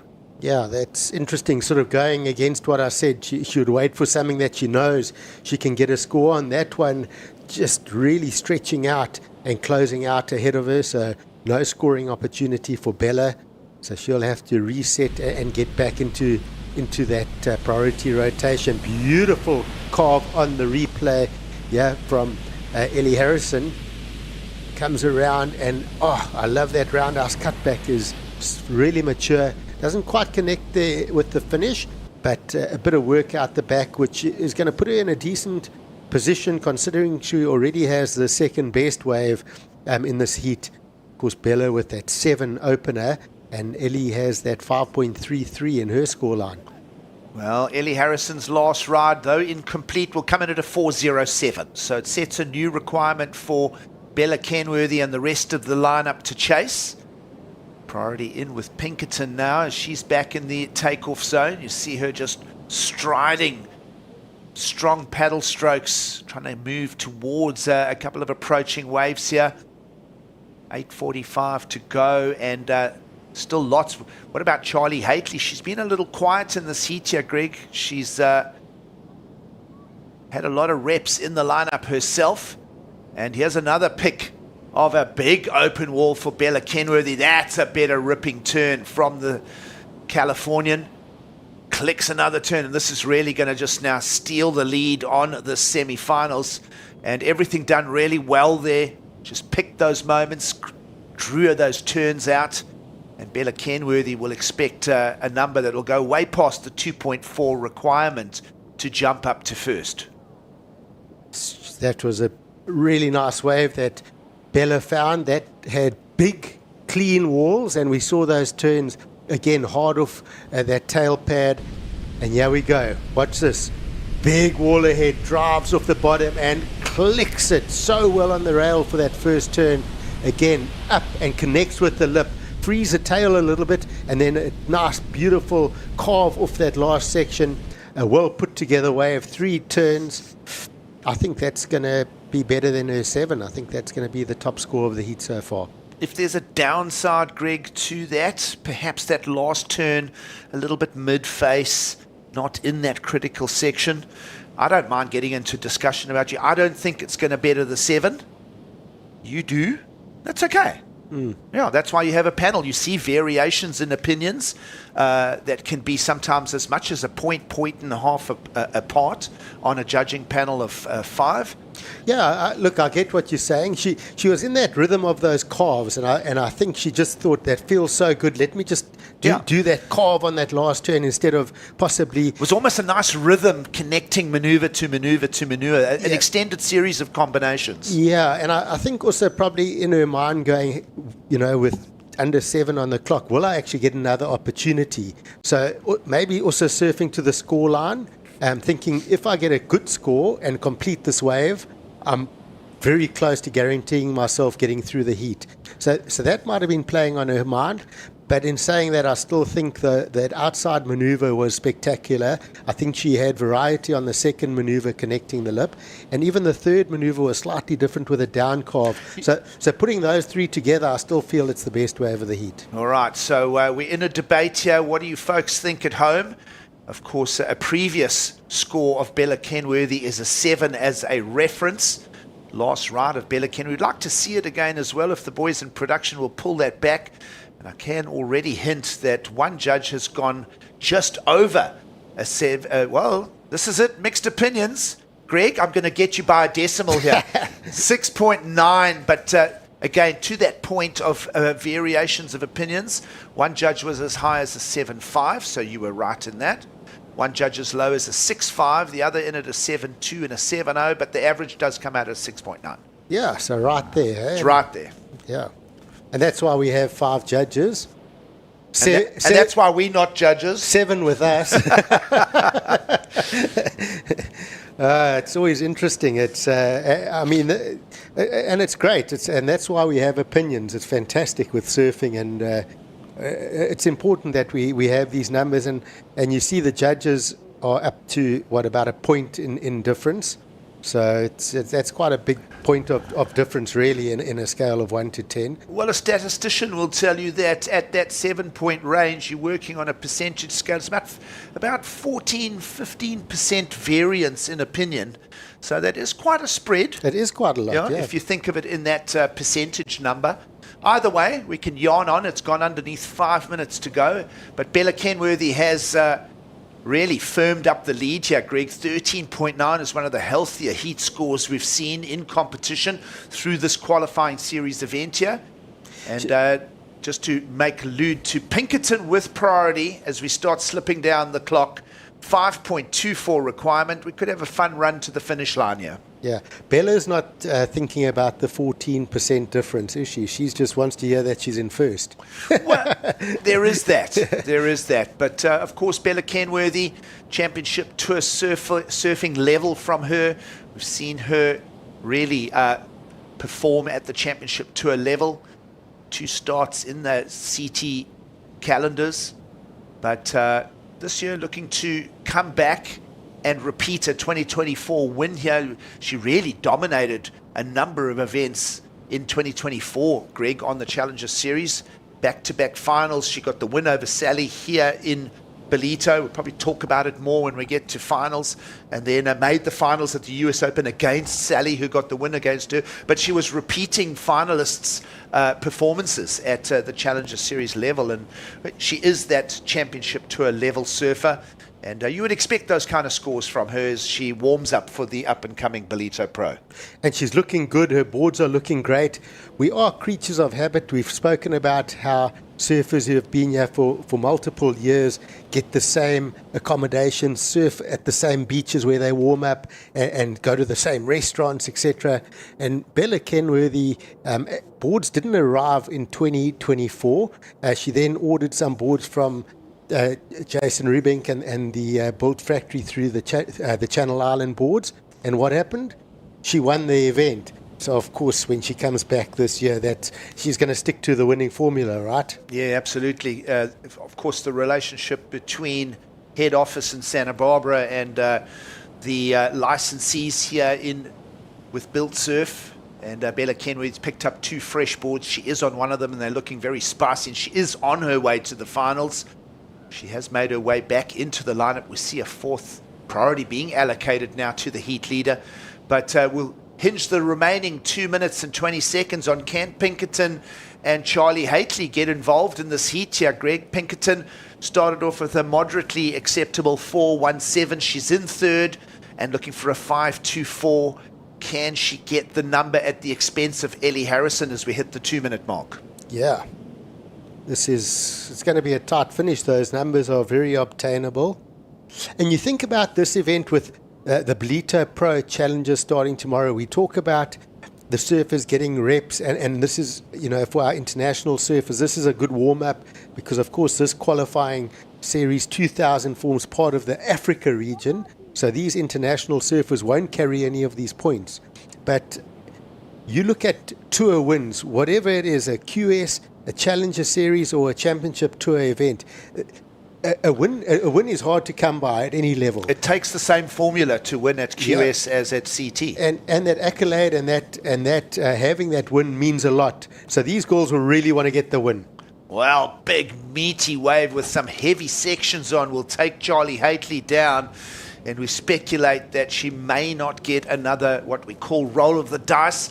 Here is that moment. Pinkerton uses the priority, snaps it in the corner, big stretched out wall. She'll come around it. Wow. Oh, and that was a good hit in the top corner section, and that is going to sting right into Ellie Harrison's scorecard because we're under the 1 minute. We do have a priority now for Ellie, and she's going to answer. So some great action here to wrap up the semi-final number 1 of the Ballito Open. Down the line she tracks, and she won't find a whole lot more than that, but Kira Pinkerton perhaps getting the better of that exchange, Greg, and that is going to be a fun number to break down on the replay and also reference the requirements of a 5.24.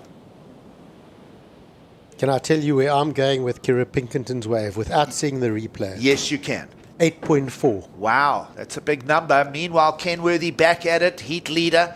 Just a medium-sized wave as the clock has squeezed her into this wave selection. So everything start to finish from Bella Kenworthy pretty much on point here as she preps for the Challenger Series up-and-coming event starting tomorrow. We hear the horn in the background. We've got Greg Emsley with a strong opinion saying that we're going excellent. So, Greg, basically you're saying Kira Pinkerton's going to go over the 8-point mark. You know what it reminded me of? That wave of Luke Thompson earlier with those 2 big hits. And I feel she just connected so well with 2 turns. I can't wait to see that replay. That's why I said that number. That's what Luke got. Well, let's have a look and see. We'll peel back the tapes. Of course, very exciting finish here between Pinkerton and Harrison. So the wave size is there.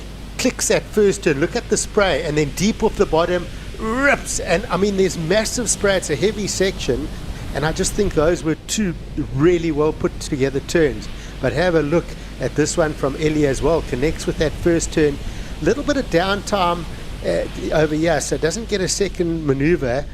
and you just feel that one way or another that score of Kira is going to be in the upper end of the scale for me.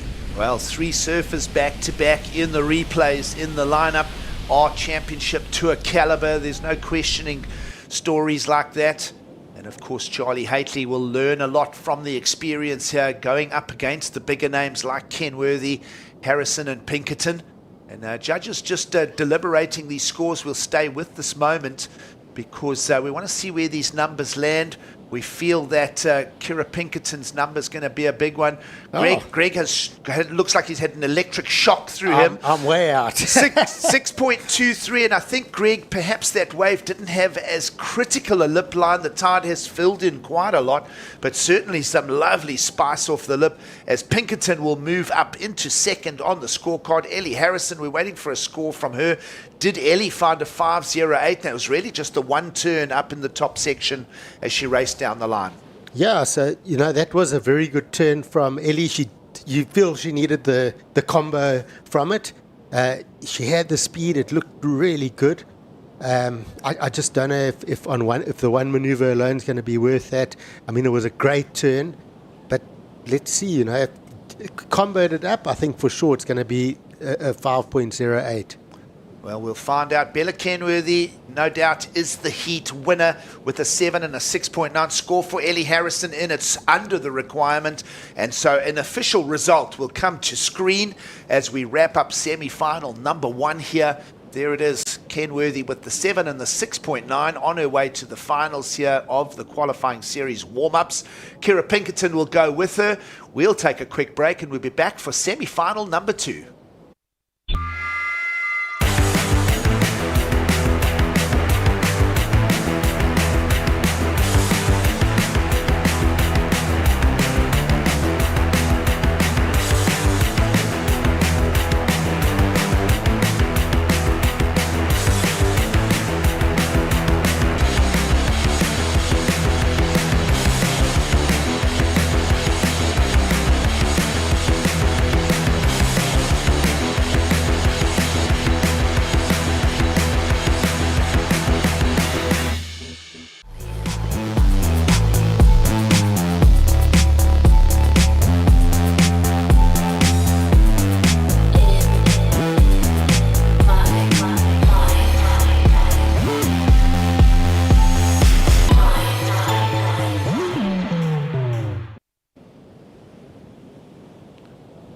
Welcome to the Ballito Open as we get semi-final 2 underway here. It is a good morning from Gig Saliers and Greg Emsley as we call up these 4 surfers for action. South African Sarah Baum will spearhead the heat with Isla Huppets, reigning World Junior Champion out of Australia, along with the other Australian and Sophie McCulloch, who has that championship tour experience. And of course, Sandra Dempler-Olin will also be in the lineup as they all look for those top 2 positions. And talking of top 2 positions, that was a beautiful hit in the lip for Sophie McCulloch as we get this heat underway. Quick action, Greg, to get it going. Yeah, we've seen surfers already up and riding. The 2 Australians, Isla Huppets, had a wave in the break. And then we saw Sophie McCulloch with that big hit to finish. Good start for Sophie, definitely. We saw Isla just getting through her quarterfinal heat in the dying seconds. So she looks like she's got the first wave of this heat. She probably thought, let me get a bit of pressure off as we see live action. Yeah. Oh, that's what we want to see to unlock scores. Sanoa Dempler-Olin, my apologies for the mispronunciation, relatively new name for us here in Ballito, but Sanoa just smashing up in the top corner, Greg, and there's no mispronouncing that's going to be a good score. Yeah, that was a nice strong hit for the goofy foot surfer. So Sanoa seems to be introducing herself to the world through this event. Live action, the South African. Let's have a look how Sarah Baum navigates. Lovely turn in the top corner. This wave is drawing out for her and she's matching it with clean rails. Sarah Baum will just dismount there. Perhaps that wave just twitching underneath her. But 2 strong turns for Sarah Baum. will set a nice pace for the South African in this heat, 25-minute heats. And as we mentioned, a lot of energy in the lineup, those big southerly swells, although the tide is filling in rapidly here towards a 1 p.m. high tide. It's still some energy on the sandbars here, Greg. Yeah, Sarah Barnes looking so comfortable on her equipment. She is riding the Timmy Pattersons, and they are made in Australia under Gunter Ron. But the boards just look like they're holding off the bottom. She can put that rail line in. They're really connecting well. She's just got such a comfort out here. I know it's her home break. I know she lives in Newcastle, Australia now, but her parents live in Ballito. She just looks so comfortable. She looks like the most comfortable in the women's division for me. So that's going to be a good start. And I think Sophie McCulloch is going to have a really good start. In the heat interview after Sophie's last heat, she said she's had a couple of wins. She's going to reset and talk to her coaches because she just can't get over a 5-point ride, and she doesn't know what she needs to do to get over a 5. And well, she had that chat. She had that chat, exactly. And you know what I think they told her? Here's the replay. Watch this final turn. Watch how she carves there. Watch the critical finish on this final turn. I reckon they told her, get a bit more vertical, connect with the lip, and that will throw spray, and that will fetch you a 7-point ride. And that's exactly what she did. What are we making of that single maneuver, Greg? Well, there we go. Back to that single maneuver talking point where you get that one big hammer. The judges will score it if they feel it's critical, and I think it was that. And that driving turn from Sarah combos it up with this nice extended maneuver. We were obviously hoping for one more. It was a big section, but still a good start for Sarah. That was 2 big hits off the top. So meaningful scores care of Sophie McCulloch's opening 7-pointer. Looks like it's going to be a 5.83 in for Sanoa. And just that single sparky turn for the 5.83. So that has got a lot of weight on a scorecard right now. And we're expecting maybe a score that sits in between those two for Sarah Baum. What are we thinking, Greg, as judges still working on the opening 2-turn combo of Sarah Baum? Sarah Baum's wave was solid 6 feet.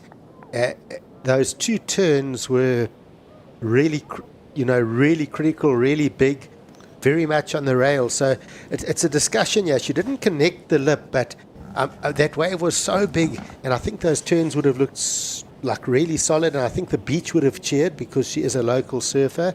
So I don't want to say where it's going to go. But have I scared you away from opinions now, Greg? Well, so let's say, are we both agreeing that the score could land in between? Is McCulloch's better than Sarah Baum, is where we are going in the discussion here, surf fans? I think so, but I was thinking where Sarah was going to on that wave. If she did get another finish, I was going well into the excellent, okay. but she didn't. So you saying it's worth more than the 7? I'm going to say it's worth just a little less. No, we can't do this when the Challenger Series comes around. We're not going to do this stuff. I know. For it's now, fun. It is fun now.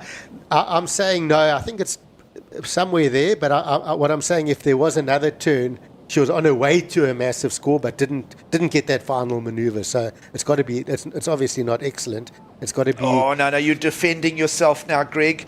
Some of the judges, again, with our discussions, are echoing the similars. A 6.2 for a low opinion, a 7 for a high opinion. And while we wait for that number to land on the scorecard, let's go down and hear from a winner of that last heat, Bella Kenworthy.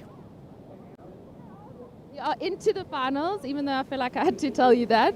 I would love to know what goes through your mind or what you're telling yourself when you got that 7-point ride, you took up on another wave, you came unstuck, and then you had to, what are you telling yourself before getting that backup score? Honestly, I wasn't really telling myself much. I was kind of just thinking, I want to catch more waves. I'm doing this comp for practice, so I just want to catch waves out there and, just surf. Nice. Well, you caught waves, you got 2 good scores, and you're into the finals. So go rest up. We'll see you later. Thanks so much. Back to you guys. Bella Kenworthy will just quickly hydrate and get ready. 2 men's semi-finals after this, and then she'll be back up for a finals heat. So just around half an hour or so. And back in the lineup she'll go. Who's going to be with her? Greg, that score, Sarah Baum, just under Sophie McCulloch's number, So- a 6.5. Like I said. Yeah, it was one of those ones where, the judges would have thought about it, 2 good turns, but you look at Sophie, the finish is always nice when you get a finish, and where Sarah didn't get a finish. I'm telling you now why I'm getting you every single time, Greg, is because the tide has filled in, and they just... I go back to what you referenced earlier in the judging notes. The word critical is sort of being dampened a bit with the higher tide. Yeah, for sure. You agree? I agree. Okay, great. But look, I am sadly a little bit old school. Where I still believe in not overlooking that first major maneuver on a wave. No, listen, rock solid fundamentals from both Sophie McCulloch's 7 and Sarah Baum's 6.5, and that other score that's just a touch under the 6, Greg, that single maneuver. Let's talk a little bit about that, because perhaps that is going to come a little more into play now. Well, that was 1 turn. The other girls had 2 turns. So again, the judges have identified that as the best maneuver of the heat so far. Yeah, critical section. Well, lots to talk about. We love it. And I suppose all right there, and then we got World Junior Champion Isla Huppert sitting there quietly waiting to... Yeah, bring the discussion her way. Exactly. Let's have a look at these replays that we've been yarning on about. This is the 7-pointer, Greg. Yeah, so that's, a set-up turn there, comes around, keeping with the power, but there where she connects with that lip, and a strong finish. It's always nice to stamp that finish. And then we saw Sanoa with that big hit, free falls out of the lip. The judges are loving those heavy finishes. That was the one maneuver. But this size of the wave, this big draw off the bottom for Sarah Baum there. Well, that tape just jumping on the replay there, but Sarah Baum's 2 big open turns for the 6.5. We have had a fresh ride in the lineup, so waiting to pull back the tapes for wave number 2 now, Greg, for Sarah Baum.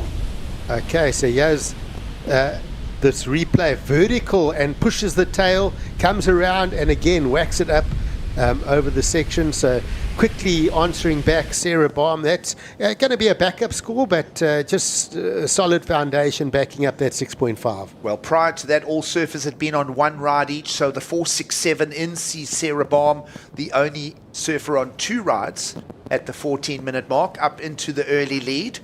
But a 6.5 is a good score to work with here. She'll want to, again, Greg, improve and better that 4.67, but for now, she's kept the scorecard ticking, and she is out front. Yeah, so the talking point, when you go onto the beach and, we leave the studio and you walk around, the people that approach me, they all say, wow, how good is Sarah Baum and Luke Thompson surfing? The South African interests are really excited by how well the two of them, they're the standouts from the South African performers at the moment. No, absolutely, I agree. And someone that has been really surfing some top order performances has been Isla Huppert's, the Australian World Junior Champion. She's the one in blue. She's the one we've spoken least about. We feel that there could be a breakthrough score coming our way from her at any stage. Meanwhile, Sarah Baum on the way out is going to turn underneath the pack, and she's going to go incomplete on that. So just exploring opportunities, Greg. No harm, no foul. She wants to, though, in the big picture of the heat, replace the 4.67. I like how she's testing the that board to its max. Like she really turned and got extra vertical up into that pocket and really turned tight under the lip. She actually was like, it's like putting a Ferrari into the corners as fast as it can possibly go and testing if it will hold. Let's hear if the tyres screech for Sophie McCulloch as she rips into that first turn. Second one now, just a little bit of a check as the wave just finds the inside sandbar here. The higher tide has filled in. It's allowing a little bit more mid-break type action. And, well, nicely wrapped up there from Sophie McCulloch as she will bring wave number 2 to the scorecard. And I think she's going to steal the lead out from underneath Sarah Baum, Greg, with that ride, because requirements of just a 4.17 prior to taking off. And that was a fun exchange right there. So both surfers in first and second surfing to the scoreline, looking to build pressure on surfers in third and fourth, Sanoa and Isla. I mean, they didn't push overly hard, but surfing for that second score in the scoreline. So Sophie drives off that first turn. Nice carve, solid basics on that. A little bit of a check turn there. She eyes down the line, clicks it again, works this one through. A little bit of a softer wall, Gigs. We spoke about this with the higher tide, and hits it for the finish. It's not going to go anywhere near the 7. Maybe it will. But it's certainly a good backup score for her. No, for quite a long time, we've had these altered opinions and different opinions, but I agree with you. That wave, just a smaller insider, and 3 of the 5 turns were like kind of mid-face check snap turns. Certainly, some points will come from that end section. It was critical in the lip. Enough for a 5-3-3 in the lead as we get down towards 10 minutes remaining. Of course, 25-minute heats here for competition in the 4-man format in the qualifying series. And nonetheless, it's really nice to watch how these surfers are just warming up for the Challenger Series coming our way. We spoke about Isla Hupperts, who's going to use the priority. Big wave in the top corner. Make it. Oh, she does. Re-emergence. Greg Emsley next to me is getting over frothed on it. He loves it.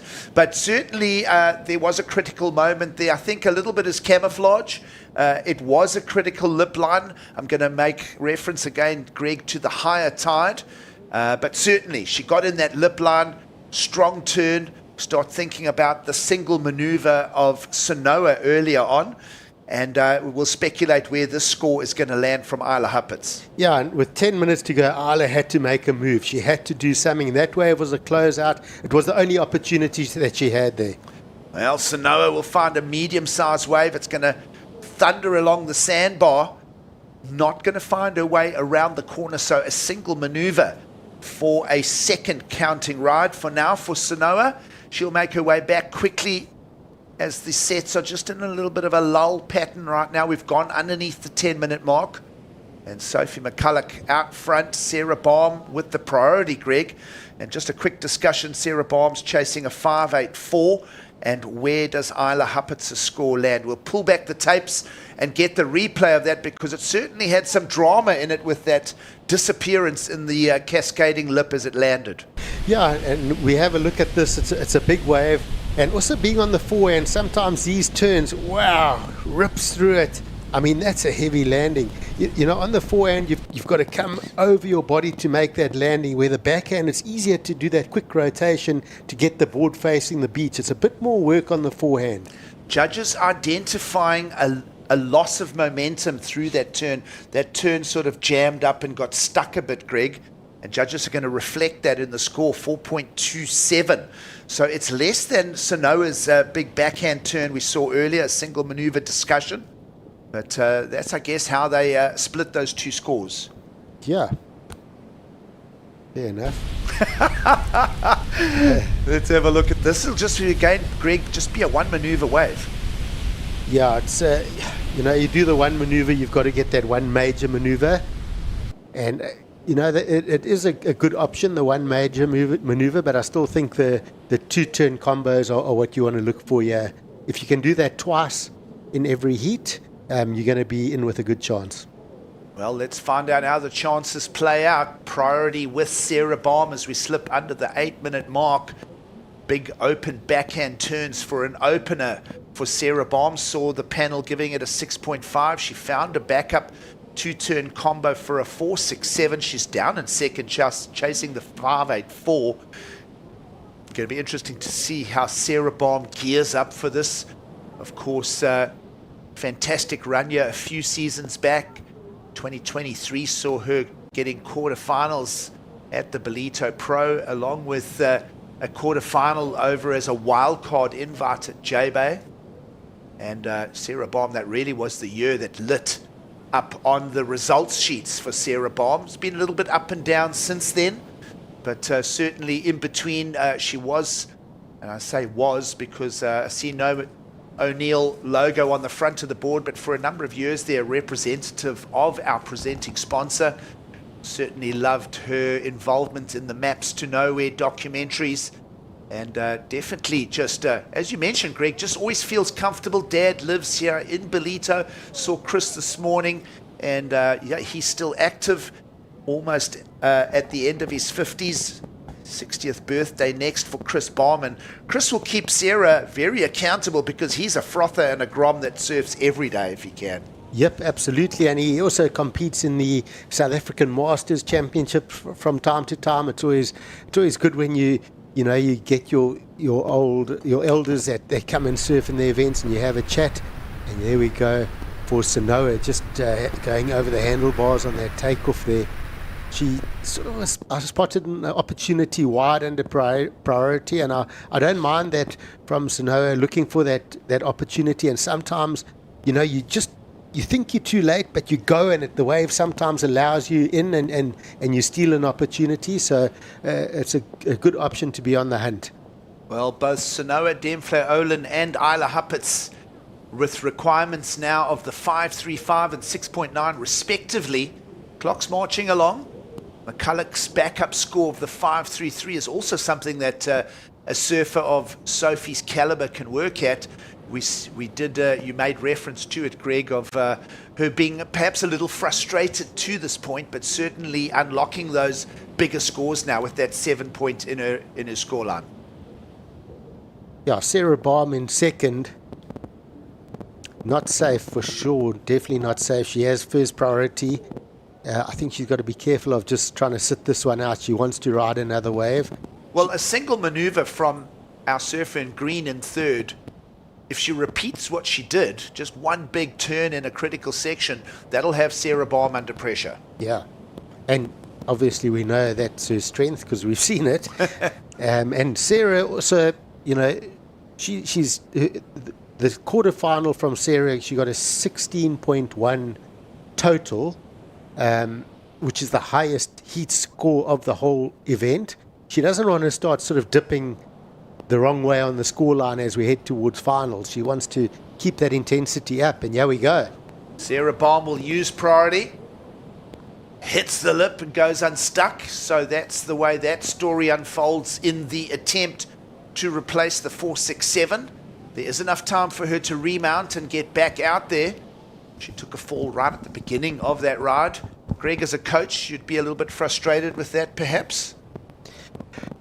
Yes. But in saying that, she, to be honest, he's got to get rid of a 4.67. The only way with a one maneuver wave is to go as hard as he possibly can. So maybe as a coach, I wouldn't actually be that upset, because with that opportunity, if she just hit it soft and got a 3, I would say then you've really wasted your time. At least going for it, you got the opportunity of maybe getting a big hit and getting a bigger number. Well, that's the fun part of this qualifying series in the build-up to the Challenger itself, is these are heat drills. These are warm-ups essentially for a lot of the bigger names in the sport. And World Junior Champ Isla Huppets will be a little bit frustrated. She waited for a while for that one. That wave, Greg, had a little bit of a flex in it, and just not allowing her any opportunities to start reaching out for requirements. And perhaps she'll not be that happy when she pulls back the tape and looks at this encounter. 4.27 and a 3.33 for Isla. But she'll get a chance to fix that when we get to the Challenger Series opening rounds tomorrow. So with 3 minutes to go from a South African interest, Sarah Baum in third priority. So you'll say that Sanoa needs that 5.35. She'll get the maximum of one opportunity to get that score. If she's lucky enough, she'll get one. If she makes it count, good for her. But if not, Sarah Baum will then have a higher priority and can make sure she advances through the heat. So a maximum of one opportunity for surfing green for me. Well, Greg, the other thing to discuss now is 90 minutes off the high tide. A lot of water has, in the last hour, pushed into the bay here. The sandbanks have got a little deeper. Also more increase in that southerly wind, gone a little more side shore and increased a knot or two.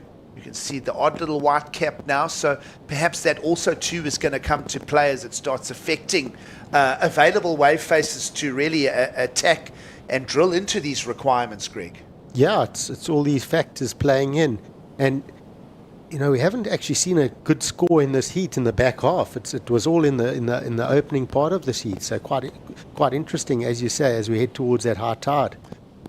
Well, the ocean ever-changing landscape, a canvas that continually can frustrate contest results. Some people just have the gift of being able to pick everything out of every location around the world, but certainly the ocean today just going through a few little changes here as we've slipped under the 90-second mark. Start looking at the shape of the heat here. Sophie McCulloch holding priority as a heat leader at the end means that it's good heat management for the Australian.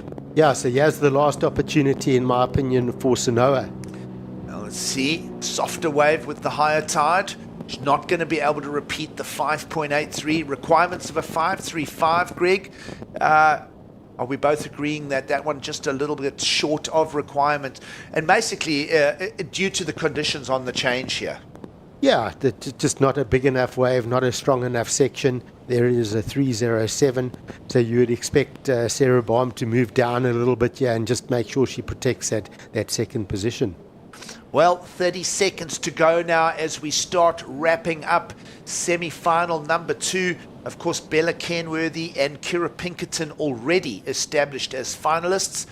It looks like we may just have a South African in the women's QS 2000 final here. Care of Sarah Baum, who's occupying second place position. 10 seconds to go. Sets are approaching. We'll get a priority call from Sophie McCulloch as she goes into the top corner. Does it efficiently, and she'll just block out opportunities by using her priority herself, Greg.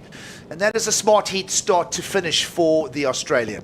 Yeah, very smart heat. She took the win. She'll feel really good about that 7-point ride. She did speak about not getting out of the 5, so she's going to take something good going into the final and also moving in the right direction on that scoreline. Greg, replay of Sanoa, who did come in at a lower 3.07, so she will finish in third. Isla Huppets is going to finish in fourth, but getting that turn in the top section there, Greg, just as I say, not going to feature in her score sheet, but certainly a great official result for Sophie McCulloch. And Sarah Baum's going to go with her to the final. Perfect. Stoked on the South African interest into the final there, Sarah Baum. Well, an official result on screen. Stand by for men's semi-finals about to kick off. We'll take a quick break and we'll be back for more surfing action here in Ballito.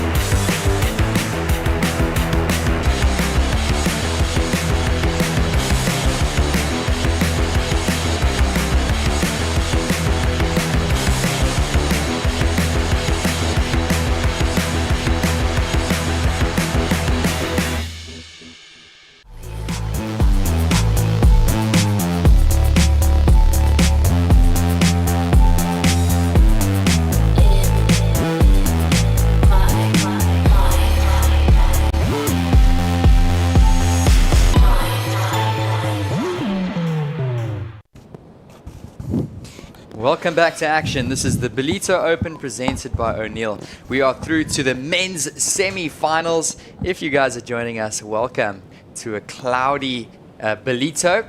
And we've got some great waves on offer here for semi-final heat number 1 for our men. Up and going, this is Finn McGill. He's being joined in this heat by Slade Prestwich in the white, Vitor Ferreira in the blue, and it's Luke Thompson in the red. And this is McGill looking for a strong finish, Mike. Wasting no time, so 60 seconds into the heat, Finn McGill got his first wave. Surfed it very similar to what he did in the quarterfinals. He's got great projection down the line. He's riding that same board that he's been riding the whole event, looking fast and fluid. And Finn McGill on the board. Very similar to his last heat where he got a wave pretty much on the buzzer and established an early lead. And let's see if he's able to hang on to it, Johan. We'll get back to those scores in a sec. We're just going to run down to the beach. It's Emma with the winner of the last one, Sophie McCulloch. Morning, you felt like you couldn't get above a 4. You definitely did there. Yeah, that was nice. I think I found better waves in that heat, so I'm stoked. Nice. Obviously, finals are coming up very soon. Conditions are pretty similar to earlier, but it does feel like it's changing. What's the plan heading into that final? I'm kind of just using this event to try and get in the water with less people, so I think just keep trying to pick the best waves and do my best surfing. Nice, and enjoy the lineup with only 3 others out. Good luck, and thanks so much for chatting to us. Back to you guys. Thanks, Emma. And that is going to set up to be a great women's final. Of course, Sophie McCulloch taking the win there, so we'll see them through to the finals a little bit later on. So back to live action. This is the men's semi-final, heat number 1, if you guys are just joining us. And we do have a wave coming in for Finn McGill. He had a really nice sort of flared out finish there, and he is going to post a number on the board shortly. So it's a 25 minutes here on finals day in terms of the heat time, so 21 and a half to go. And our surfers out back in the red there, it's Luke Thompson, and of course surfer in the white, Slade Prestwich. So 2 South Africans taking on a Brazilian and a Hawaiian. That is a nice international heat. Heat number 1. Mike, I'm really excited to see this first score come in for Finn McGill. I think it's going to be a pretty nifty score for him. And of course, we've got lots of surfing to go, 21. Take us through this last one for green. So Finn McGill, he got this in the first minute of the heat, uses the speed and projection down the line to hit that first section. The wave goes a little bit fat and chunky. Of course, we're heading into a higher tide here now in Ballito over lunchtime. And for him, the wave opens up at a whole second phase to it. And he makes full utilization of that, manages to get in another 3 turns far down the line. So, Johan, I was just having a look at the different scenarios playing out in this heat. For the internationals, which is Finn McGill and Bito Ferreira, they're using this as heat practice, essentially, for the Challenger Series, which is coming up starting tomorrow. They won't bank any points for this event, right? But for the Africa Series competitors, Slade Prestwich and Luke Thompson, they will bank those points, and those points are counting towards their Challenger Series qualification for next year. Currently, after the Vic Bay Pro, Aidan Masonkamp leads the Africa Series with Brad Scott in second. And of course, we've got Aidan Masonkamp coming up in semi-final number 2. Up and going. This is your previous Ballito Pro champion for 2025. Catching a nice little warm-up here, of course. Also represents the Africa region. It's Luke Thompson. He's going to look to get off to a good start. A little slashing carve in the pocket. He's going to wait for it to stand up and unloads on that final section. So now a score to come in for Thompson in the red alongside with McGill in the green. Luke looking very, very comfortable on that wave, Johan. There were no glitches, no chinks in any of his turns. That board is definitely working for him. When he surfed his first heat of this event, he bought a board that he is potentially going to ride, or a shape and the dimensions that he's going to ride in the Challenger Series.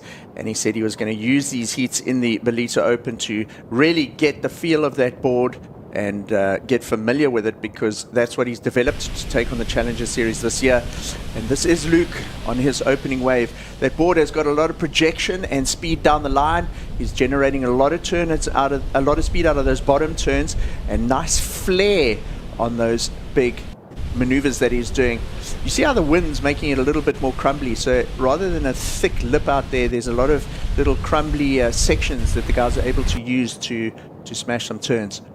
Yeah, what I really liked about that wave is he started strong and he finished strong. So not the biggest of waves in terms of the size of the face, but getting 2 really nice snaps to start off, and then of course shutting it down on the end section and finding the completion. So the judges are just going to take their time analyzing these first 2 rides for Finn McGill and Luke Thompson. We've got 18 minutes remaining in this heat. And out back in picture there, that's Vitor Ferreira, the Brazilian, as well as a surfer in the white, Slade Prestwich. So as you were saying earlier, Mike, it's an important one, specifically for a surfer like Slade Prestwich. He's going to look to qualify for that Challenger Series for the 2027 season, which is next year. And Prestwich is down in third position at 1,220 points. So he had a pretty decent result at the Vic Bay Surf Pro a few weeks ago. And of course, this is the second qualifying series event for the Africa sort of season, the 2026 and 2027 season. And he's looking to get underway. So scores still to come in, and the ocean a little bit sleepy as we wait for these rides to drop in. On Luke's wave and just all the heats that he's surfed so far, he's looking so much more mature in his surfing. Last year when he came to the Ballito Pro, he came in as a junior, the WSL Pro Junior winner, which he won a couple of years ago at this event. He also won some Rookie Rippers events here back in the day.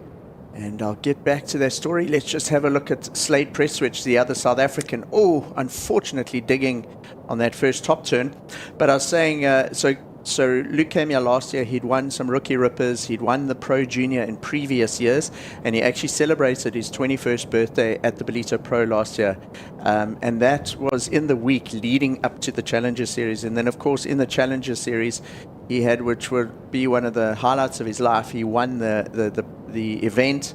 It gave him enough points to qualify for the World Championship Tour. And he's come back to Ballito now in 2026 with so much maturity.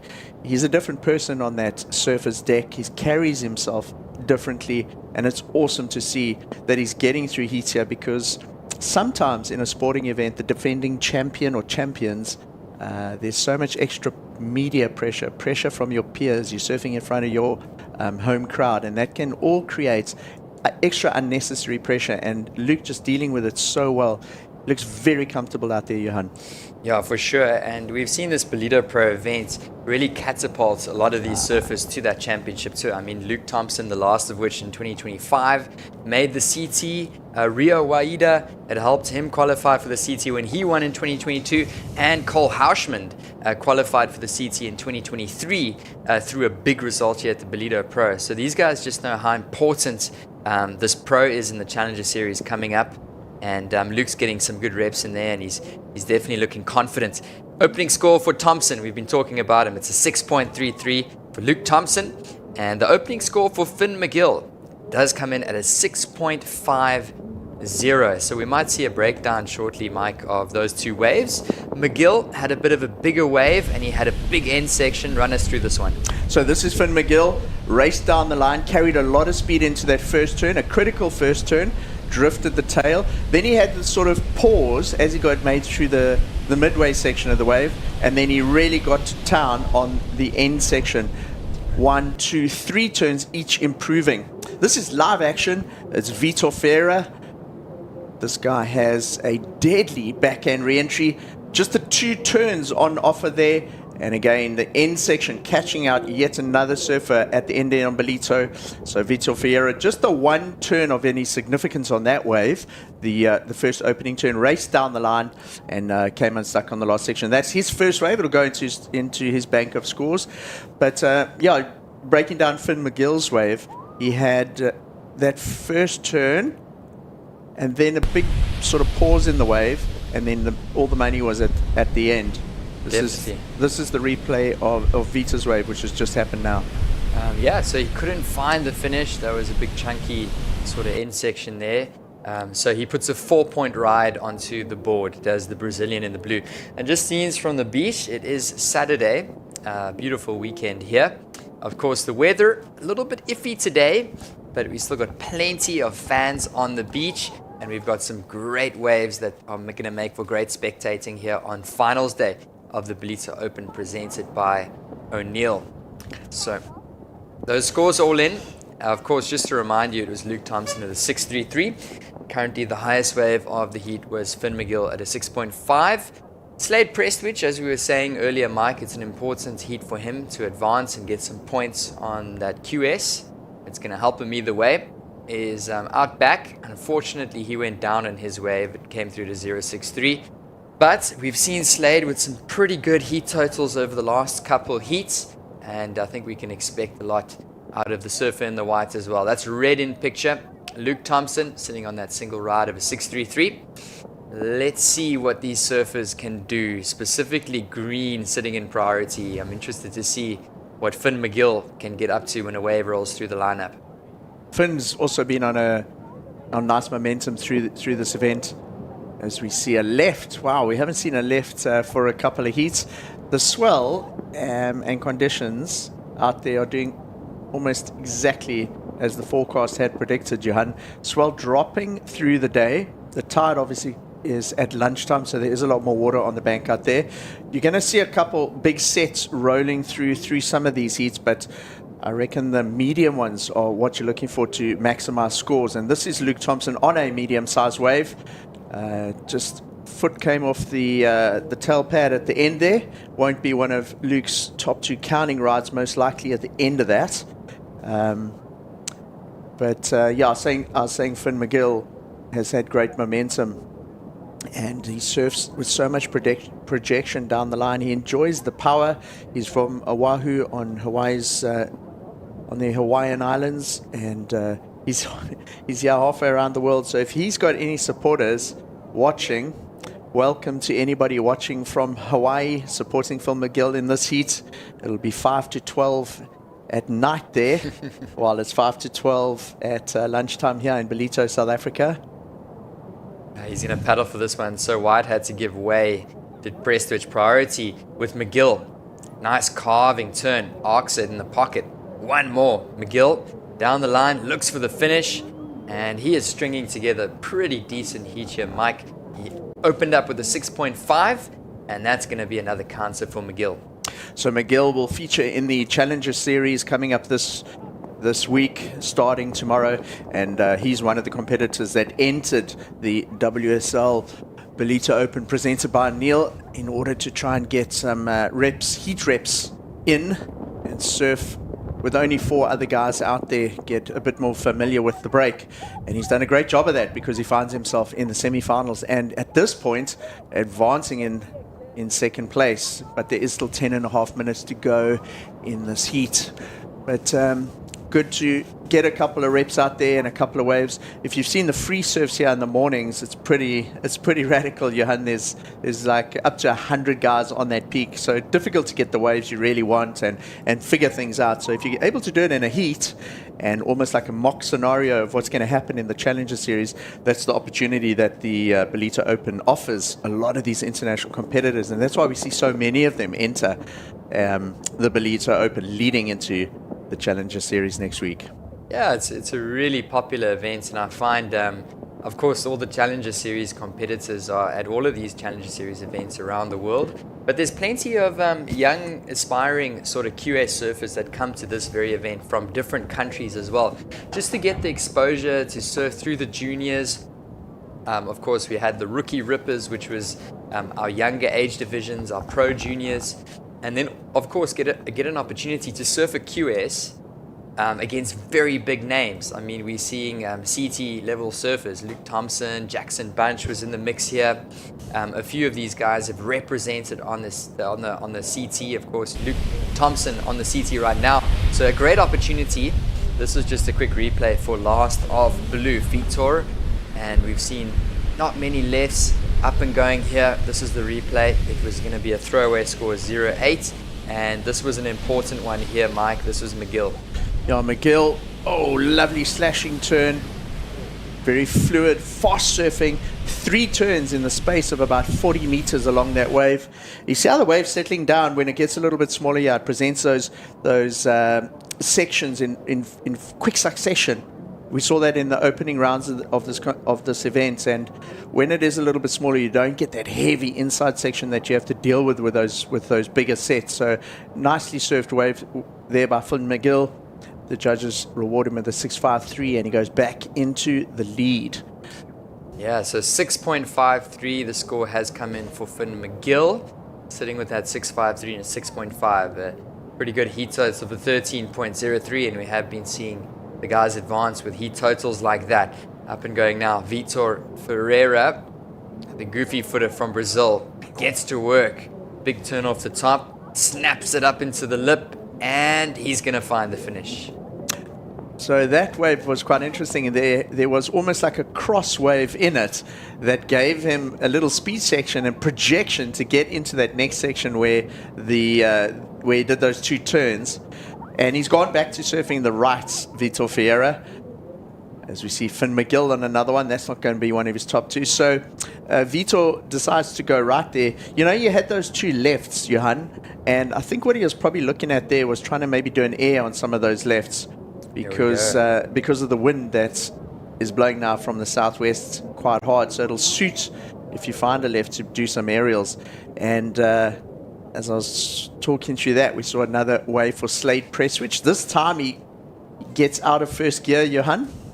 Yeah, Slade Prestwich was waiting for a wave. He had an opportunity earlier on in the heats and couldn't quite capitalize. So that is exactly what he was looking for. With 7 minutes remaining, he needed to post a decent number on the board. And he had a carve out the back, and then of course a decent finishing turn for Prestwich. So he just wants to get his feet stuck in the wax with a decent score. Look at that big closeout, ducking under that one. So there is going to be an important wave coming through for Prestwich and of course for Vitor Ferreira in the blue. So we've had 2 WSL QS events this year in South Africa. Prior to this, we had I'll come back to that. You see that warpy section, that's what I was talking about just now. It gave him speed enough for that section, and because of the transition out of that turn, gave him enough speed to get up into the lip on the next one. You got to go into that thing with confidence, but speed as well. If you make any errors on the end section here in Ballito, it's going to punish you. And both Slade and Vitor, great job negotiating that section. I think this is live action. It's Luke Thompson. Here we go. Luke Thompson goes onto the rail and he's going to wrap it back in the pocket, throwing heaps of spray. Thompson once again, and he's going to try and find a little end section to bash. Stays patient, hits it off the top, and 4 nice turns through the inside for Thompson. Up and going behind him, Finn McGill. Wow, so it's a loaded heat, plenty action happening. And once again, the Ballito end section catches somebody out. This time it's Finn McGill. Behind him, also taking a wave in this set of waves, it's Slade Prestwich. Goodness, how did he drift the tail on that one? Airdrop down. And you can see from his body language, stoked with that one. A bit of an exclamation at the end of the wave. I'd love to see a replay of that first turn. He snapped it in the critical section. And as the wave came onto the sandbank, you airdrop down, the fins re-engaged, and he zipped off into the next turn.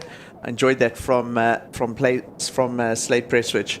Yeah, that was one of the better sets that we've seen in quite a while, and those surfers really taking advantage of those. Of course, the first of which was Luke Thompson. Here we go. This is the last wave for Prestwich. It was a bigger wave, up into the lip. He hangs on, as you were saying, Mike. Another snap in the pocket. And then he found the finish, and he was happy with that. Slade, stoked. So as we wait for these scores to come in, Johan, I was just saying there's been 3 WSL QS events in South Africa this year. We had the event in Port Alfred earlier a couple of months ago. That was the last event on the 25-26 season, and that determined the Challenger Series competitors for the Africa region for this Challenger Series that starts tomorrow. Then we had the Vic Bay Pro, where surfers came from all over Africa. And the second event now on the 26-27 series is this one. And Luke Thompson and Slade Prestwich will be banking points there. Luke, of course, on the World Championship Tour this year and also surfing Challenger Series events. Slade is campaigning to get onto the Challenger Series. Yeah, he's doing well. Slade Prestwich got off to a little bit of a slow start. The second scoring wave for Slade, so this wasn't his last one, was a 4.9. So I do predict that there's a good chance Slade might improve upon the 4.9 with his last wave. There is one more score to come in for surfing the white. Slade Prestwich, of course, scores to come in for green from McGill, along with Luke Thompson in the red. So Vitor Ferreira now in second position. Last of blue was actually a 6.97. So that was the highest score of the heat so far for that 2 big backhand turns for the Brazilian. And of course, we've got a number of scores to come in. So this is going to be a great end to the heat. We've only got just under 3 minutes remaining. Scores to come in shortly. Those 25 minutes has flown by. There's been a flurry of waves. We've had 3, 6, 9, 12, with 2 still outstanding. 15 waves or so ridden in the heat. Johan, plenty rides. Super contestable out there. This morning was quite difficult with those big sets, and we saw a couple wash through sets. The swell has died quite quickly as we've gone into that low tide, and rather the high tide, sorry, and made it a little bit more manageable out there. And as a result, we're seeing more and more waves ridden in each heat. Last of red has just come through. Luke Thompson, it's a 5.57. So Thompson in second position. Vitor Ferreira is bumped down to third. So the surfer in the blue, the Brazilian, is looking for a 4.93. And of course, a score still owed to Slade Prestwich in the white. And of course, our heat leader, Finn McGill. So 2 more scores to come in. 2 minutes remaining. And that is the man in picture there from Brazil in the blue. It's Vitor Ferreira. He's sitting with priority, down in third position. Might just be asking the beach announcer for an update there, but there are still scores coming in. So let's see how this one unfolds. At the moment, it's green in first with red in second. You never know. White might jump up, blue might jump up. There's still some time on the clock here. Vitor is going to be hunting a wave down. An anxious 90 seconds if you're a supporter of any of these surfers, because this situation could change quite dramatically. Scores are dropping in for last of green. Finn McGill, and he's looking for an improvement upon his low number of 6.5. So with 1 minute remaining, at the moment it is surfer in the green in the lead. Scores are slowly starting to come in for Prestwich in the white. So priority now very important. First priority with blue, second priority with green. And we got 45 seconds remaining. Will the ocean dish anything up for these surfers? Well, Vitor Ferreira will be hoping so. He's in third and he has priority. So won't we be worrying about the other surfers? There's some sets in the middle of the screen there. 30 seconds on the clock. Probably takes around 15 seconds for those waves to get from there to the inside where the surfers are sitting. Yeah. Finn McGill's going to pull the trigger on an inside one. See if he can consolidate and distance himself further into the lead on this one. He's catching so much spray off that rail. 10 seconds remaining. McGill, your current heat leader, is going to come in. Meanwhile, out the back, Vitor Ferreira. That one goes a little flat, and he's going to stick with it through the inside. He has to commit to this one. Smaller insider for blue. And he's not looking for a massive score, Mike. We missed what he did on the opening turn. We only caught sort of the second 2 rides of that wave because we were looking at Finn McGill coming in. But if you got a full shot of the whole wave, it'll be interesting to see what he did on the first turn before it went a little bit flat there. Because if he got the score, it's going to knock Luke Thompson down into second, or rather third. Yeah, last of blue just comes in 2.7, so it's not going to be enough for surfer in the blue Vitor. But there is one more score coming in for Slade Prestwich. That was his third scoring wave. So he only had 3 waves in the heat at Prestwich. And we're just going to run through a quick replay. This was the 3-1-3, the last wave. Check it out, the water sort of comes off his rail. Yo, throwing a lot of sprays, going to the next turn. And the spray from the previous turn still landing on the water. So Finn McGill, straight after this, Vitor Ferreira got his wave. Okay, so he didn't really get a first turn, just that little float there, and as a result he got a 2.7 from the judges on that one. Yeah, it's not going to be enough for surfer in the blue. So the only man in this heat that has an opportunity to dethrone surfer in the red at the moment is surfer in the white, Slade Prestwich. So just watching the replay here. So guys, we'll get straight back to action and we'll read those results out to you shortly. This is the Ballito Open presented by O'Neill. We'll be right back.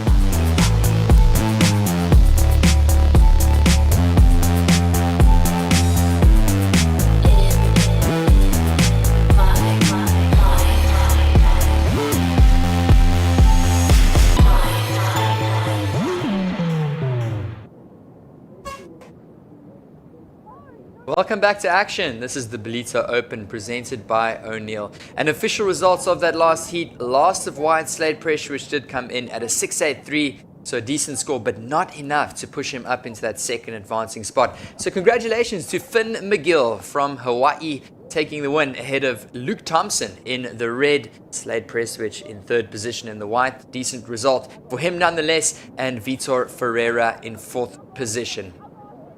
We're going to move straight into the next heat. It's semi-final heat number 2. And introducing these gents, in the green, we saw him paddling. That's Xavier Huxtable. In the white, his fellow countryman Winter Vincent is taking on blue, Gabriel Klausner. And of course, Aiden Masonkamp is representing in the red. So welcome back, Mike. Semi-final heat number 2 here on finals day. And it's going to be a cracker of a heat to watch. It's been a super exciting and inspiring Ballito Open. Waves have ranged from 2 to 3 foot on the first day through to solid, chunky 6 to 8 footers that peaked on the second day. And yeah, third day for the Ballito Open, 4 to 6 foot that was really nice and clean in the morning. And we got a bit of an onshore southeasterly in the afternoon as we approach finals time. High tide is at 1 o'clock this afternoon, and the men's finals, men's and ladies finals, scheduled to start at around 12:15. This is men's semi-final number 2, and a lovely opening carve there from Winter Vincent. You see how he dragged his hand in the wave there. I think he saw a little section to maybe get a barrel. Thought twice about that. Let the hands go and came out the front of that wave. But again here, a very mixed bag of competitors in this heat from all over the world. There's only one surfer in this heat, though, that is campaigning for points on the Africa QS series, and that's Aiden Masonkamp, our current series leader. Yeah, Aiden Masonkamp just coming off a QS win at the Vic Bay Surf Pro. He's carrying lots of momentum through to this Ballito Open, and of course he qualified for that Challenger Series in the 25-26 season. Of course, this very event is counting towards the 26-27 Challenger Series. So Masonkamp getting some points on the board and getting an opportunity to warm up for that Challenger Series. So we're just going to run down to a quick interview. It is Emma on the beach with Finn McGill. Finn, what a heat. I know that it started off a bit slow, but you have been on such a roll over the last few days in Ballito. I know you're stoked that there's some swell and power. Yeah, super stoked. I mean, it was fun to have waves. I feel like every heat I've had like one good wave and then either falling or it kind of goes slow. So it was nice to have waves. I got lucky in the beginning and it was fun. It's really fun. Nice, it definitely is fun. It's not long till the finals. What are you thinking for that heat? I know you also have our local Ballito champion in that heat too. Yeah, the local legend. Luke's awesome. He's so fun to surf against. I don't know, not much of a plan other than just get waves, hit section. Like, keep it simple, and yeah, who knows? Well, good luck for the next round. Rest up. Thanks for chatting. Cool. Back to you guys. Yeah, Finn McGill. I like that line, Mike. Get waves, hit sections. That's how you're going to make heats. That's what he's doing. And you know what? That board's looking so good. And it's driving in a lot of speed for him into those sections. So I can't wait to see him in the final. This is Xavier Huxtable. We called an earlier heat of his, and he is looking so fast and fluid as well. So we in semi-final stage of competition now, and all of these guys have found form through the event. That's why they're in the semi-finals. And great entertainment for everybody tuned in to watch this, whether they're on the beach or online, joining us from around the world, enjoying some of the best QS surfing that there is. Yeah, how's it from South Africa, or Sawubona, as we like to say here in the Zululand of KwaZulu-Natal on Kwadukuza, which is the north coast of KZN. And we are just enjoying the winter vibes. A little bit more wintry today, Mike, and the swell sort of showing, which, yeah, it's typical sort of conditions for this time of year in KwaZulu-Natal, and it's just setting up to be a great finals there, of course, running into the Challenger Series event tomorrow. So lots of exciting things happening here in Ballito. Couple scores coming in. That opening score for green, Huxtable, a 5.33, but we'll get back to it in a sec. Here we go. This is Masonkamp. So Masonkamp knows what it takes to get down the line and get the scores here in Ballito. He's won the Ballito Pro before, a couple of years ago, and he's in semi-final stage of competition. He'd dearly love to make another final here, and opening up his account in semi-final. He had 2 25-minute semi-finals here in Ballito. Aiden from a place called The Strand. It's near, probably about 30-40 kilometers from Cape Town, up the coast. It's a cold water spot. He's used to the cold water breaks, and Aiden, always a big threat and a great competitor in Ballito over the years. He's been surfing these events since he was a junior. I think Aiden started coming here when he was about 14. He was a regular in the events like the Rookie Rippers and the Junior Pro, and now he's a serious contender in the QS, and he will be on the Challenger Series heats starting tomorrow as well. Yeah, I mean, Aiden, 27 years old. We've been seeing him pretty much on the scene here since he was 10, for like more than 15 years. And Aiden has been a really well-known name in South African surfing for a very long time. So we're just taking a look for the replay. This is the man in the red, Mason Camp, from the Strand in Cape Town. And he had a nice little foam climb, and he ended off with a snap here. And it did come in at a 4.83 mic, so it gives him a number to work upon. And then this is the wave that we just missed. It was Winter Vincent. Wow, a searing turn there. That wasn't just a layback. He hacked that wave, and Winter all the way through to the inside. You see that wave, how it came through to the inside there, and there was that little inside foamy section. That's the first one like that, a little insider where the guys have had to work that inside section that I've seen since the day one of competition, because we've just seen so much power over the last probably 48 hours, and you can see in that wave in particular the ocean is definitely dying down in terms of energy out there.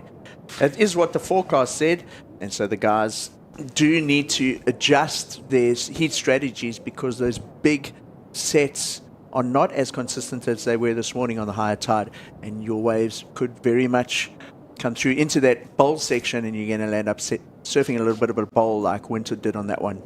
Yeah, I'm sure we'll still see some decent sized waves come through in the semi-final heat too. Moving into our finals, that last one for Winter Vincent came through to 413. So that was the wave we just watched, his opening ride of 433. So Vincent sitting with a 433 and a 413.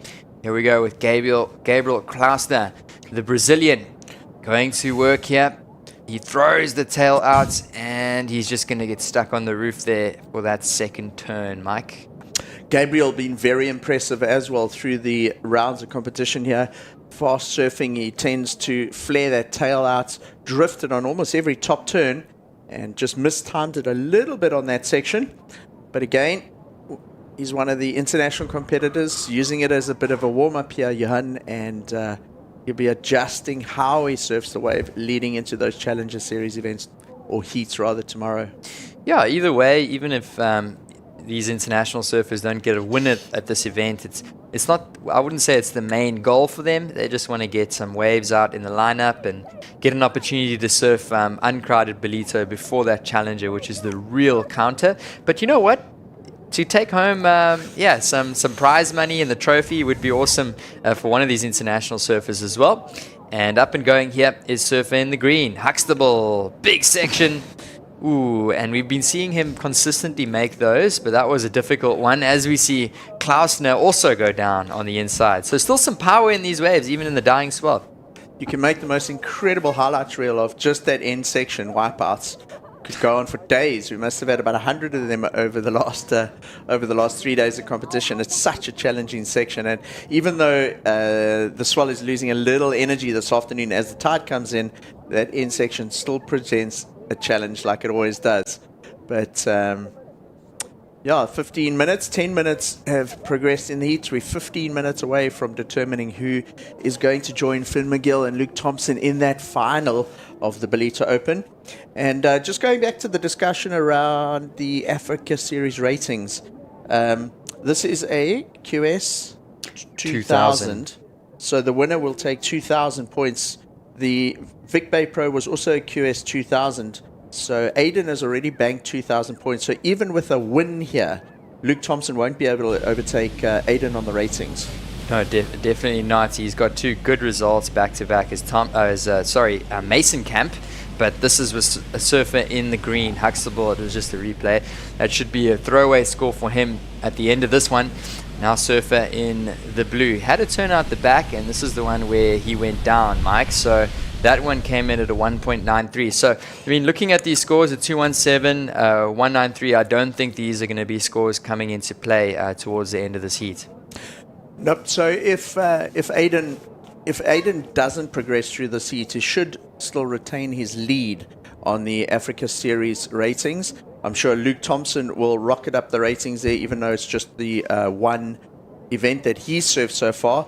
And getting third in that last semi-final was Slade Prestwich. So he'll also move quite up the rankings, and I'd expect he'd be probably in the top 3 of the Africa Series rankings after this event. So Luke, Slade, and Aiden Mason-Camp looking strong at this stage for that qualification for 2027. Yeah, I think Slade should move up. He's sitting at number 3, but he'll most likely move up to 2nd, and Aiden Mason-Camp will regain his lead, sitting with 2,000 points at the moment, winning the last event. And if he does make it through to the finals, he will put some more, well, either way, he's going to put points on the board, but he should pull ahead of Slade a little bit more if he makes that final. Of course, Slade just got knocked in the semis, but Slade Prestwich should move up to 2nd on the Regional Africa Qualifying Series rankings. So we'll take another look at those rankings, and if you guys aren't really sure of what we're talking about, go and download the WSL app. So how these events work is we have 3 different tours. We have what we call the WQS, or the qualifying series.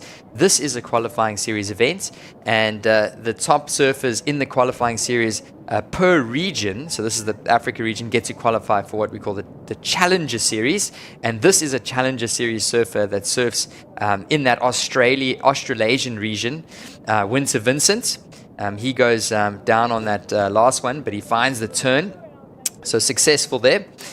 So he then qualifies through his region, the Australasian region, for that Challenger Series. Of course, we're in the Africa region right now. That's why this one's important for surfers like Mason Camp and Prestwich, who are surfing under South Africa.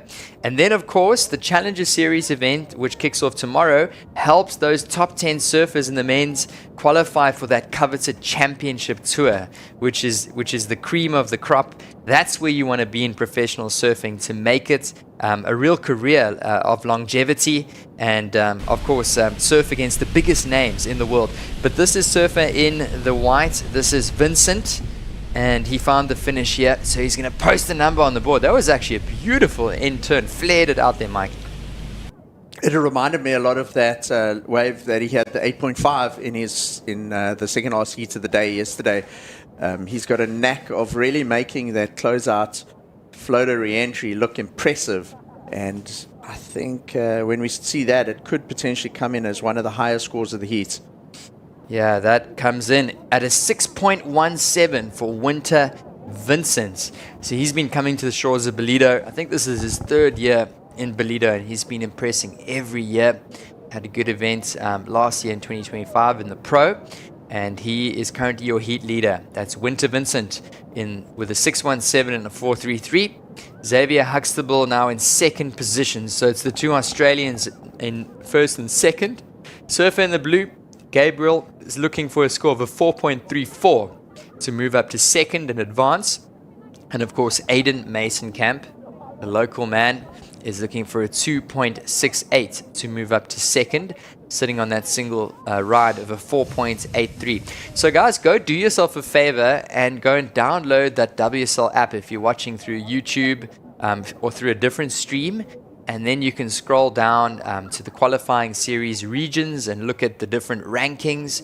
The Challenger Series event is going to be kicking off. This is event number 1 here in Ballito. Then we'll be moving on to Huntington Beach, and we've got a whole bunch of those events that are coming up soon into the back end of the year. You'll be able to take a look at all the stats, the rankings, the surfers, and then of course the championship tour, which has been happening throughout the year as well. Up and going, this is Aiden Mason-Camp. So a slowish start to the heat for Aiden, and he just gets the one turn in there, so that'll be his second wave. Will count. He didn't have a very big requirement to get out of third into second. Let's see if that one turn was enough work done on the wave for the judges to reward it with enough to get into second. But compared to the real driving forward momentum that he's had in heat leading up to this, I feel like Aiden just a little bit on the back foot here in this heat so far. Yeah, here we go. Replay, Aiden Masonkamp. It was a nice big wave. You can see on the bottom turn, there was almost a little bit it caught a little bit of air under his board, and that sort of threw him off as he tried to top turn into that wave. This is Xavier Huxtable up and going, and he's going to go down. So that's most likely not going to be a counter for Huxtable. But yeah, Aiden's the type of surfer, Mike, that when he's in a good rhythm, he really does get better and better as the heat progresses. So yet to find that rhythm is Masonkamp in this heat. We've got 8 minutes and 45 seconds remaining. And a talented surfer is Aiden Masonkamp, now in third position. Last of red was a 2. So he's looking for a 3.21 to move up into second in advance. Blue, the Brazilian, Klasner, down to fourth, and he is looking for a 4.87. Yeah, if you can, we are able to see the extended requirements on our screen. What you're seeing there you go. There's the extended requirements, and you can see Aiden, what his requirement is in terms of getting through the heat. This is a replay of Xavier Huxtable. I'm stuck on the end section. But if you have a look at that extended requirements that'll come up on your screen, you can see the heat is very, very close. Aiden only requires a 3.21, and Gabriel Klasner only needs a 4.87. So you see those two columns there. On the right-hand side of the column, at the header at the top, it says needs. So Xavier Huxtable needs a 5.18 to take the lead. Aiden Masonkamp needs a 3.21, and Gabriel Klasner needs a 4.87. Very close heat, Johan. There's not a lot separating these four surfers at this level of surfing. Incredibly close, specifically between second and third. Masonkamp only needs a 3.21. He can get that score very easily if he's on the right wave. But then at the same time, Xavier Huxtable, he can very quickly just get a little insider and manufacture something big. He's a very talented surfer, is surfer in the green. So it's going to be a really tight finish. And then you can't count out the Brazilian in the blue, who's only looking for a 4.87. So at the moment, Winter Vincent, the surfer to the left of your screen, is currently in the lead, and he's feeling confident on top. But we've seen stranger things happen, and surfer in the blue, Klausner now with priority. 6.5 to go. I hope you guys have been enjoying this action. Please stick around. This is finals day. Next up, we'll move into our women's final. We'll see Bella Kenworthy take on Kira Pinkerton, Sophie McCulloch, and Sarah Baum coming up next. And there is your women's final on the screen. So the two Americans, the local lady from South Africa, and then, of course, Sophie McCulloch representing Australia. So we do have a couple more after this to go to crown our champions here at the Ballito Open, presented by O'Neill. And then I've got a good idea for you guys. Tune in tomorrow, because the action is only going to intensify, Mike. We're going to run into our Challenger Series events, which is going to be super exciting. The action doesn't stop if you're down in Ballito either, because there's the whole festival happening today. And then today is also the big Ballito Pro skate event. They have moved it from the Ballito Bowl to the indoor skate park that is located just up the hill from us here. And that'll be happening after the finals of the Ballito Open. Yeah, so skating is a big skate event, and some of the country's top skateboarders are in town for that. And despite the poor weather, there's a beautiful concrete bowl here in Ballito, but they've also got a rad indoor skate park, and that's where they're going to be having the skate event later. But for the next 5 minutes and into the lunchtime, we'll be focusing on the ocean and the water and the high scores out there. Yeah, that was Winter Vincent. That's not going to be a counter for him. So what he'd be looking to do now, Vincent, is replace his low number of a 4.33 and I'm not sure if that's going to do it. It comes in at a 267, so makes his way back out into the lineup, does Vincent. Priority still with Blue out the back, looking for a 487, and second priority with Mason Camp in the red, looking for a 3.21. He's going to pull the trigger on this one. Up and going, Aiden Mason Camp. So Aiden, it took a while to really get into this wave. Drifts the tail around. That looks way better from Aiden than his previous wave. Now, what is this going to do on the inside? We did say that on the high tide, you can sometimes get a bit of an inside bowl. You'll be looking for the finish here down towards what we call Canaries, the little rocky section there in front of the Surfers car park. And you can see there from his body language, not too stoked with that one. But he didn't have a massive requirement. And I'm sure you'll know what the requirement is. But I feel like that could be very much on the cusp of potentially getting up into second there. Yeah, you know what? It wasn't a very big wave, Mike, but he had this sort of like searing carve into sort of tail drift snap. Not really quite sure what to call that maneuver, but it was really cool to see. It was only one turn though for Mason Camp, so he's going to paddle back. Not being certain if it's going to be enough or not. But good news for Aiden is there's 3.5 minutes to go, so still plenty of time. Surfer in the blue, Klausner, is also going to look for a score in the next 3.5 minutes to try and advance through this one.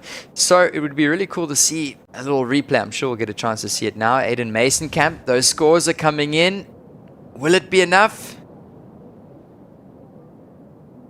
And numbers are dropping in here. It comes through at a 4.47 for Aiden Mason Camp. So situation change. Red, Mason Camp up to second. Just behind Winter Vincent in the white. Xavier Huxtable now looking for a 3.97. And the requirement a little bit more challenging now for Surfer in the blue. Gabriel Klausner now looking for a 6.13 to advance. So that was an interesting little wave there.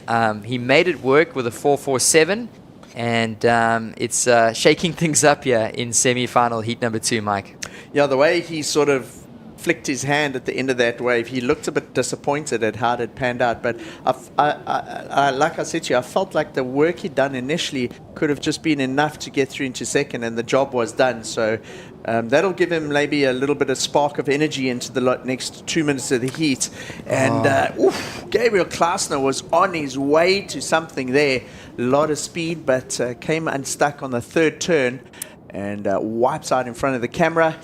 And he will need to use the next 2 minutes to try and find something to get out of that fourth place position, as we see a cutaway to Aiden Mason Camp just going over the back of a wave. So Aiden, like I was saying, probably feeling a bit disappointed with that wave, but once you heard the score, it would have given him a nice boost of energy to try and defend that second place going into the last 90 seconds of this heat behind Winter Vincent.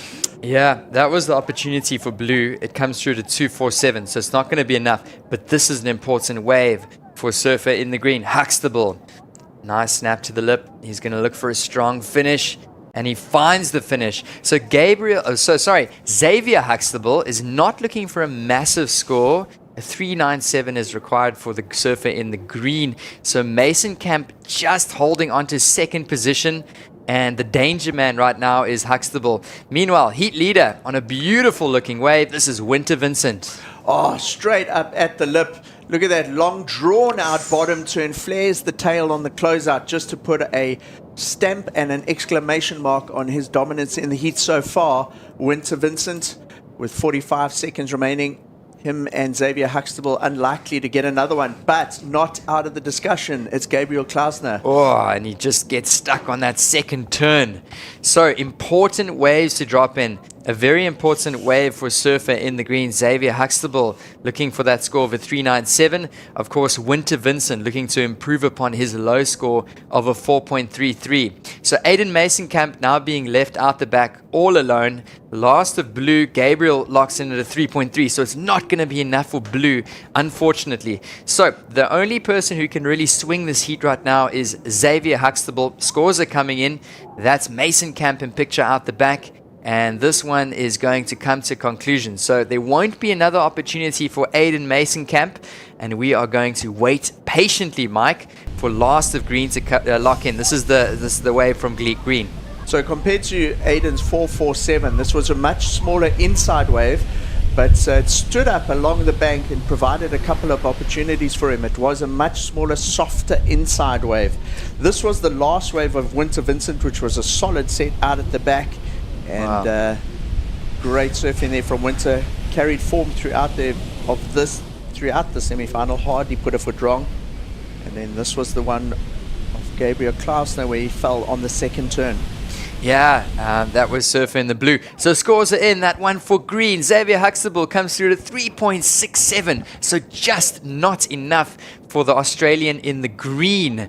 And it is going to be Winter Vincent taking the heat. Last of White is dropping in. It drops in at a 7.5. So congratulations to Winter Vincent taking the win over Aiden Masonkamp through to the finals of the Ballito Open presented by O'Neill. We'll be right back, folks. We'll see you soon.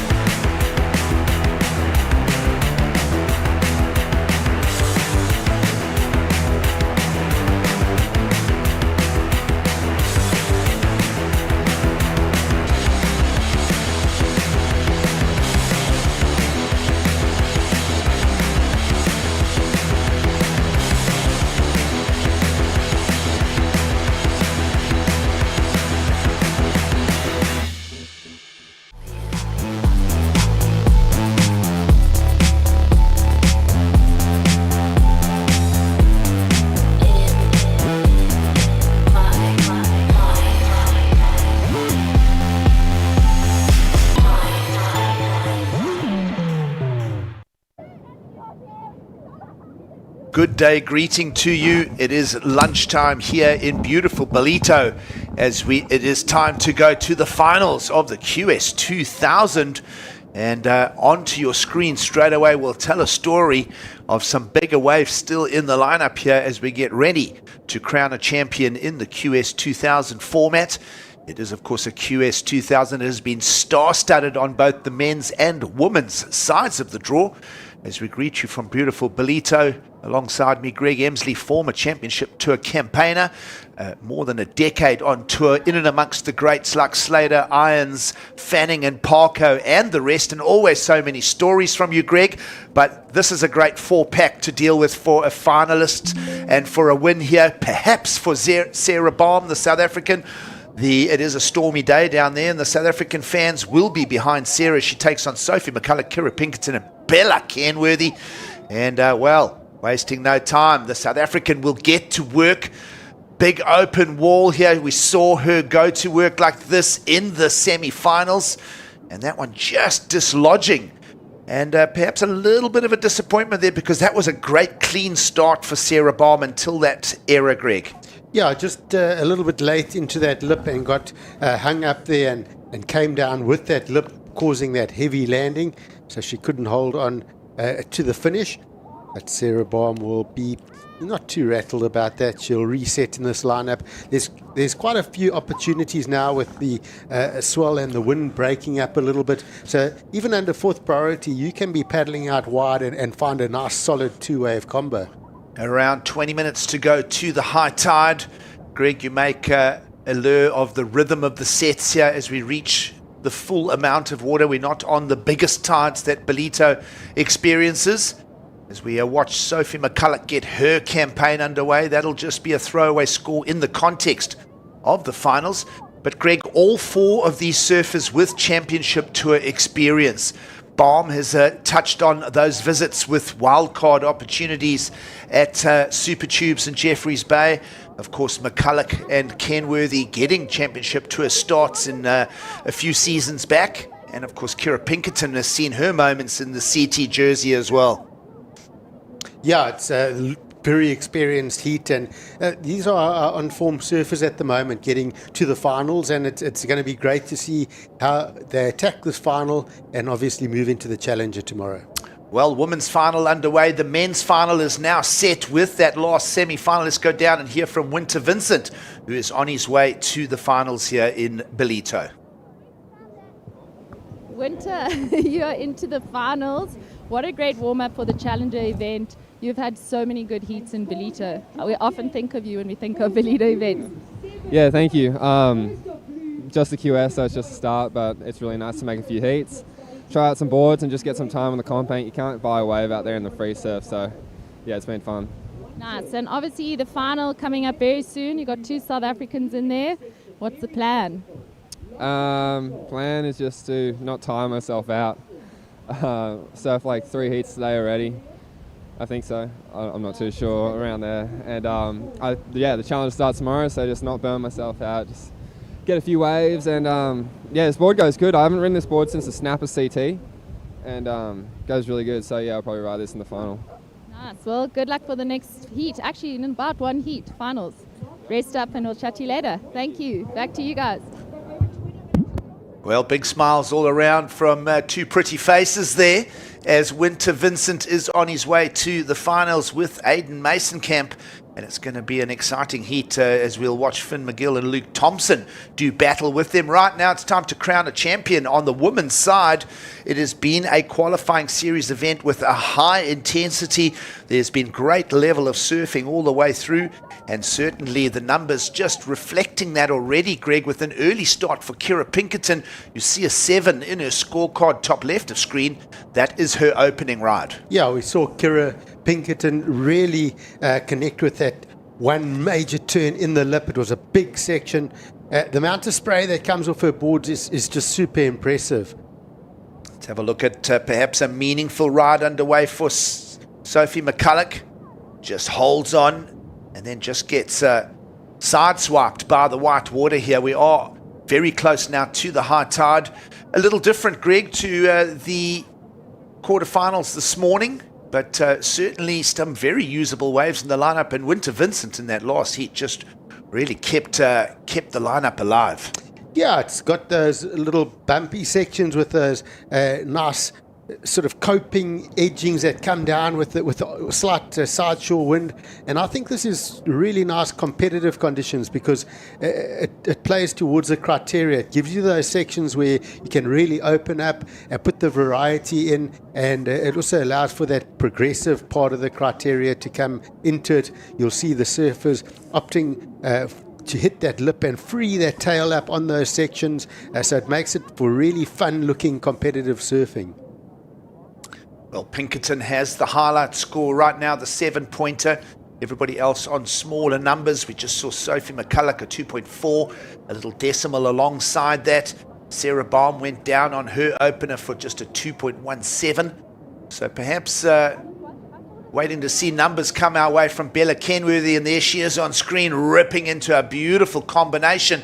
Just dislodges their slight disconnect as she comes out of the lip line for her opener. So everybody really just a couple of little errors early on here. Everyone looking to settle into this final. And of course, everybody, as we mentioned, Greg, with championship tour experience and certainly getting great warm-ups and heat drills for the up-and-coming challenger starting tomorrow.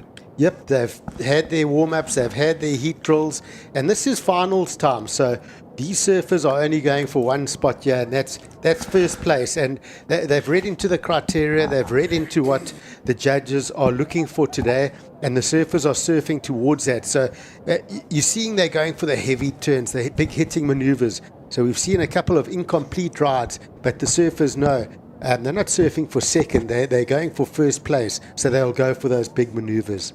Well, certainly a 7 in the lineup is a hefty number to hang a campaign on, and that's what we see early on from Kira Pinkerton. 2 Americans from the same region, San Clemente. They'll be locals down at lower trestles, getting those right-hand reps in, Greg, and certainly right now Pinkerton just in this driving seat. A couple of little number in for Bella Kenworthy, just a 2.7. Yeah, so watch this first turn on the tail, really wrapping that maneuver and going for the huge finish. And that was sadly incomplete for Bella, but that first turn really opening up those shoulders, pulling the arms all around, aiming back towards that critical section of the wave, buckets of spray coming off that board, and attacking that final maneuver just to try and force a really it would have been a big score on a mid-sized wave if she had made that last maneuver. Yeah, absolutely. Of course, Bella Kenweri with the win here in Ballito back in 2024. And really just no stranger to the pressure of competition. Here's Pinkerton attacking the lip herself. She'll go down in the effort. But just back to Bella Kenworthy, Greg, you spoke about it earlier today. The success of her 2024 Ballito title here on the Challenger Series. She had a number of great results, and that was on a board built right here in South Africa. Of course, the Channel Islands franchise in association with the Built Surf Factory just down the road. Of course, they do the Mayhem shapes there, care of Matt Biolis's relationship as well. And Sophie McCulloch is also looking to bring some numbers to the table herself.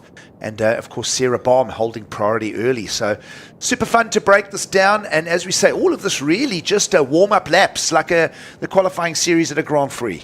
Yeah, it is, except for Sarah, of course.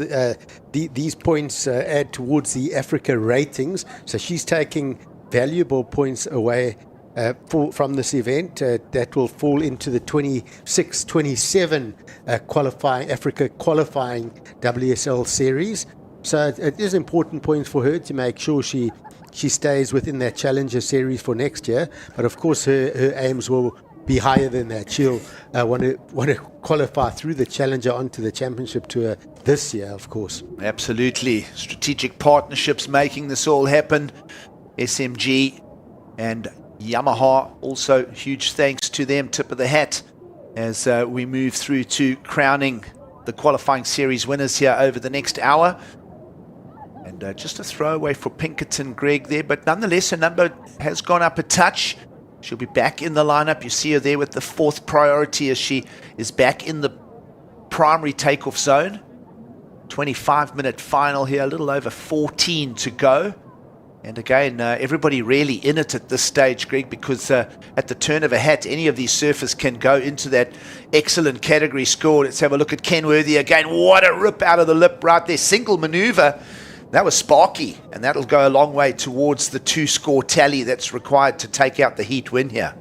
Yeah, I think that was one decent, solid maneuver.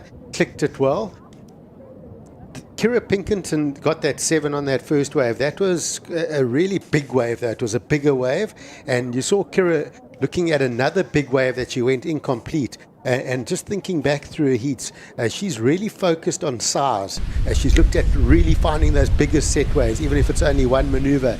And watching this one from Bella really does connect well with that lip. I love how she got a little bit of a layback in there to really push on that rail. So that's going to be Bella's best score and put her in position. Almost a little skateboard wheelie as she came out of that turn. As we get the South African back in motion here. We saw her in the semi-finals put together 2 big turns for a mid-range 6. That was the intention. She knows she's got the muscle memory from the semi-finals earlier, Greg. And trying to find those opportunities out on the face to set those rails. Sarah Baum will go down and back to the drawing board. The heat is whizzing along. It's up to the halfway mark now. 25-minute heats, 12.5 on the clock as Sophie McCulloch will just whip that tail around. A little bit of a bounce as she comes through. More of a medium-sized wave. This one is on the fuller tide, making the link now through to the inside sections. Again, useful. We saw something similar from her in the semi-finals as well, Greg, for around a 5-point ride. See where the judges go with this particular number as she came into screen. Well, that maneuver from Sophie was technically exceptionally good. The skill level needed to push that tail out and drift like that takes a lot of skill. So I like what I see from Sophie. And she stayed with it super calm through the flat section, didn't try and force it, and got the finish. So I think she's going to challenge a decent score here. It's, I just really like how technically good that was. Surf coach Greg Emsley in full swing next to me here as we dissect all the moving parts of a final here. Of course, women's final moving into the second half, men's final coming up next. Yeah, drives off the bottom, and just maybe stop for a second on that, but still technically good, and then just put it down time as she waits patiently and comes through the inside. and connects with that section. So, of course, Kira Pinkerton with that 7-point ride at the start, that set the scale for the heat. That was one huge turn. It's going to be interesting to see where Sophie goes with this wave. It's, the judges might say it's a smaller wave. She did connect well, but yeah, they are definitely looking for those bigger sections. Yeah, slightly softer number to 3.9 in for Sophie McCulloch. Brings the updated score sheet, top left of screen, up to date in heat preparation. All the South African fans will be behind the practice run, so to speak, of Luke Thompson here as he looks to contest a final upcoming in around 10.5 minutes. Lovely driving turn from Kira Pinkerton already, a 7, and she's going to hammer away, not getting the completion. A couple of big waves through the lineup behind her as well. No one on board that. But Pinkerton's strong driving carve is going to ditch the 0.9, Greg. She's going to add a number. And she's going to, for now, further extend her lead on the field here. Look at that wave just whomping through the lineup as well. So definitely still some ocean motion out here for us. Yeah, I love how she pulls this turn around and there, right up to that whitewater. Just really showing her skill level and wanting to get that finish. That would have looked good with the two combos. But that first maneuver was super well performed as she brought it on that rail, and I liked the way she just pushed a little bit harder for that last little touch towards that whitewater, nice and clean. And then that also kept her high on the wave to reset with that speed very quickly for that as she approached that second turn.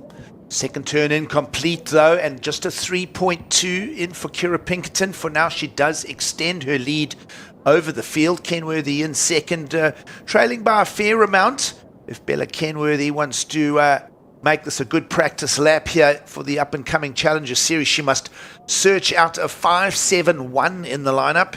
Sophie McCulloch down in third with a bigger number to require. And then right now, Sarah Baum has been left back in the starting blocks here, Greg, as we hit the 9-minute mark. Yeah, it's, this heat's really flown by. And Kira Pinkerton will be really happy that she got that 7-point right at the start of the heat, because it's put her in a position to dominate this final. And backing it up with a 3.2, she's probably thinking to herself she can, put the nail in the coffin here. If she can find a wave under priority now, get like a 5 or something, that's really going to put pressure on the competitors. Look how far down the beach Sarah McCulloch is as she tries to work her way back to the takeoff zone. Quite a few hundred yards down the beach she has gone in this journey. A lot of water moving on the inside. That was a big set that came through, Greg, and it must have pinned McCulloch on the inside because she really got flushed down the bay here. Yeah, and often that's just the answer. As just go with the flow of the ocean. Take a couple on the head. Do the duck dives. Get swept down the beach, and there's often that wide counter current that can pull you back up into the lineup. And all those bigger waves, the water's got to go somewhere, and the rips get strong after the sets. Meanwhile, Bella Kenworthy is down in second, is racing down. You see the water movement. The entire bay almost breathing with the leftover of that big set there, Greg. But no harm, no foul. She's not going to change the scorecard. Can't really see a 2.7 being replaced at this stage. But again, gives a good view to our surf fans of how much whitewater there is. You see there, Bella Kenworthy just getting ragdolled by the impact zone and the whitewater. And certainly it's been respectable, challenging ocean conditions here for the finals of a QS 2000. Yeah, and you see those waves, how they're heaving and breathing. A surfer wants to take off and they want to engage their rail. It's like a car slipping out if you don't engage that rail. And you could just see there, as that wave was warping, she couldn't quite engage that rail and get stuck into a maneuver. The wave wouldn't allow it, and it's almost like you got slippery tires on the back of your car, and you can't quite grip because there's just too much ocean movement underneath you. Well, there is no jet ski assist unless it is with safety in mind or an emergency in mind, but certainly Sophie McCulloch now out into the deeper water will make her way back with 6.5 to go.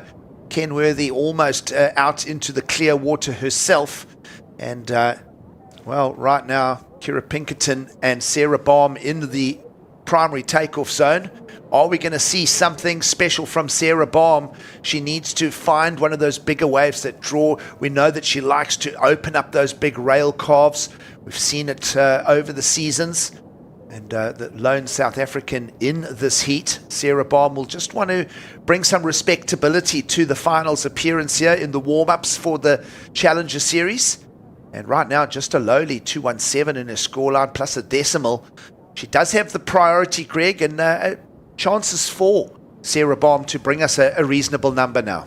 Yeah, so not totally out of it. If she can just, reset and think about priority. Okay, get a score fairly quickly now. And I think there's still enough time to break this down in 2 scores. That's what she's got to be thinking. But she needs to act very quickly now. Well, requirements for Sarah Baum if she wants to get a win here. She's got to stretch out to the excellent category. We have seen it happen through the course of this morning. Seen a couple of excellent scores come our way. 8.03 is the requirement, though. Sophie McCulloch down in third to get a heat win here now and take out the QS 2000. Needs a 6.31. Kenworthy needs just a lesser 5.71. So right now it's all about Kira Pinkerton, who is in that second priority, Greg, and also a chance for her to better on that 3.2 with that single rail car from earlier. Yeah, it's, Kira, you'd think, would be wanting to back that score up quickly. She can take it away from the other surfers right here, also with that second priority. But, right now, a little bit of a gap in that door that's been left open. She's going to have to just watch out that these girls don't attack those numbers. See the steepness of the waves here. A lot of energy unloading, even if it is the high tide, which it is pretty much right now as we approach 1 p.m.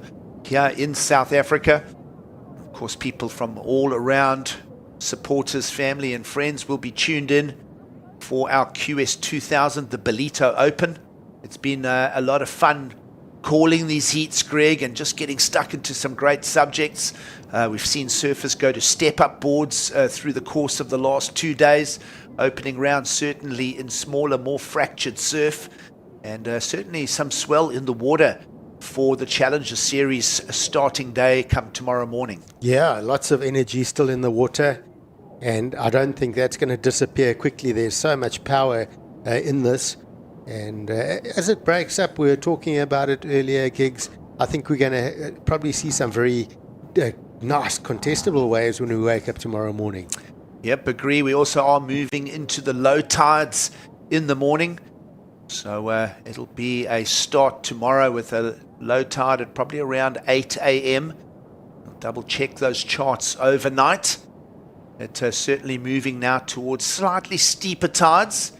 Beginning of this event window, we had this sort of narrower neap tides, but we're starting to stretch them a little bit of a higher high tide, a little bit of a lower low as we move towards the new moon and back to the full moon. And have a look at that final coming up next, Greg. 2 South Africans invested in it as well. They'll take on Winter Vincent and Finn McGill, and aren't both of those surfers in fine form? Let's have a look and see where the South African in the women's draw goes here. Just trying to get that timing right. Sarah Baum in and out. You can just see the frustration on her face as she tried to load up and engage that rail. Got a little bit of a wobble then. Opportunity to reset, and she didn't engage the rail. So just a couple of little problems on the wave face. No problem on the wave face for Kira Pinkerton, though, with a big heavy hammer in the top corner. You mentioned it earlier, Greg. The strength of that 7 from the very start has just carried her start to finish here. Yeah, Kira Pinkerton, she's in the blue vest, and she's got the blueprint on how to win this final right there. She's got it down. 2 big waves, 2 big turns. And she doesn't have the blues. No, definitely not. Well, we're having a lot of fun. It's been great calling heats with you, Greg. We've got one more to wrap up here for the qualifying series, warm-ups for the Ballito Pro. Where did it go wrong here? Yeah, Sarah's just not getting that timing and placement right. She knows it. You can see the frustration. She just knows. She needs the wave that she wants. She knows she can connect, but it hasn't happened. So there is frustration there, and understandably, where on the other hand, Kira Pinkerton has found the waves and has connected with the lip really well. And that's what finds her solidly in the lead. Sarah Baum's going to look for an opportunity on the inside. That's a nice whipping turn. You said she might try and do it in 2 parts, but she's left it late here, Greg. Lovely clean rail lines from her, but no end section to work with. She'll quickly exit as we hit the 1 minute mark in this final. Meanwhile, flip side of the script is everything has gone right for Kira Pinkerton with a 617, Greg. Yeah, driving off the bottom, and that's just solid. And the big sort of advantage for Kira is the power that she's surfing with and the amount of spray that comes off her board. It's hard to deny her those big scores. 2 San Clemente surfers in the qualifying series warm-ups here. Pinkerton and Kenworthy in those top 2 positions. And on the way out, heat leader's just going to have a look at this. She'll just drop down and head for the beach. The clock's on 20 seconds. Priority is with Bella. Now, does Bella get an opportunity? Perhaps this is a set with more waves in it. You see Kira just looking over her shoulder. The beach announcers will do the countdown here. And Greg, do we see anything more from our other finalists?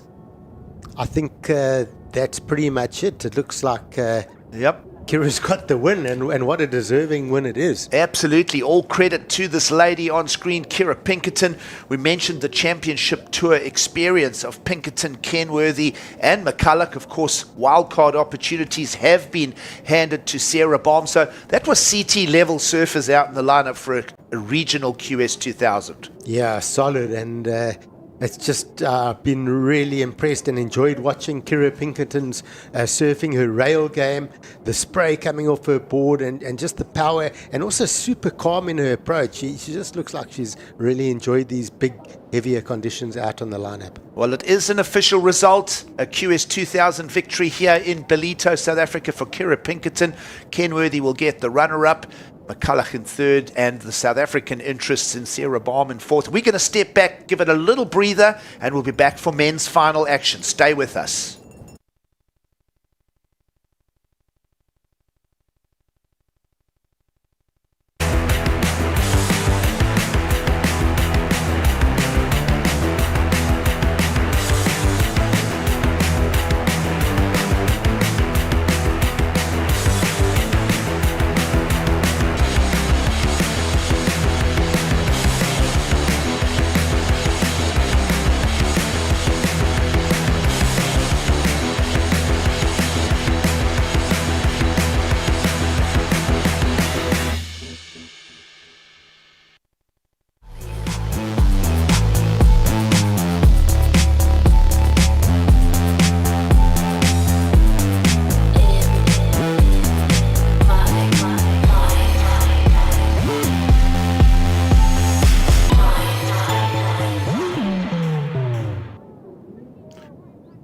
Well, it is a good afternoon as you join us for the finals of the QS 2000, the Ballito Open.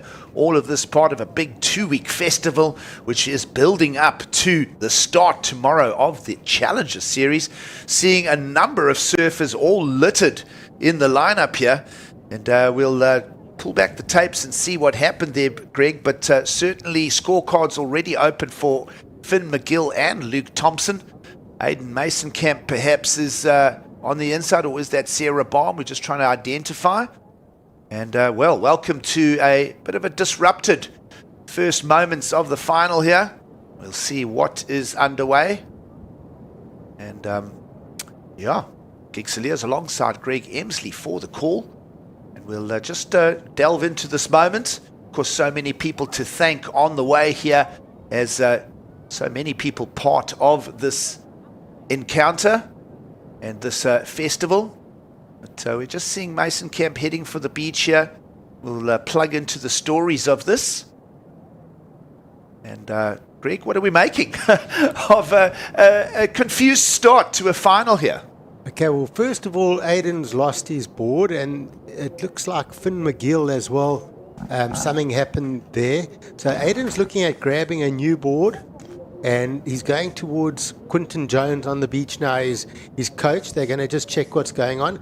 Maybe Aiden's got the first score on the board, and then, you see a score to come for Finn McGill, and you see a score to come for Luke Thompson. But the other surfers were sort of pointing, and I'm not sure if they were trying to save the other board. Perhaps that's what all the arm waving was about, because you saw Luke Thompson sort of pointing at the ski. Yeah, and, I don't know if there was possibly a collision between two surfers. I'm thinking that could be, I'm not sure what's gone on. Obviously, during the break, there's a bit of confusion, but the time's ticking and the heat is on. Yep, there's been no pressing of a pause button here. And Mason Camp did get a small throwaway score. And we have gone on hold. So perhaps something more to delve into. Either way, let's talk of the firepower out in the water. Both Mason Camp and Thompson, top performers here at the South African level, Greg. And certainly you think of Luke Thompson's win last year, and we're just waiting for some updates on where we stand with this year. No notifications just yet from the tour manager, Lukeman. But Greg, 21:13, and we do have a pause on the clock, so it's not a usual thing. But just talking of Thompson and Mason Camp and what they've achieved, we see the ski down the beach here. We'll see what the ski is trying to achieve in the impact zone. We've also got a Hawaiian in the form of Finn McGill, also Winter Vincent, who for now, temporarily on the paused heat, does have a priority in the lineup. So no rides just yet for Winter Vincent. A couple of small numbers still in the discussion. And we are just looking down the beach here to see where we are at. It looks like Luke Thompson in picture here, Greg. And maybe waiting to see if Finn McGill is okay as well. Looks like we could have an injury. But either way, we have paused this QS 2000 final. And we'll just try and find out a little bit more about it. Looks like an injury for the Hawaiian.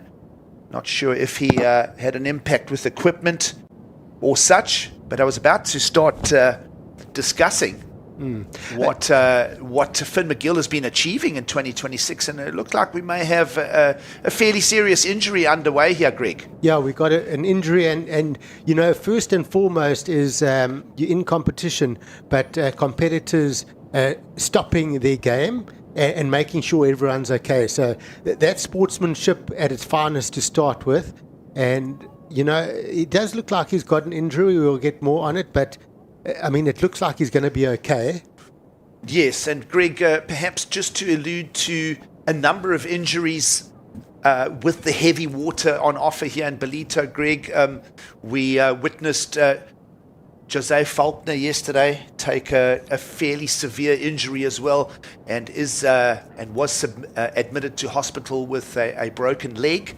So perhaps hoping it's not as serious as a broken limb right now. This is a very unusual scene, and Finn McGill will make his way back to the medics and to the safety of the athlete area, Greg. And of course, you mentioned in the theme of sportsmanship, just to put the event on hold.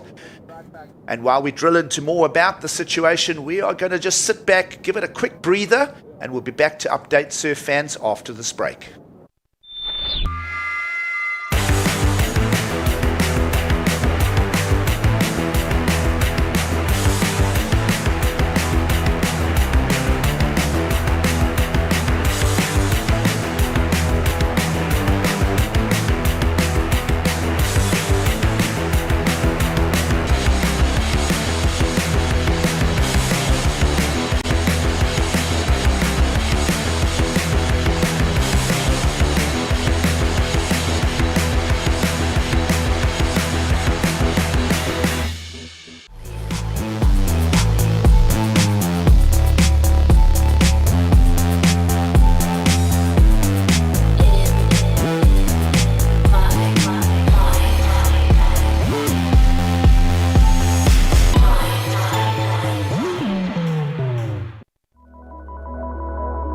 Welcome to Kwadukuza, the destination for all seasons.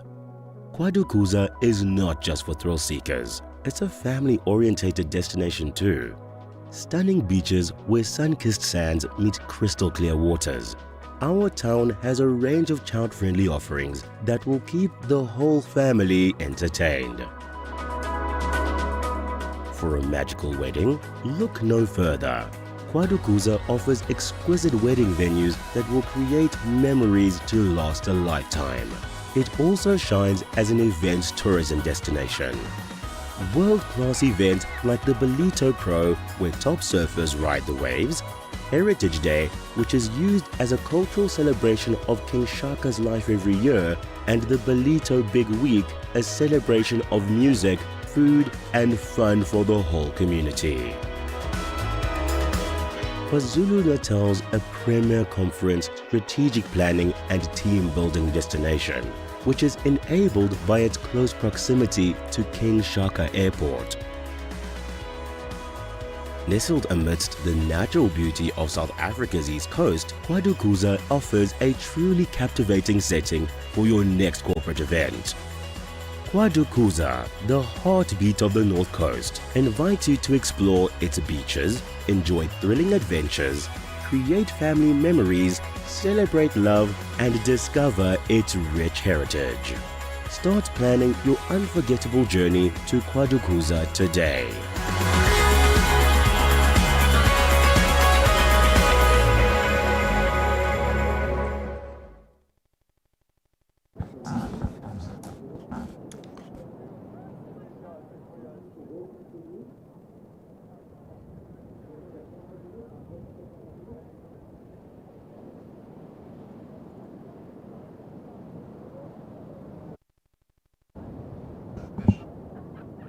Sure.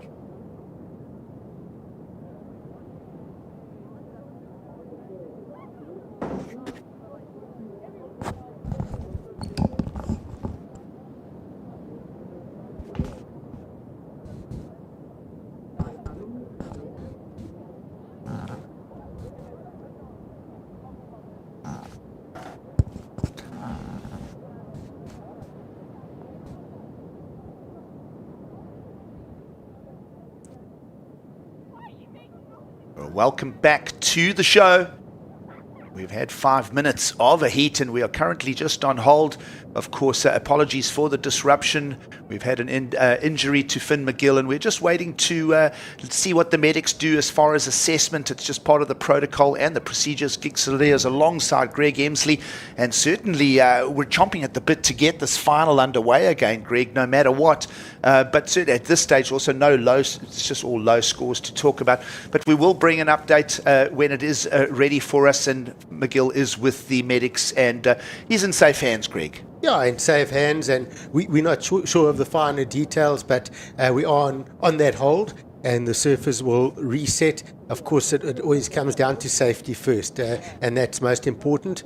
And importantly is also that it's good to see that the surfers always have each other's back, and that's us as surfers as a tribe. We always safety first, and making sure that the lower spirit, we're looking after each other. Yeah, absolutely, and the WSL recognises that in the protocols and such. And yeah, as of course we want to get a final underway and we want to get the balance of it done. But yeah, let's just talk about that women's final a little bit as well. We've just concluded and crowned Kira Pinkerton in the lineup as a QS 2000 winner. And of course, it was a star-studded QS 2000 final, considering the pedigree of Pinkerton and of Kenworthy, Sophie McCulloch and Sarah Baum, all of them with CT experience, some of them full-time campaigners. And wow, to have that as a warm-up for the up-and-coming Challenger Series, Greg, is really just a great way to prepare and get ready. A great warm-up, especially on an empty track, getting some reps in, and they'll feel good. The other thing that Winter Vincent touched on is obviously there's quite a lot of heavy ocean movement. They are a little bit cautious of using up too much energy, because, of course, we do kick off with the Challenger tomorrow. So they want to get these finals done, hopefully lift the trophy, and then go into the afternoon, put the feet up on the couch, and maybe watch the Springboks win. No, but get a bit of TV time. There's so much sport, but it's always good to get that downtime in the afternoon and gather all that energy back, maybe take, I don't know, whatever supplements they do, a nice healthy meal. Yep. And just settle in nice and warm and enjoy your afternoon and prepare for the restart tomorrow. Yeah, absolutely. Nobody wants to burn out at this stage, but certainly very strong conditions are on hand for finals of the QS 2000. And we saw that New South swell come in yesterday, Greg, and certainly it has really brought great scores out of both men's and women's draws on the way to crowning champions. Let's have a look at some moments from the women's heats this morning, and overhead waves on offer for us, Greg. Yeah, this is Sarah Baum. So she's looking really good on her equipment. She didn't quite connect in this final as she hoped, and that was the opening score. This is the wave that probably disappointed her, her opening wave in that final. She would have felt that there were points that were lost there, and she could have capitalized on a good score early on if she had made that maneuver. And Greg, the opposite of that was the rhythm of Kira Pinkerton from the very start of that heat, Greg. Of course, Sophie McCulloch getting some rides of her own as well. And she did finish up in third place. Never really didn't get out of full gear. But it was Bella Kenworthy also trying. It was a quick start for all the surfers, really trying to build scores, except for Pinkerton at this early stage, who had found the 7-point ride. Yeah, there was quite a lot of incomplete rides. And I love this turn from Bella. She really went for it. But these big maneuvers that we saw Kira going for time and time again, that was her second wave. She really wanted to capitalize on a big maneuver and a couple of big hammers. That was Bella's best ride, and she connected well with that for I think it was a 417. But Sarah Baum again, just battling, trying to force it, just misplacing that turn, and she couldn't find any rhythm. Well, Sophie McCulloch, a good warm-up here with the third place finish. This was perhaps her best one. I think it was around a 3.9. And evidence, we spoke about the high tide filling in, but still those bigger waves just giving those challenging sections, Greg. Yeah, they're always offering something with the shallow sandbars. One thing, you're generally going to get a big section somewhere on the wave. And this turn from Kira, just so mature, so on rail. Unfortunately, she didn't get the finish on this, but she's just really enjoying that board. It looks alive, and it really flows nicely through the rails. And there were moments where the lineup was very tricky as well. We saw a couple of big sets go through. You see the water moving furiously underneath Bella Kenworthy there. Definitely Sarah Baum's most frustrating heat that she surfed in a while. Certainly not a representation of her momentum that she really did surf well in the semis, Greg. But this lady was absolutely on point. Yeah, and that was that final wave that really just sealed it for Kira. Solid surfing, and this is right towards the end. We saw Sarah Baum just trying to get something going, but it was one of those finals that just everything went against Sarah. No, absolutely. And of course, Pinkerton's start to finish opened with the 7, then backed it up with the 6 at the end. And as we mentioned, all of those surfers with the championship tour pedigree, all getting their reps in, getting the warm-up drills going. It's been the same on the men's side, seeing top names of the sport here for a QS 2000. It really has been fun heats to call here, and all part of an amazing 2 weeks of surfing action here in Ballito. Yeah, absolutely. And Gigs, as we wait for the men's final to restart, we look at the equipment side of things again. I wanted to mention off air the equipment choice by Luke Thompson, the DHD, very pinny in that tail. We've seen a lot of the thumb tails. We're seeing a lot of pulled in pins, and not only for being on the wave, holding the rail, but also that little bit of length. Easier to catch the waves. You get a bit more momentum into the wave. Well, lots to talk about. We're going to sit back and take a quick breather, allow the moment to just settle, and we'll come back for surfing from Ballito after the break.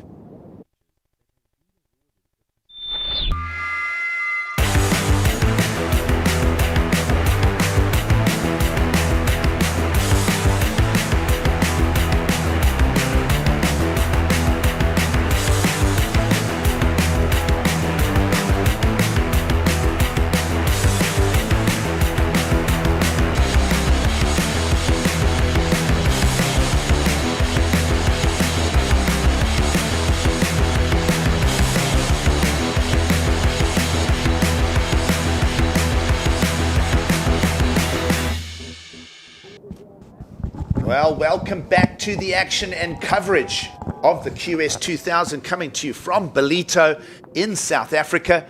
Onto your screens, you'll see the form of Aiden Masonkamp, who is going to continue his focus here on the finals. It is a good afternoon as we move into the early afternoon in Ballito. Gixelia is alongside Greg Emsley for the call. And, well, we have had a notification that an injury for Finn McGill will mean a three-man final continues. So the clock top left of screen is what we have left to call. And it's going to be a fun heat here with Luke Thompson and Masonkamp representing the local interests. And certainly Greg holding that priority in form. Winter Vincent is going to try and pick his gems out of the lineup here. Yeah, absolutely. We see Aiden Masonkamp in green with his second run around in 5 minutes of the heat. So let's see how his energy levels are going to be. Hopefully we get the replay of that wave. He must have had a long wave considering he ended up on the beach. He's getting some cheers from the local South African crowd. He's giving the thumbs up. So he's probably feeling good about whatever start he had, yeah. Absolutely. We'll try and peel back the tapes here, but Aiden Masonkamp in 2026 is looking focused.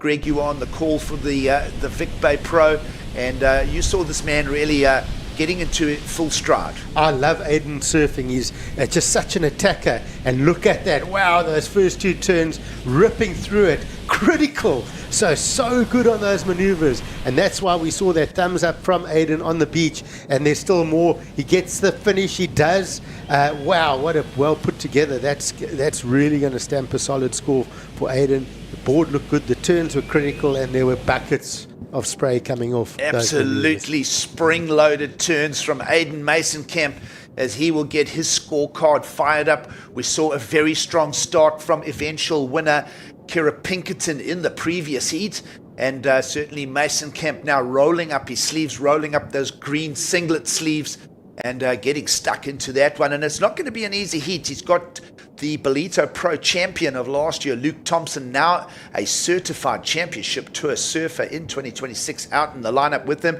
And of course, to me, some of the best surfing has been happening through the rounds from the man holding priority, Winter Vincent. Yeah, on that note, that heat restarted. There was already priority set in the water. Where did Aiden Masonkamp find that wave under priority? Well, absolutely under this man's radar, that is for sure. Let's see how Winter Vincent attacks the lineup. Of course, we saw him in the championship tour jersey in Snapper. And, well, a nice little zinging turn there from Winter Vincent will just get his scorecard moving. He really entertained us over the last seasons here in Ballito with his visits. Of course, riding for the O'Neill brand as well. And certainly before Ballito, there were a lot of people that didn't really know Winter Vincent's pedigree, but he lit it up, and really he got a lot of exposure out of his previous times here.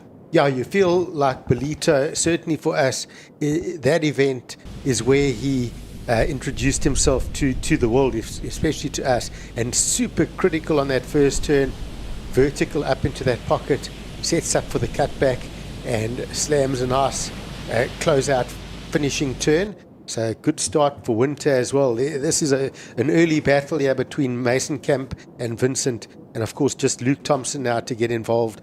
Finn McGill obviously stepping out for the final. Yeah, there's an ease of flow with Winter Vincent. He really just has an effortless way that he connects things. He just seems like a very mature but sparky approach as well. Elements of a young Jack Freestone when I look at Winter Vincent surfing. And in and out there for Luke Thompson, who will just want more than that with 16 and a half to go. But just back to Winter Vincent, just surfing free and loose in 2026 and looking good here, Greg. It's going to be interesting to see the numbers. Do you feel that perhaps Masonkamp has the best of those openers, because certainly it was very energetic surfing from the South African in green. Yeah, Winter Vincent's definitely, as you mentioned, one of those standout surfers, you know, but no matter who you are and how good you are at surfing, or most sports be it that, you still need the experience. And he's had magic, but as he gathers years of experience, he's going to catapult onto that championship tour, and I'm sure it's going to be very soon. Yep, just under 16 minutes to go. and we will focus in on the surfing. Word is that Finn McGill is secure. It's a shoulder injury, and as you mentioned, Greg, this will be a three-man final to call, and certainly Luke Thompson will want to be part of this. He's in that lineup with the priority, and judges still working on those scores for Aiden Masonkamp and Winter Vincent for those really strong numbers. Let's see, Greg, what are we getting for Masonkamp? An 817. So that is really going to be a proper score to build the house on for the South African, and a 6.33 in for Winter Vincent. So big numbers already in the scorecard. Luke Thompson's got some work ahead. Yeah, 817. I love that the judges went excellent on that score. I honestly feel that sometimes, you know, on the Challenger series, that Aiden's scores come in a bit lower than I expect. I find he surfs with so much speed. He's so critical, and he attacks everything. And I feel he deserves more. I feel he's one of those guys that should get there. There are those moments on the Challenger series from the past 2 or 3 years, Greg, where Masonkamp has had some solid results. You think over in Portugal, he's had some good runs in the Jersey here in Ballito. But certainly watching his fellow sparring partner, so to speak, and Luke Thompson go all the way to championship, to a qualification, really, I think would have just marinated on Aiden Masonkamp. He would have gone to bed at night thinking, I've beaten Luke Thompson in heats a number of times. We've had these sparring things. Luke got that breakthrough win in the Challenger series. Perhaps it's my time to shine, and maybe I'm due a breakthrough result of my own. Yeah, and he's one of those competitors that you could never leave him alone in the heat, right? Like, if you were sitting in second place and you got Aiden Masonkamp chasing a score with a minute to go, you're still going, I'm in trouble here. No, a very accomplished tactician in the lineup is Aiden Masonkamp. Of course, hailing from the beaches of the Strand and Somerset West. It's over on the edge of wine country, beautiful Stellenbosch behind in the mountains. And Masonkamp really has had, I would like to almost always say, an intense career, because he has been intense by nature. There's been a maturing of Aiden Masonkamp in the last few years, but certainly in his junior and his beginnings of his aspirations as a pro surfer, he needed to channel those emotions, needed to channel the discipline of the reactions, and certainly he has done that over the last few seasons, Greg. Yeah, my son's moved to Stellenbosch to go to university. I've spent a bit of time in that region this year and had some fantastic surfs with Aiden. I tell you what, if you go and surf what he calls his home break caves at Kuchu Bay there, it's incredible surfing with him out there. He just moves so quickly, and he'll say, hey, Greg, you want to go on this wave? And I'm like, okay. Okay, what wave? And then, and then it just pops up. And I'll go, and then he'll just be sitting in the barrel on the next one, and he and there'll be nothing there, and he's moving, and then suddenly he's on a great wave. He's just so quick and so attacking on his approach. Quick and attacking is how Winter Vincent approaches it as well. That time just an inquiry under the priorities of Luke Thompson and Aiden Masonkamp. But just back to what you were saying about Aiden, the other thing that a lot of folks don't know is that he's very accomplished in the bigger, heavier overhead surf as well. Number of heavy water reefs in and around that region of the Boerland. And certainly Masonkamp has his favorites there, and a bunch of surfers that always team up and support with him. Of course, Dr. Phil Nell, just an avid frother in the region as well. And certainly Masonkamp and the crew get their fair share of waves, as you said, Greg. And let's have a look where Luke Thompson goes. He's used a priority here. This wave is stretched out on the high tide. It's a big meaty wall, and that is a strong turn there. Nice angles of approach and an opportunity to seal a very good number. And Luke Thompson will just get bumped off, discombobulated perhaps, but certainly there are a lot of high tide ribs in the lineup, Greg, and an opportunity spilt there for Luke Thompson. I think so, but again, a good approach from Luke. He had quite a lot of downtime as he had to chase that wall, and we're into live action from Winter. Well, Winter's going to answer. This one's stretching out. Not as intense a wall, but he'll just blow the tail out, quickly exit and move back to the takeoff zone.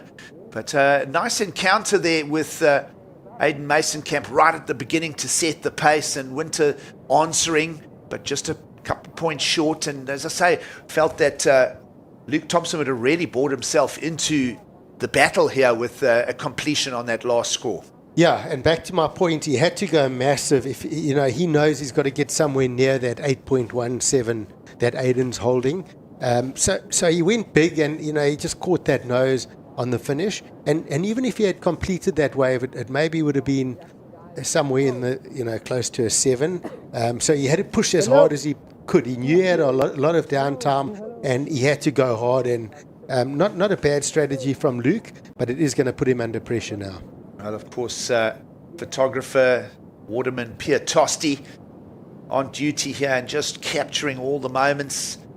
Just gets a hello from his young son, and of course sending warm, loving regards and healing thoughts to Pierre's brother Jean-Marc Tosti from the Surf HQ just down the road. He has been through a serious neck injury, and the operation has been deemed successful as he'll be on a 6-month rehab. So shout outs from everybody here in Ballito to Jean-Marc Tosti. Of course, Pierre on the beach, not missing a moment behind the lens. And we saw Pierre transition from a full-time tour surfer in the 90s through to a photographer at the beginning of the digital era. And Pierre knows this tour as intimately as you do, Greg. Yeah, of course, exactly. He's been around forever. And JM has been in the surf industry for longer than most of us have actually been alive. Well, maybe not you and I have been alive, but a lot of our younger listeners for sure. Yes, of course. Jean-Marc growing up, and I'll talk more of those stories, but I just want to tuck into this action here from Winter Vincent, Greg. Yeah, just watch how he frees up on this turn. Wow, it's just so powerful and so loose and so smooth at the same time. And I love those turns from Winter. And here we go. Luke Thompson sets up strong on that maneuver, vertical up into that neck section, but he's just wanting something to happen, and the waves are not quite allowing him to get what he wants. Almost similar to what we saw with Sarah Baum. Luke's in that rhythm where the waves are not giving him what he wants. Well, conditions on hand here. 8 minutes to go, and just to touch on, we are about to get the 57th edition of this year's Ballito Pro presented by O'Neill underway. Of course, we think back to those days of the Gunston 500 and the roots of South African surfing. Amongst all of that was Mike Lamont, who does live right here in the region near Ballito, and certainly Jean-Marc Tosti getting his career started there in the Lamont stable. Of course, Lightning Bolt and everything that was part of the history of surfing back then. Great book just been released as well, The Godfather of the Waves, featuring the life story of Mike Lamont. Looking forward to tucking into my copy of that. But again, just sending regards to Jean-Marc Tosti's rehabilitation and healing. With 7.5 to go, Winter Vincent, meanwhile, Greg, is out in the lead in this heat. Those are updated scores, top left of screen. Yeah, it's a bit of work here still for Aiden Mason-Camp with priority. Of course, a 2.99 to go to first. But still plenty of time here. You'd say 7 minutes on the clock's enough time here. The wave that Luke Thompson had the fall on, Greg, so it really is a single maneuver to chew on. 5 points just for that single carving, ripping turn of Luke Thompson. He went down on the second maneuver. So just getting something out of that score and out of what the judges want to see. Certainly it was a heavy-footed, critical turn from Luke Thompson for a 5. Yeah. I think, was that the first? He's had 2 scores, so the 3-3-3 and then the 5 as well. Well, he fell on that 5, Greg, so that's the point I'm making, is one turn made up that score. Let's see where Mason-Camp goes. The strength of an 8.17, now goodbye to a 0.5. Ooh. Well, maybe not goodbye to a 0.5, because he just switched the rails twice and exited there. It's going to be a 0.67. Well, he's got, third priority now, so here we go, live action. Winter Vincent rasping turn and just visiting that top corner, and that will go to exactly where the judges have been throwing out the big points. Critical is the word, not just the section, but the approach and the management of that maneuver. Greg, 6 minutes to go. Winter Vincent is going to add a solid number to his backup score now. Yeah, Winter Vincent said this was his board he used at Snapper Rocks. It likes these chunky conditions. Look at that drive, carve back to the whitewater, up into the heavy lip, free falling out. So really making the most of that short wave. There were 2 intense sections and 2 seriously large turns from Winter. Well, Mason Camp had an 817 to start this final, and it was a series of ripping turns. This is just 2 maneuvers from Winter Vincent. So judges we are looking forward as surf fans to see where that number compares to the 817 of Aiden, Greg. Sure. It's a different type of wave, and we see a replay from Aiden here. So this is that wave. He waited for a long time using that priority on that wave. He's going to know it's a mistake. He's reset. Luke Thompson now with first priority. So Aiden's back in second priority. But the problem for both Luke and Aiden, as we know, is that last score that's going to come through for Winter Vincent. So right now the needs of a 299 for Mason Camp and 617 for Thompson respectively are about to change. We've gone down to 4.5 minutes. Judges pondering on that critical. What I liked there, Greg, was that mid-face quick rail adjustment and just setting that board to the attacking of that lip. And certainly judges are going to eat up the criticalness of that moment, waiting for the number to land. He's going to get rid of the 433. Winter Vincent opened with a 683 in and around the time when Mason Camp got the 817. But this final whizzing by and waiting for that number to land, and I think it's going to stretch the scorecard right out here, Greg. Yeah, 4 minutes. Yeah, I mean, this heat is very much based on the score from Winter Vincent, and it's going to be interesting. Luke Thompson might find himself with a bit of work to do, but Aiden's still definitely in it with that 8.17. Well, let's have a look. Judges starting to sprinkle, 5 of them on duty here. Of course, all 5 judges will enter their respective numbers into the system. Then the computer has a program that takes the highest and the lowest opinions out, averages the remaining 3, and a 7.5 will come in. So Mason Camp boasts still the best wave of the heat, the 817, but Winter Vincent stretches out to a 14.33 heat lead now. And Greg, Aiden, Mason Camp, a reasonably easy number by his things to achieve, a 616, and well, a 933 for Luke Thompson. And even that is possible with the priority still in favor of Luke. Meanwhile, Aiden's going to get going on the 3-minute mark. Lovely heavy foot there, tight angle for the first turn. Jams it up, gets the heels involved. Now out for the wrapping turn here. This wave is broken in half. And Mason Camp trying to knock on the door of a 616. I think that could be right in the discussion, Greg. Where are you going with your opinions as we hit 2.5 to go? Yeah, Aiden surfed that wave extremely hard. Those 2 turns were so solid. The only thing that I can say that might be a downer for him was that very quick tapering wall. As we see the replay sets up, how much speed does he have? Drives off the bottom. Wow, he's really tucked into that first turn. And whack, another good layback. But just there, you feel like he needs a proper finish. So I'm just concerned on that. That might keep that score just under. Discussions will be backwards and forwards now in the judging camp, because if I think of that 5-pointer of Luke Thompson, Luke's wave was perhaps a bit bigger, meatier and taller. Maybe the fact that Mason Camp really dug into those 2 turns, if anything, is, Greg, as you say, going to stunt the score, perhaps the size of the wave. Yeah, but he did. I mean, those 2 turns, if we just did look at them, he couldn't have pushed much harder on those maneuvers. So let's see if the judges take that into account.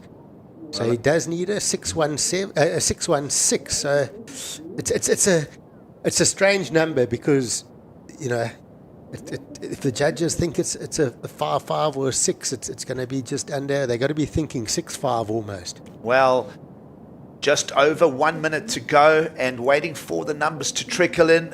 5.83. It is a decimal short of the 616 requirement. So Winter Vincent stays out front here. 1 minute to go.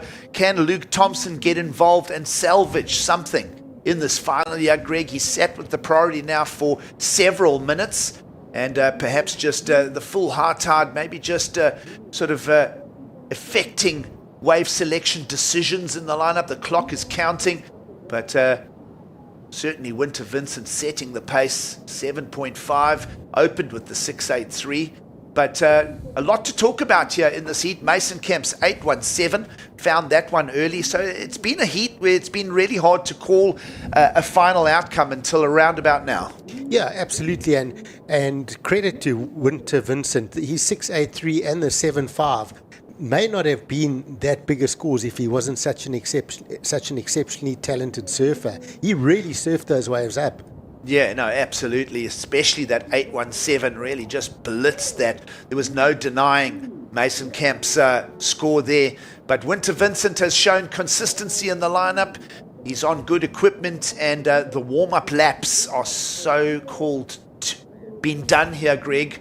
As the next time we see these surfers' names will be tomorrow in the draw for the up-and-coming first Challenger Series of the season. Ballito Pro presented by O'Neill, but all credit to Winter Vincent. Solid heat management start to finish as well for him. Mason Kemp had his opportunity with the strong start, and if anything, Luke Thompson will just go away from this one going, well, you know what, it's all just warm-ups. Credit to all four of these guys. They've been absolute standouts in this event. It's been a pleasure to watch. Gigs, it's been an absolute pleasure talking through so many of these heats with you. And I'm interested to see how the guys that performed in this event, how they kick off tomorrow, because I think they are going to have an upper hand in this lineup. Absolutely. Looking at conditions on hand as well, Greg, still plenty of energy in the water. You look at the strength of these lines still approaching. It is now a high tide. That southerly wind still out the back, driving the remainder of the south swell towards the break here for the Challenger Series. And as you mentioned, I think we're going to wake up tomorrow with very, very sort of ideal and delicious conditions for the start of the Ballito Pro. Yeah, I think it's, the mornings it's always a fresh start in the mornings. Yeah, it's you wake up and you get greeted to those new fresh offshore winds, beautiful sunrise. And I think when we reset tomorrow, we're going to be pleasantly surprised. Beach scenes here on a windy Saturday. It is one of those blustery Saturday lunchtimes as we move into the early afternoon. Lots of people in and around and about the contest site. Of course, it is a start to finish 2-week festival. We're halfway through it now, with the back half of this 2 weeks about to see the start of the Challenger Series. On screen, Winter Vincent with a great warm-up for the up-and-coming Challenger Series. He's no stranger here, Greg. A lot of us didn't know his name 2 seasons back, but certainly he's here in 2026. Saw him framed as a wild card at Snapper Rocks, and this young talent from the northern beaches of Sydney is at some stage, you speculate, going to blaze his way through the Challenger Series and be a full-time CT surfer. Yeah, and he's many people's favourite surfer. He's got that style. He's cool, super friendly. And yeah, he's got what it takes to go all the way and be on that championship tour. And it's been a couple of years now where he's getting that experience, and I think we're gonna see it. It's been really awesome watching this final. All of our surfers, you couldn't pick it before the final, but Winter Vincent coming out on top. And bad luck to Aiden. He really, you can't really say he did anything wrong. He waited with priority, and Winter sort of got those scores on trickier waves and left Aiden really with not much option. Yeah, absolutely. And of course, Luke Thompson will come in third, and we send our regards to Finn McGill, who we are being informed has withdrawn from the up-and-coming Challenger Series. So Winter Vincent, a good pick for O'Neill as well. They talent spotted him a few seasons back. Greg, you've seen him in various documentaries, various forms of media promoting the brand. Of course, Maps to Nowhere. He's been on those kind of trips. So mixing up the sort of the exploration side of surfing, care of O'Neill, and then also getting it all done in the contest singlet. Yeah, he's one of those surfers that that looks like a free surfer in a contest fest, right? It's just every heat he surfs is like basically a video edit section. It just looks so fun to watch. Yeah, absolutely. He spoke of that board being one of his favourites, Greg. You mentioned the thumb tails, those sort of tighter pulled-in tails. Everyone pretty much going to that over the last 2 days of competition with the heavier water and the big, strong south swells here. It's been fun to watch. It's been fun to see a lot of the warm-ups, so many championship tour and, of course, Challenger Series surfers making the trip here and getting the lap runs, so to speak, in the Ballito Open. I mean, names like Dane Henry, Greg, come to mind. Kate Matson went far in the draw. Of course, so many different names. Kai Kobayashi was in those opening rounds. Luke Swanson has worked his way and got a few heat drills. Imai Kalani DeVault is here to get some surfing done. And, many other names, Greg. So just so many fun things to talk about. Lucas Silveira, former world junior champion, in the mix here, along with Jackson Bunch and Alea Correa. He's had some good runs. Lucas Messinas got some good runs. And of course, what about that other younger surfer who resembles a lot of what we see in winter, Vincent Ryan Carnalo? He'll be in the mix when it gets to the Challenger Series tomorrow. But certainly, he lit up the heat sheets at this here qualifying series event. Yeah, of course. And Ryan also winning the JQS, I think it was for the third time here at Ballito. So he loves Ballito. Ryan's got his game plans out, and he also has that sort of tall stature with big maneuvers. So he's going to be looking forward to taking to the water tomorrow. And we've got a couple of championship tour surfers that will be showing up as well. So looking forward to that. I've heard a couple of whispers of a couple of surfers. I think I heard the name Cole Hauschman possibly being here, a former winner as well. Well, lots of exciting stuff here. Of course, other notables on the way to wrapping up this qualifying series. Xavier Huxtable, Greg, got some great surfing done on his way through the draw. And shout out to Clay Turrell, who didn't make the final, but got far in the draw and made it to finals day as well. Yeah, Clay is, he's not a he's in the JQS, so he's about 19 years old now, strong, goofy footer, super quick off the top. Clay's really been putting in the hard yards. He's surfing strong, and a guy like Clay and another surfer the same age as Clay would be young Levi Epinitos, also putting in a good show. Those goofy foot surfers really did well to put on a good performance and take a lot out of this event for sure. Yeah, absolutely. Of course, other South Africans going far in the draw, Chad du Toit, and of course, Slade Prestwich really impressed us through the rounds as well, Greg. Yeah, Slade getting through to the semis, unlucky not to make the final. Definitely a standout here. And there we have on screen Luke Thompson with coach Quinton Jones just discussing the final. And no, not the ideal final for him, but they'll just reset and get ready for tomorrow. Well, let's sit back, take a break as we get ready to crown the respective champions in both the women's and men's draw. We'll sit back, stay with us. It is Ballito in South Africa.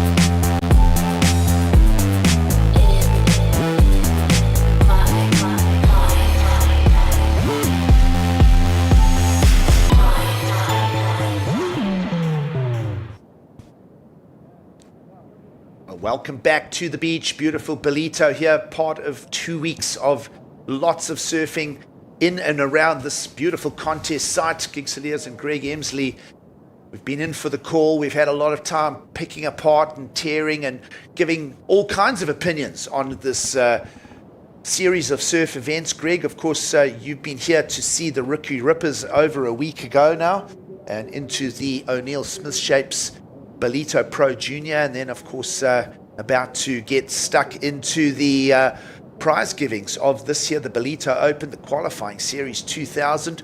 Been a number of surfers that, as you say, Greg, you were just bringing a number of names to discussion there before the break of Championship Tour surfers, Challenger Series surfers as well, all here, and a lot of them jumping on the opportunity to get the heat reps here in Ballito.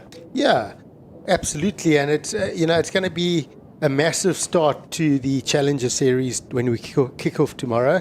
It's you've got surfers wanting to make their breakthrough this year onto the Championship Tour. We've got Championship Tour surfers coming back here to protect their spots. So you've got a little bit of experience, some new blood coming in, and I always enjoy looking at the new guys, who's bringing what to the table, what's the new style, who's the new kid on the block. And I've also got a bit of an issue where I'm always looking for an underdog for some reason. I love an underdog. I think it's maybe from where I come. It's the mongrel in you. Yeah, and I'm always looking for the next underdog. I suppose that sport, we always love a story behind, the underdog coming with a big win. So much to talk about here in 2026. The World Surf League's Challenger Series, a day away now from the start of the Ballito Pro, proudly presented by O'Neill. Of course, always a shout out to the first name in the water, O'Neill. Lots of shout outs about to come our way, care of the prize givings. We are going to honour that man on screen, Winter Vincent, with the QS 2000 win. Just in a little bit of a debrief there with Jim Hogan as far as coaching support goes. And of course, a lot of the surfers working with several coaches. You saw Quinton Jones there alongside Luke Thompson, and Greg, a lot of coaching discussions backwards and forwards on the beach in heat preparation, and of course the debriefs afterwards. Yeah, so many good coaches, so many good talking points, as you mentioned. QJ, Quinton Jones, Jim Hogan. I saw Andrew King. I had a good chat with Kingy this morning. We see Shane Thorne. There's so many good coaches here. We saw Doug Silver. I saw him arrive in the contest site. So, yeah, a wealth of knowledge. And the great thing is, gigs, tomorrow we kick off the Challenger Series. It's Sunday. We've still got a week, 7 days of competition ahead of us. I look back at the eight days of competition we've already had. I think back, and it's unbelievable when I look at the conditions we've had. I think about day one of the Rookie Rippers, called off because the surf was 10 foot rushing through the lineup here.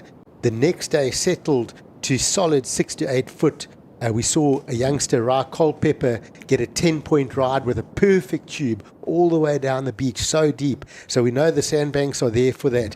We saw the swell settle. We saw perfect big maneuvers. We've seen the swell break up from the east, giving lots of peaky fun waves through some of the days. We've had high tide, low tide. The new swell hit yesterday. We've now had, again, heavy, big sections with massive single maneuvers. We've seen running waves. And you know what? That's only in the first 8 days. We've had everything. We've still got 7 days to go. Yeah, absolutely. So much going on here in Ballito. And the one thing you can rely on, Greg, you're talking to the consistency of the surf, talking to the sandbanks that are in perfect position this year. But certainly every couple of days, a new pulse of energy coming up the east coast of South Africa, and just the way Quarterfinal is positioned, not only the warm semi-subtropical climate, the warm water here, certainly just the way it's tucked in. Yeah, we can handle a bit of the southerly winds as we've seen today, just the way Willard's Beach is positioned here. Of course, there's a bit of a higher hill behind us, which tends to make that southerly wind go over us. But as you say, Greg, just nowhere better to be this time of year than on this stretch of coast. Yeah, and you mentioned it, the consistency of this break makes it that venue that's perfect for this festival. And you're basically 15 days of surfing, and we're surfing pretty much every day we're having waves. Absolutely. Shout outs to so many people making this an unbelievably fun event to call, of course, the biggest surf festival on the African continent. Shout outs to Red Bull, who are providing best seats opportunities, and of course to Oakley, the official eyewear partner of the WSL. And just another shout out, Greg, you mentioned the Springbok Rugby earlier, a new signing between Oakley and the Springbok brand. That's very exciting developments for Oakley as well. Massive, and of course that's spearheaded by a good mate of ours, Seth Hulley, been involved with the brand for ever, pretty much through his whole surfing career, and as an athlete and now working for them. And yeah, so Seth really putting together some good partnerships, and he really knows on what partnerships to aim for Oakley, and hats off to him. Yeah, absolutely. So plenty shout outs here.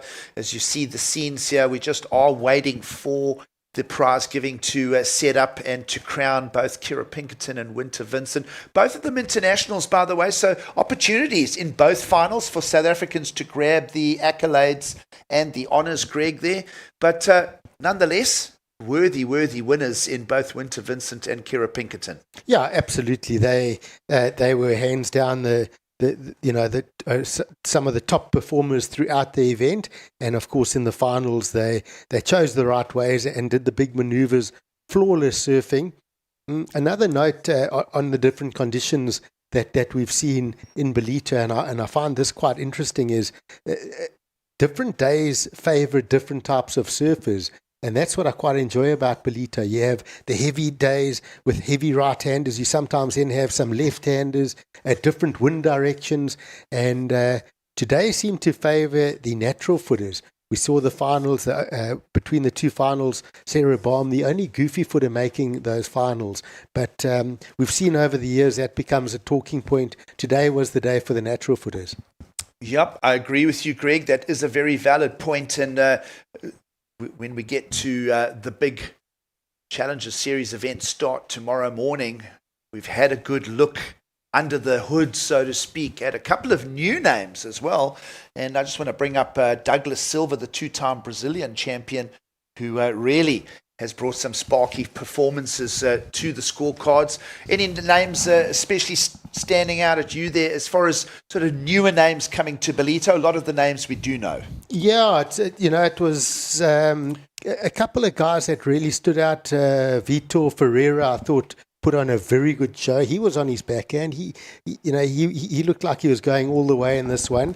Unfortunately, he just came up short. He was really on good form. We saw obviously Gabriel Klaas looked really strong. He had quite a big drivey approach to his surfing. So I think, they'll be standouts. I know Douglas Silva, from the word go, you said, I want to watch this guy. So I'm showing a lot of interest in seeing his performance as well. And of course, on the women's side, a lot to talk about as well. Some great names really just lighting it up. I think this year, as a 15-year-old now, Kiera Gould is on her way to greatness at the Challenger Series. She'll want to replicate what Ty Zabrowski has brought. And a lot of the big names on the women's side of competition making their way back to Ballito as well. Sally Fitzgibbons will be part of it. And we're about to get going with the prize giving. So we're going to take a quick break, and then we'll be back for the prize giving here in Ballito.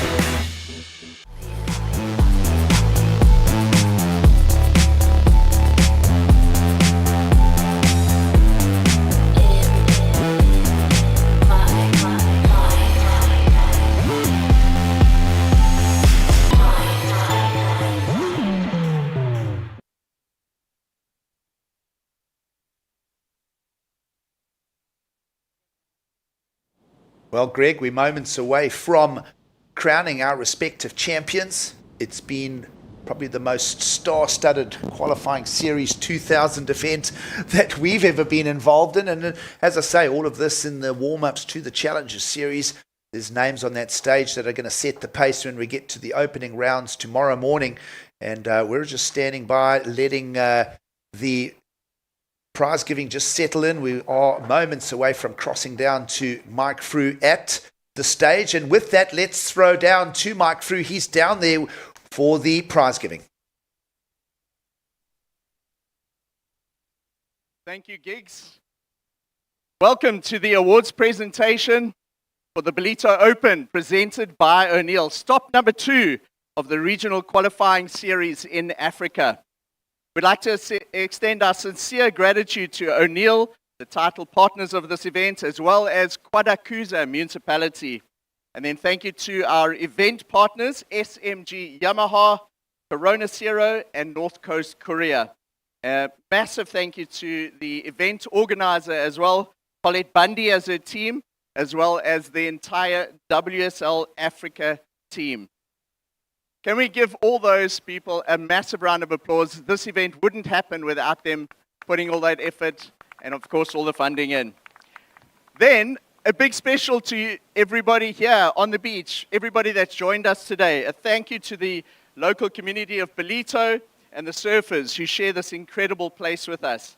And thank you to you, the fans here on the beach, in the shore break there, and joining us online, who came down to watch and celebrate this incredible event and this exceptional surfing we've seen over 3 days. To help us with the trophies today, I've got 2 dignitaries on the stage with me. If you could put your hand up. The first one is Paul Canning. That's Paul. He's the brand director of O'Neill in South Africa. Thank you, Paul, for all the work that you've done putting this event on. If I'm not mistaken, it's the 8th year that O'Neill has been involved in this event. And then next to him, we've got Tash Mentasti, the WSL Africa Regional Director. Tash, thank you so much for everything you and your team do to put on these events for the spectators and the surfers. We thank you so much. So this is the 2026 Ballito Open presented by O'Neill. And what we're here for on this podium is to hand out the awards today to the surfers in the top 2 positions in the finals. We're going to first do the men's runner-up. And this guy has been coming to Ballito for a number of years. I think he first started coming here when he was 12 years old. In 2021, he won the Ballito Pro. He beat Jordy Smith in the final. And today he establishes himself as number 1 on the Africa QS rankings with the points he's gained from this event. Let's give a big round of applause for men's runner-up, Aiden Mason-Camp.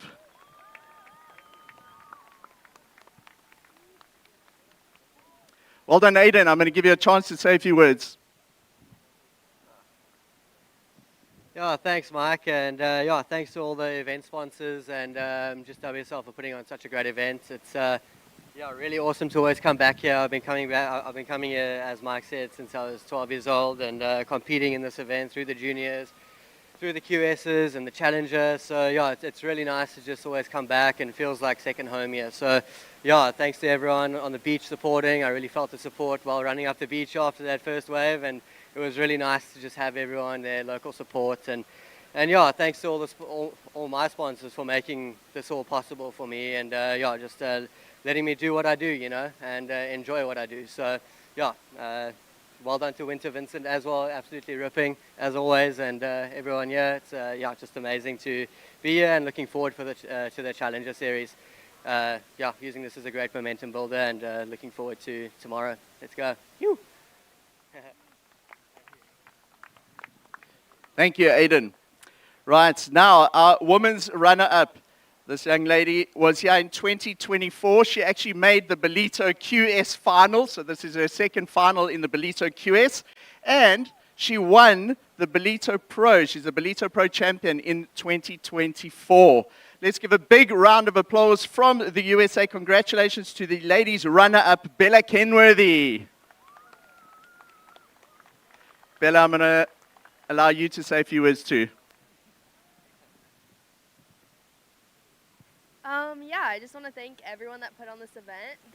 It was a lot of fun and excited for what's to come. Awesome. Congratulations. Big round of applause for our ladies runner-up. Then to the men's winner in the men's division. This guy came third in the 2024 Ballito Pro Challenger Series.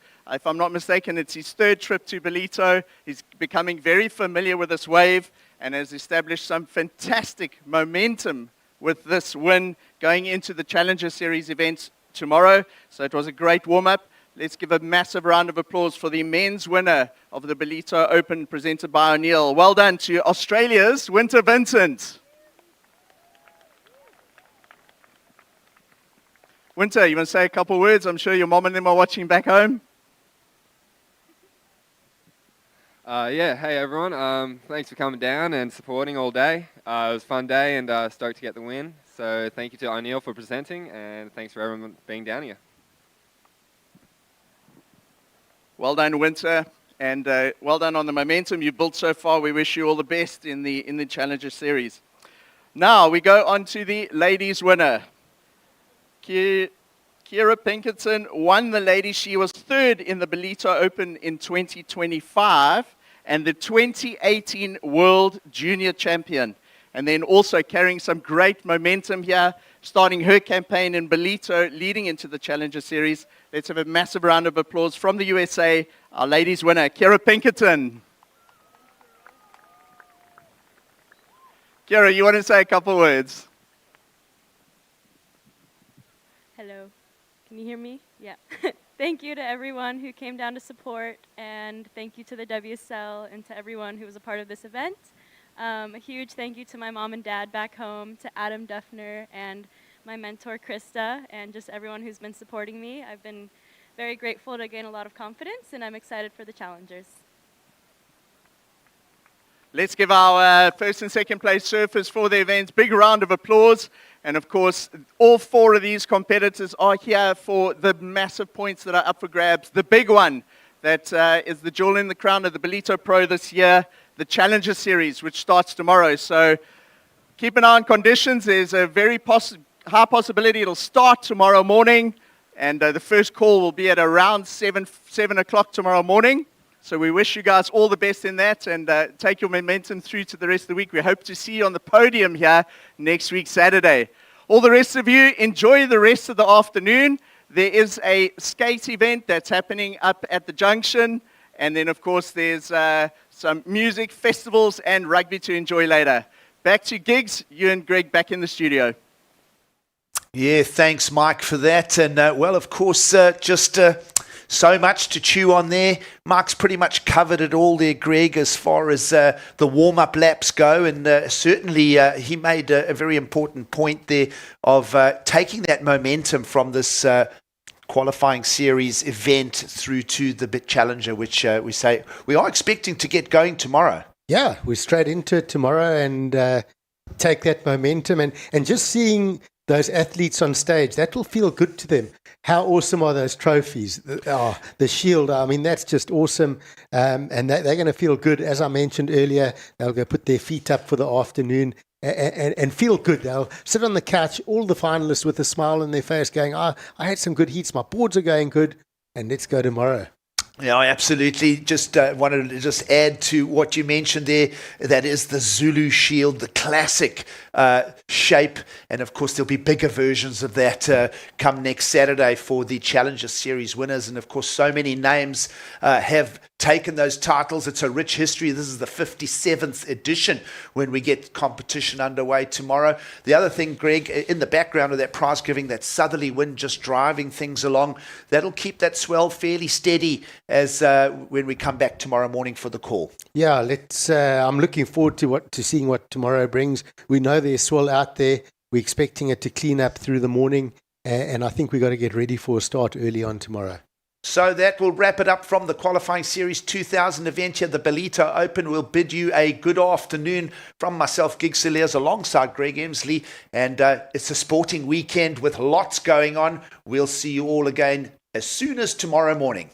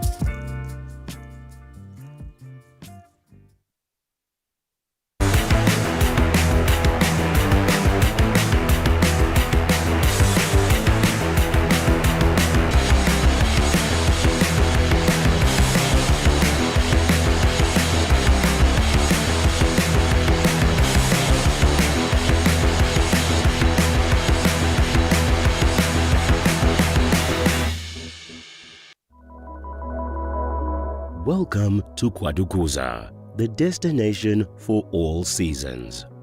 Quarterfinal is not just for thrill seekers, it's a family-orientated destination too. Stunning beaches where sun-kissed sands meet crystal clear waters. Our town has a range of child-friendly offerings that will keep the whole family entertained. For a magical wedding, look no further. Quarterfinal offers exquisite wedding venues that will create memories to last a lifetime. It also shines as an event tourism destination. World-class events like the Ballito Pro, where top surfers ride the waves, Heritage Day, which is used as a cultural celebration of King Shaka's life every year, and the Ballito Big Week, a celebration of music, food and fun for the whole community. KwaZulu-Natal's a premier conference, strategic planning and team building destination, which is enabled by its close proximity to King Shaka Airport. Nestled amidst the natural beauty of South Africa's east coast, Quarterfinal offers a truly captivating setting for your next corporate event. Quarterfinal, the heartbeat of the North Coast, invites you to explore its beaches, enjoy thrilling adventures, create family memories, celebrate love, and discover its rich heritage. Start planning your unforgettable journey to Quarterfinal today.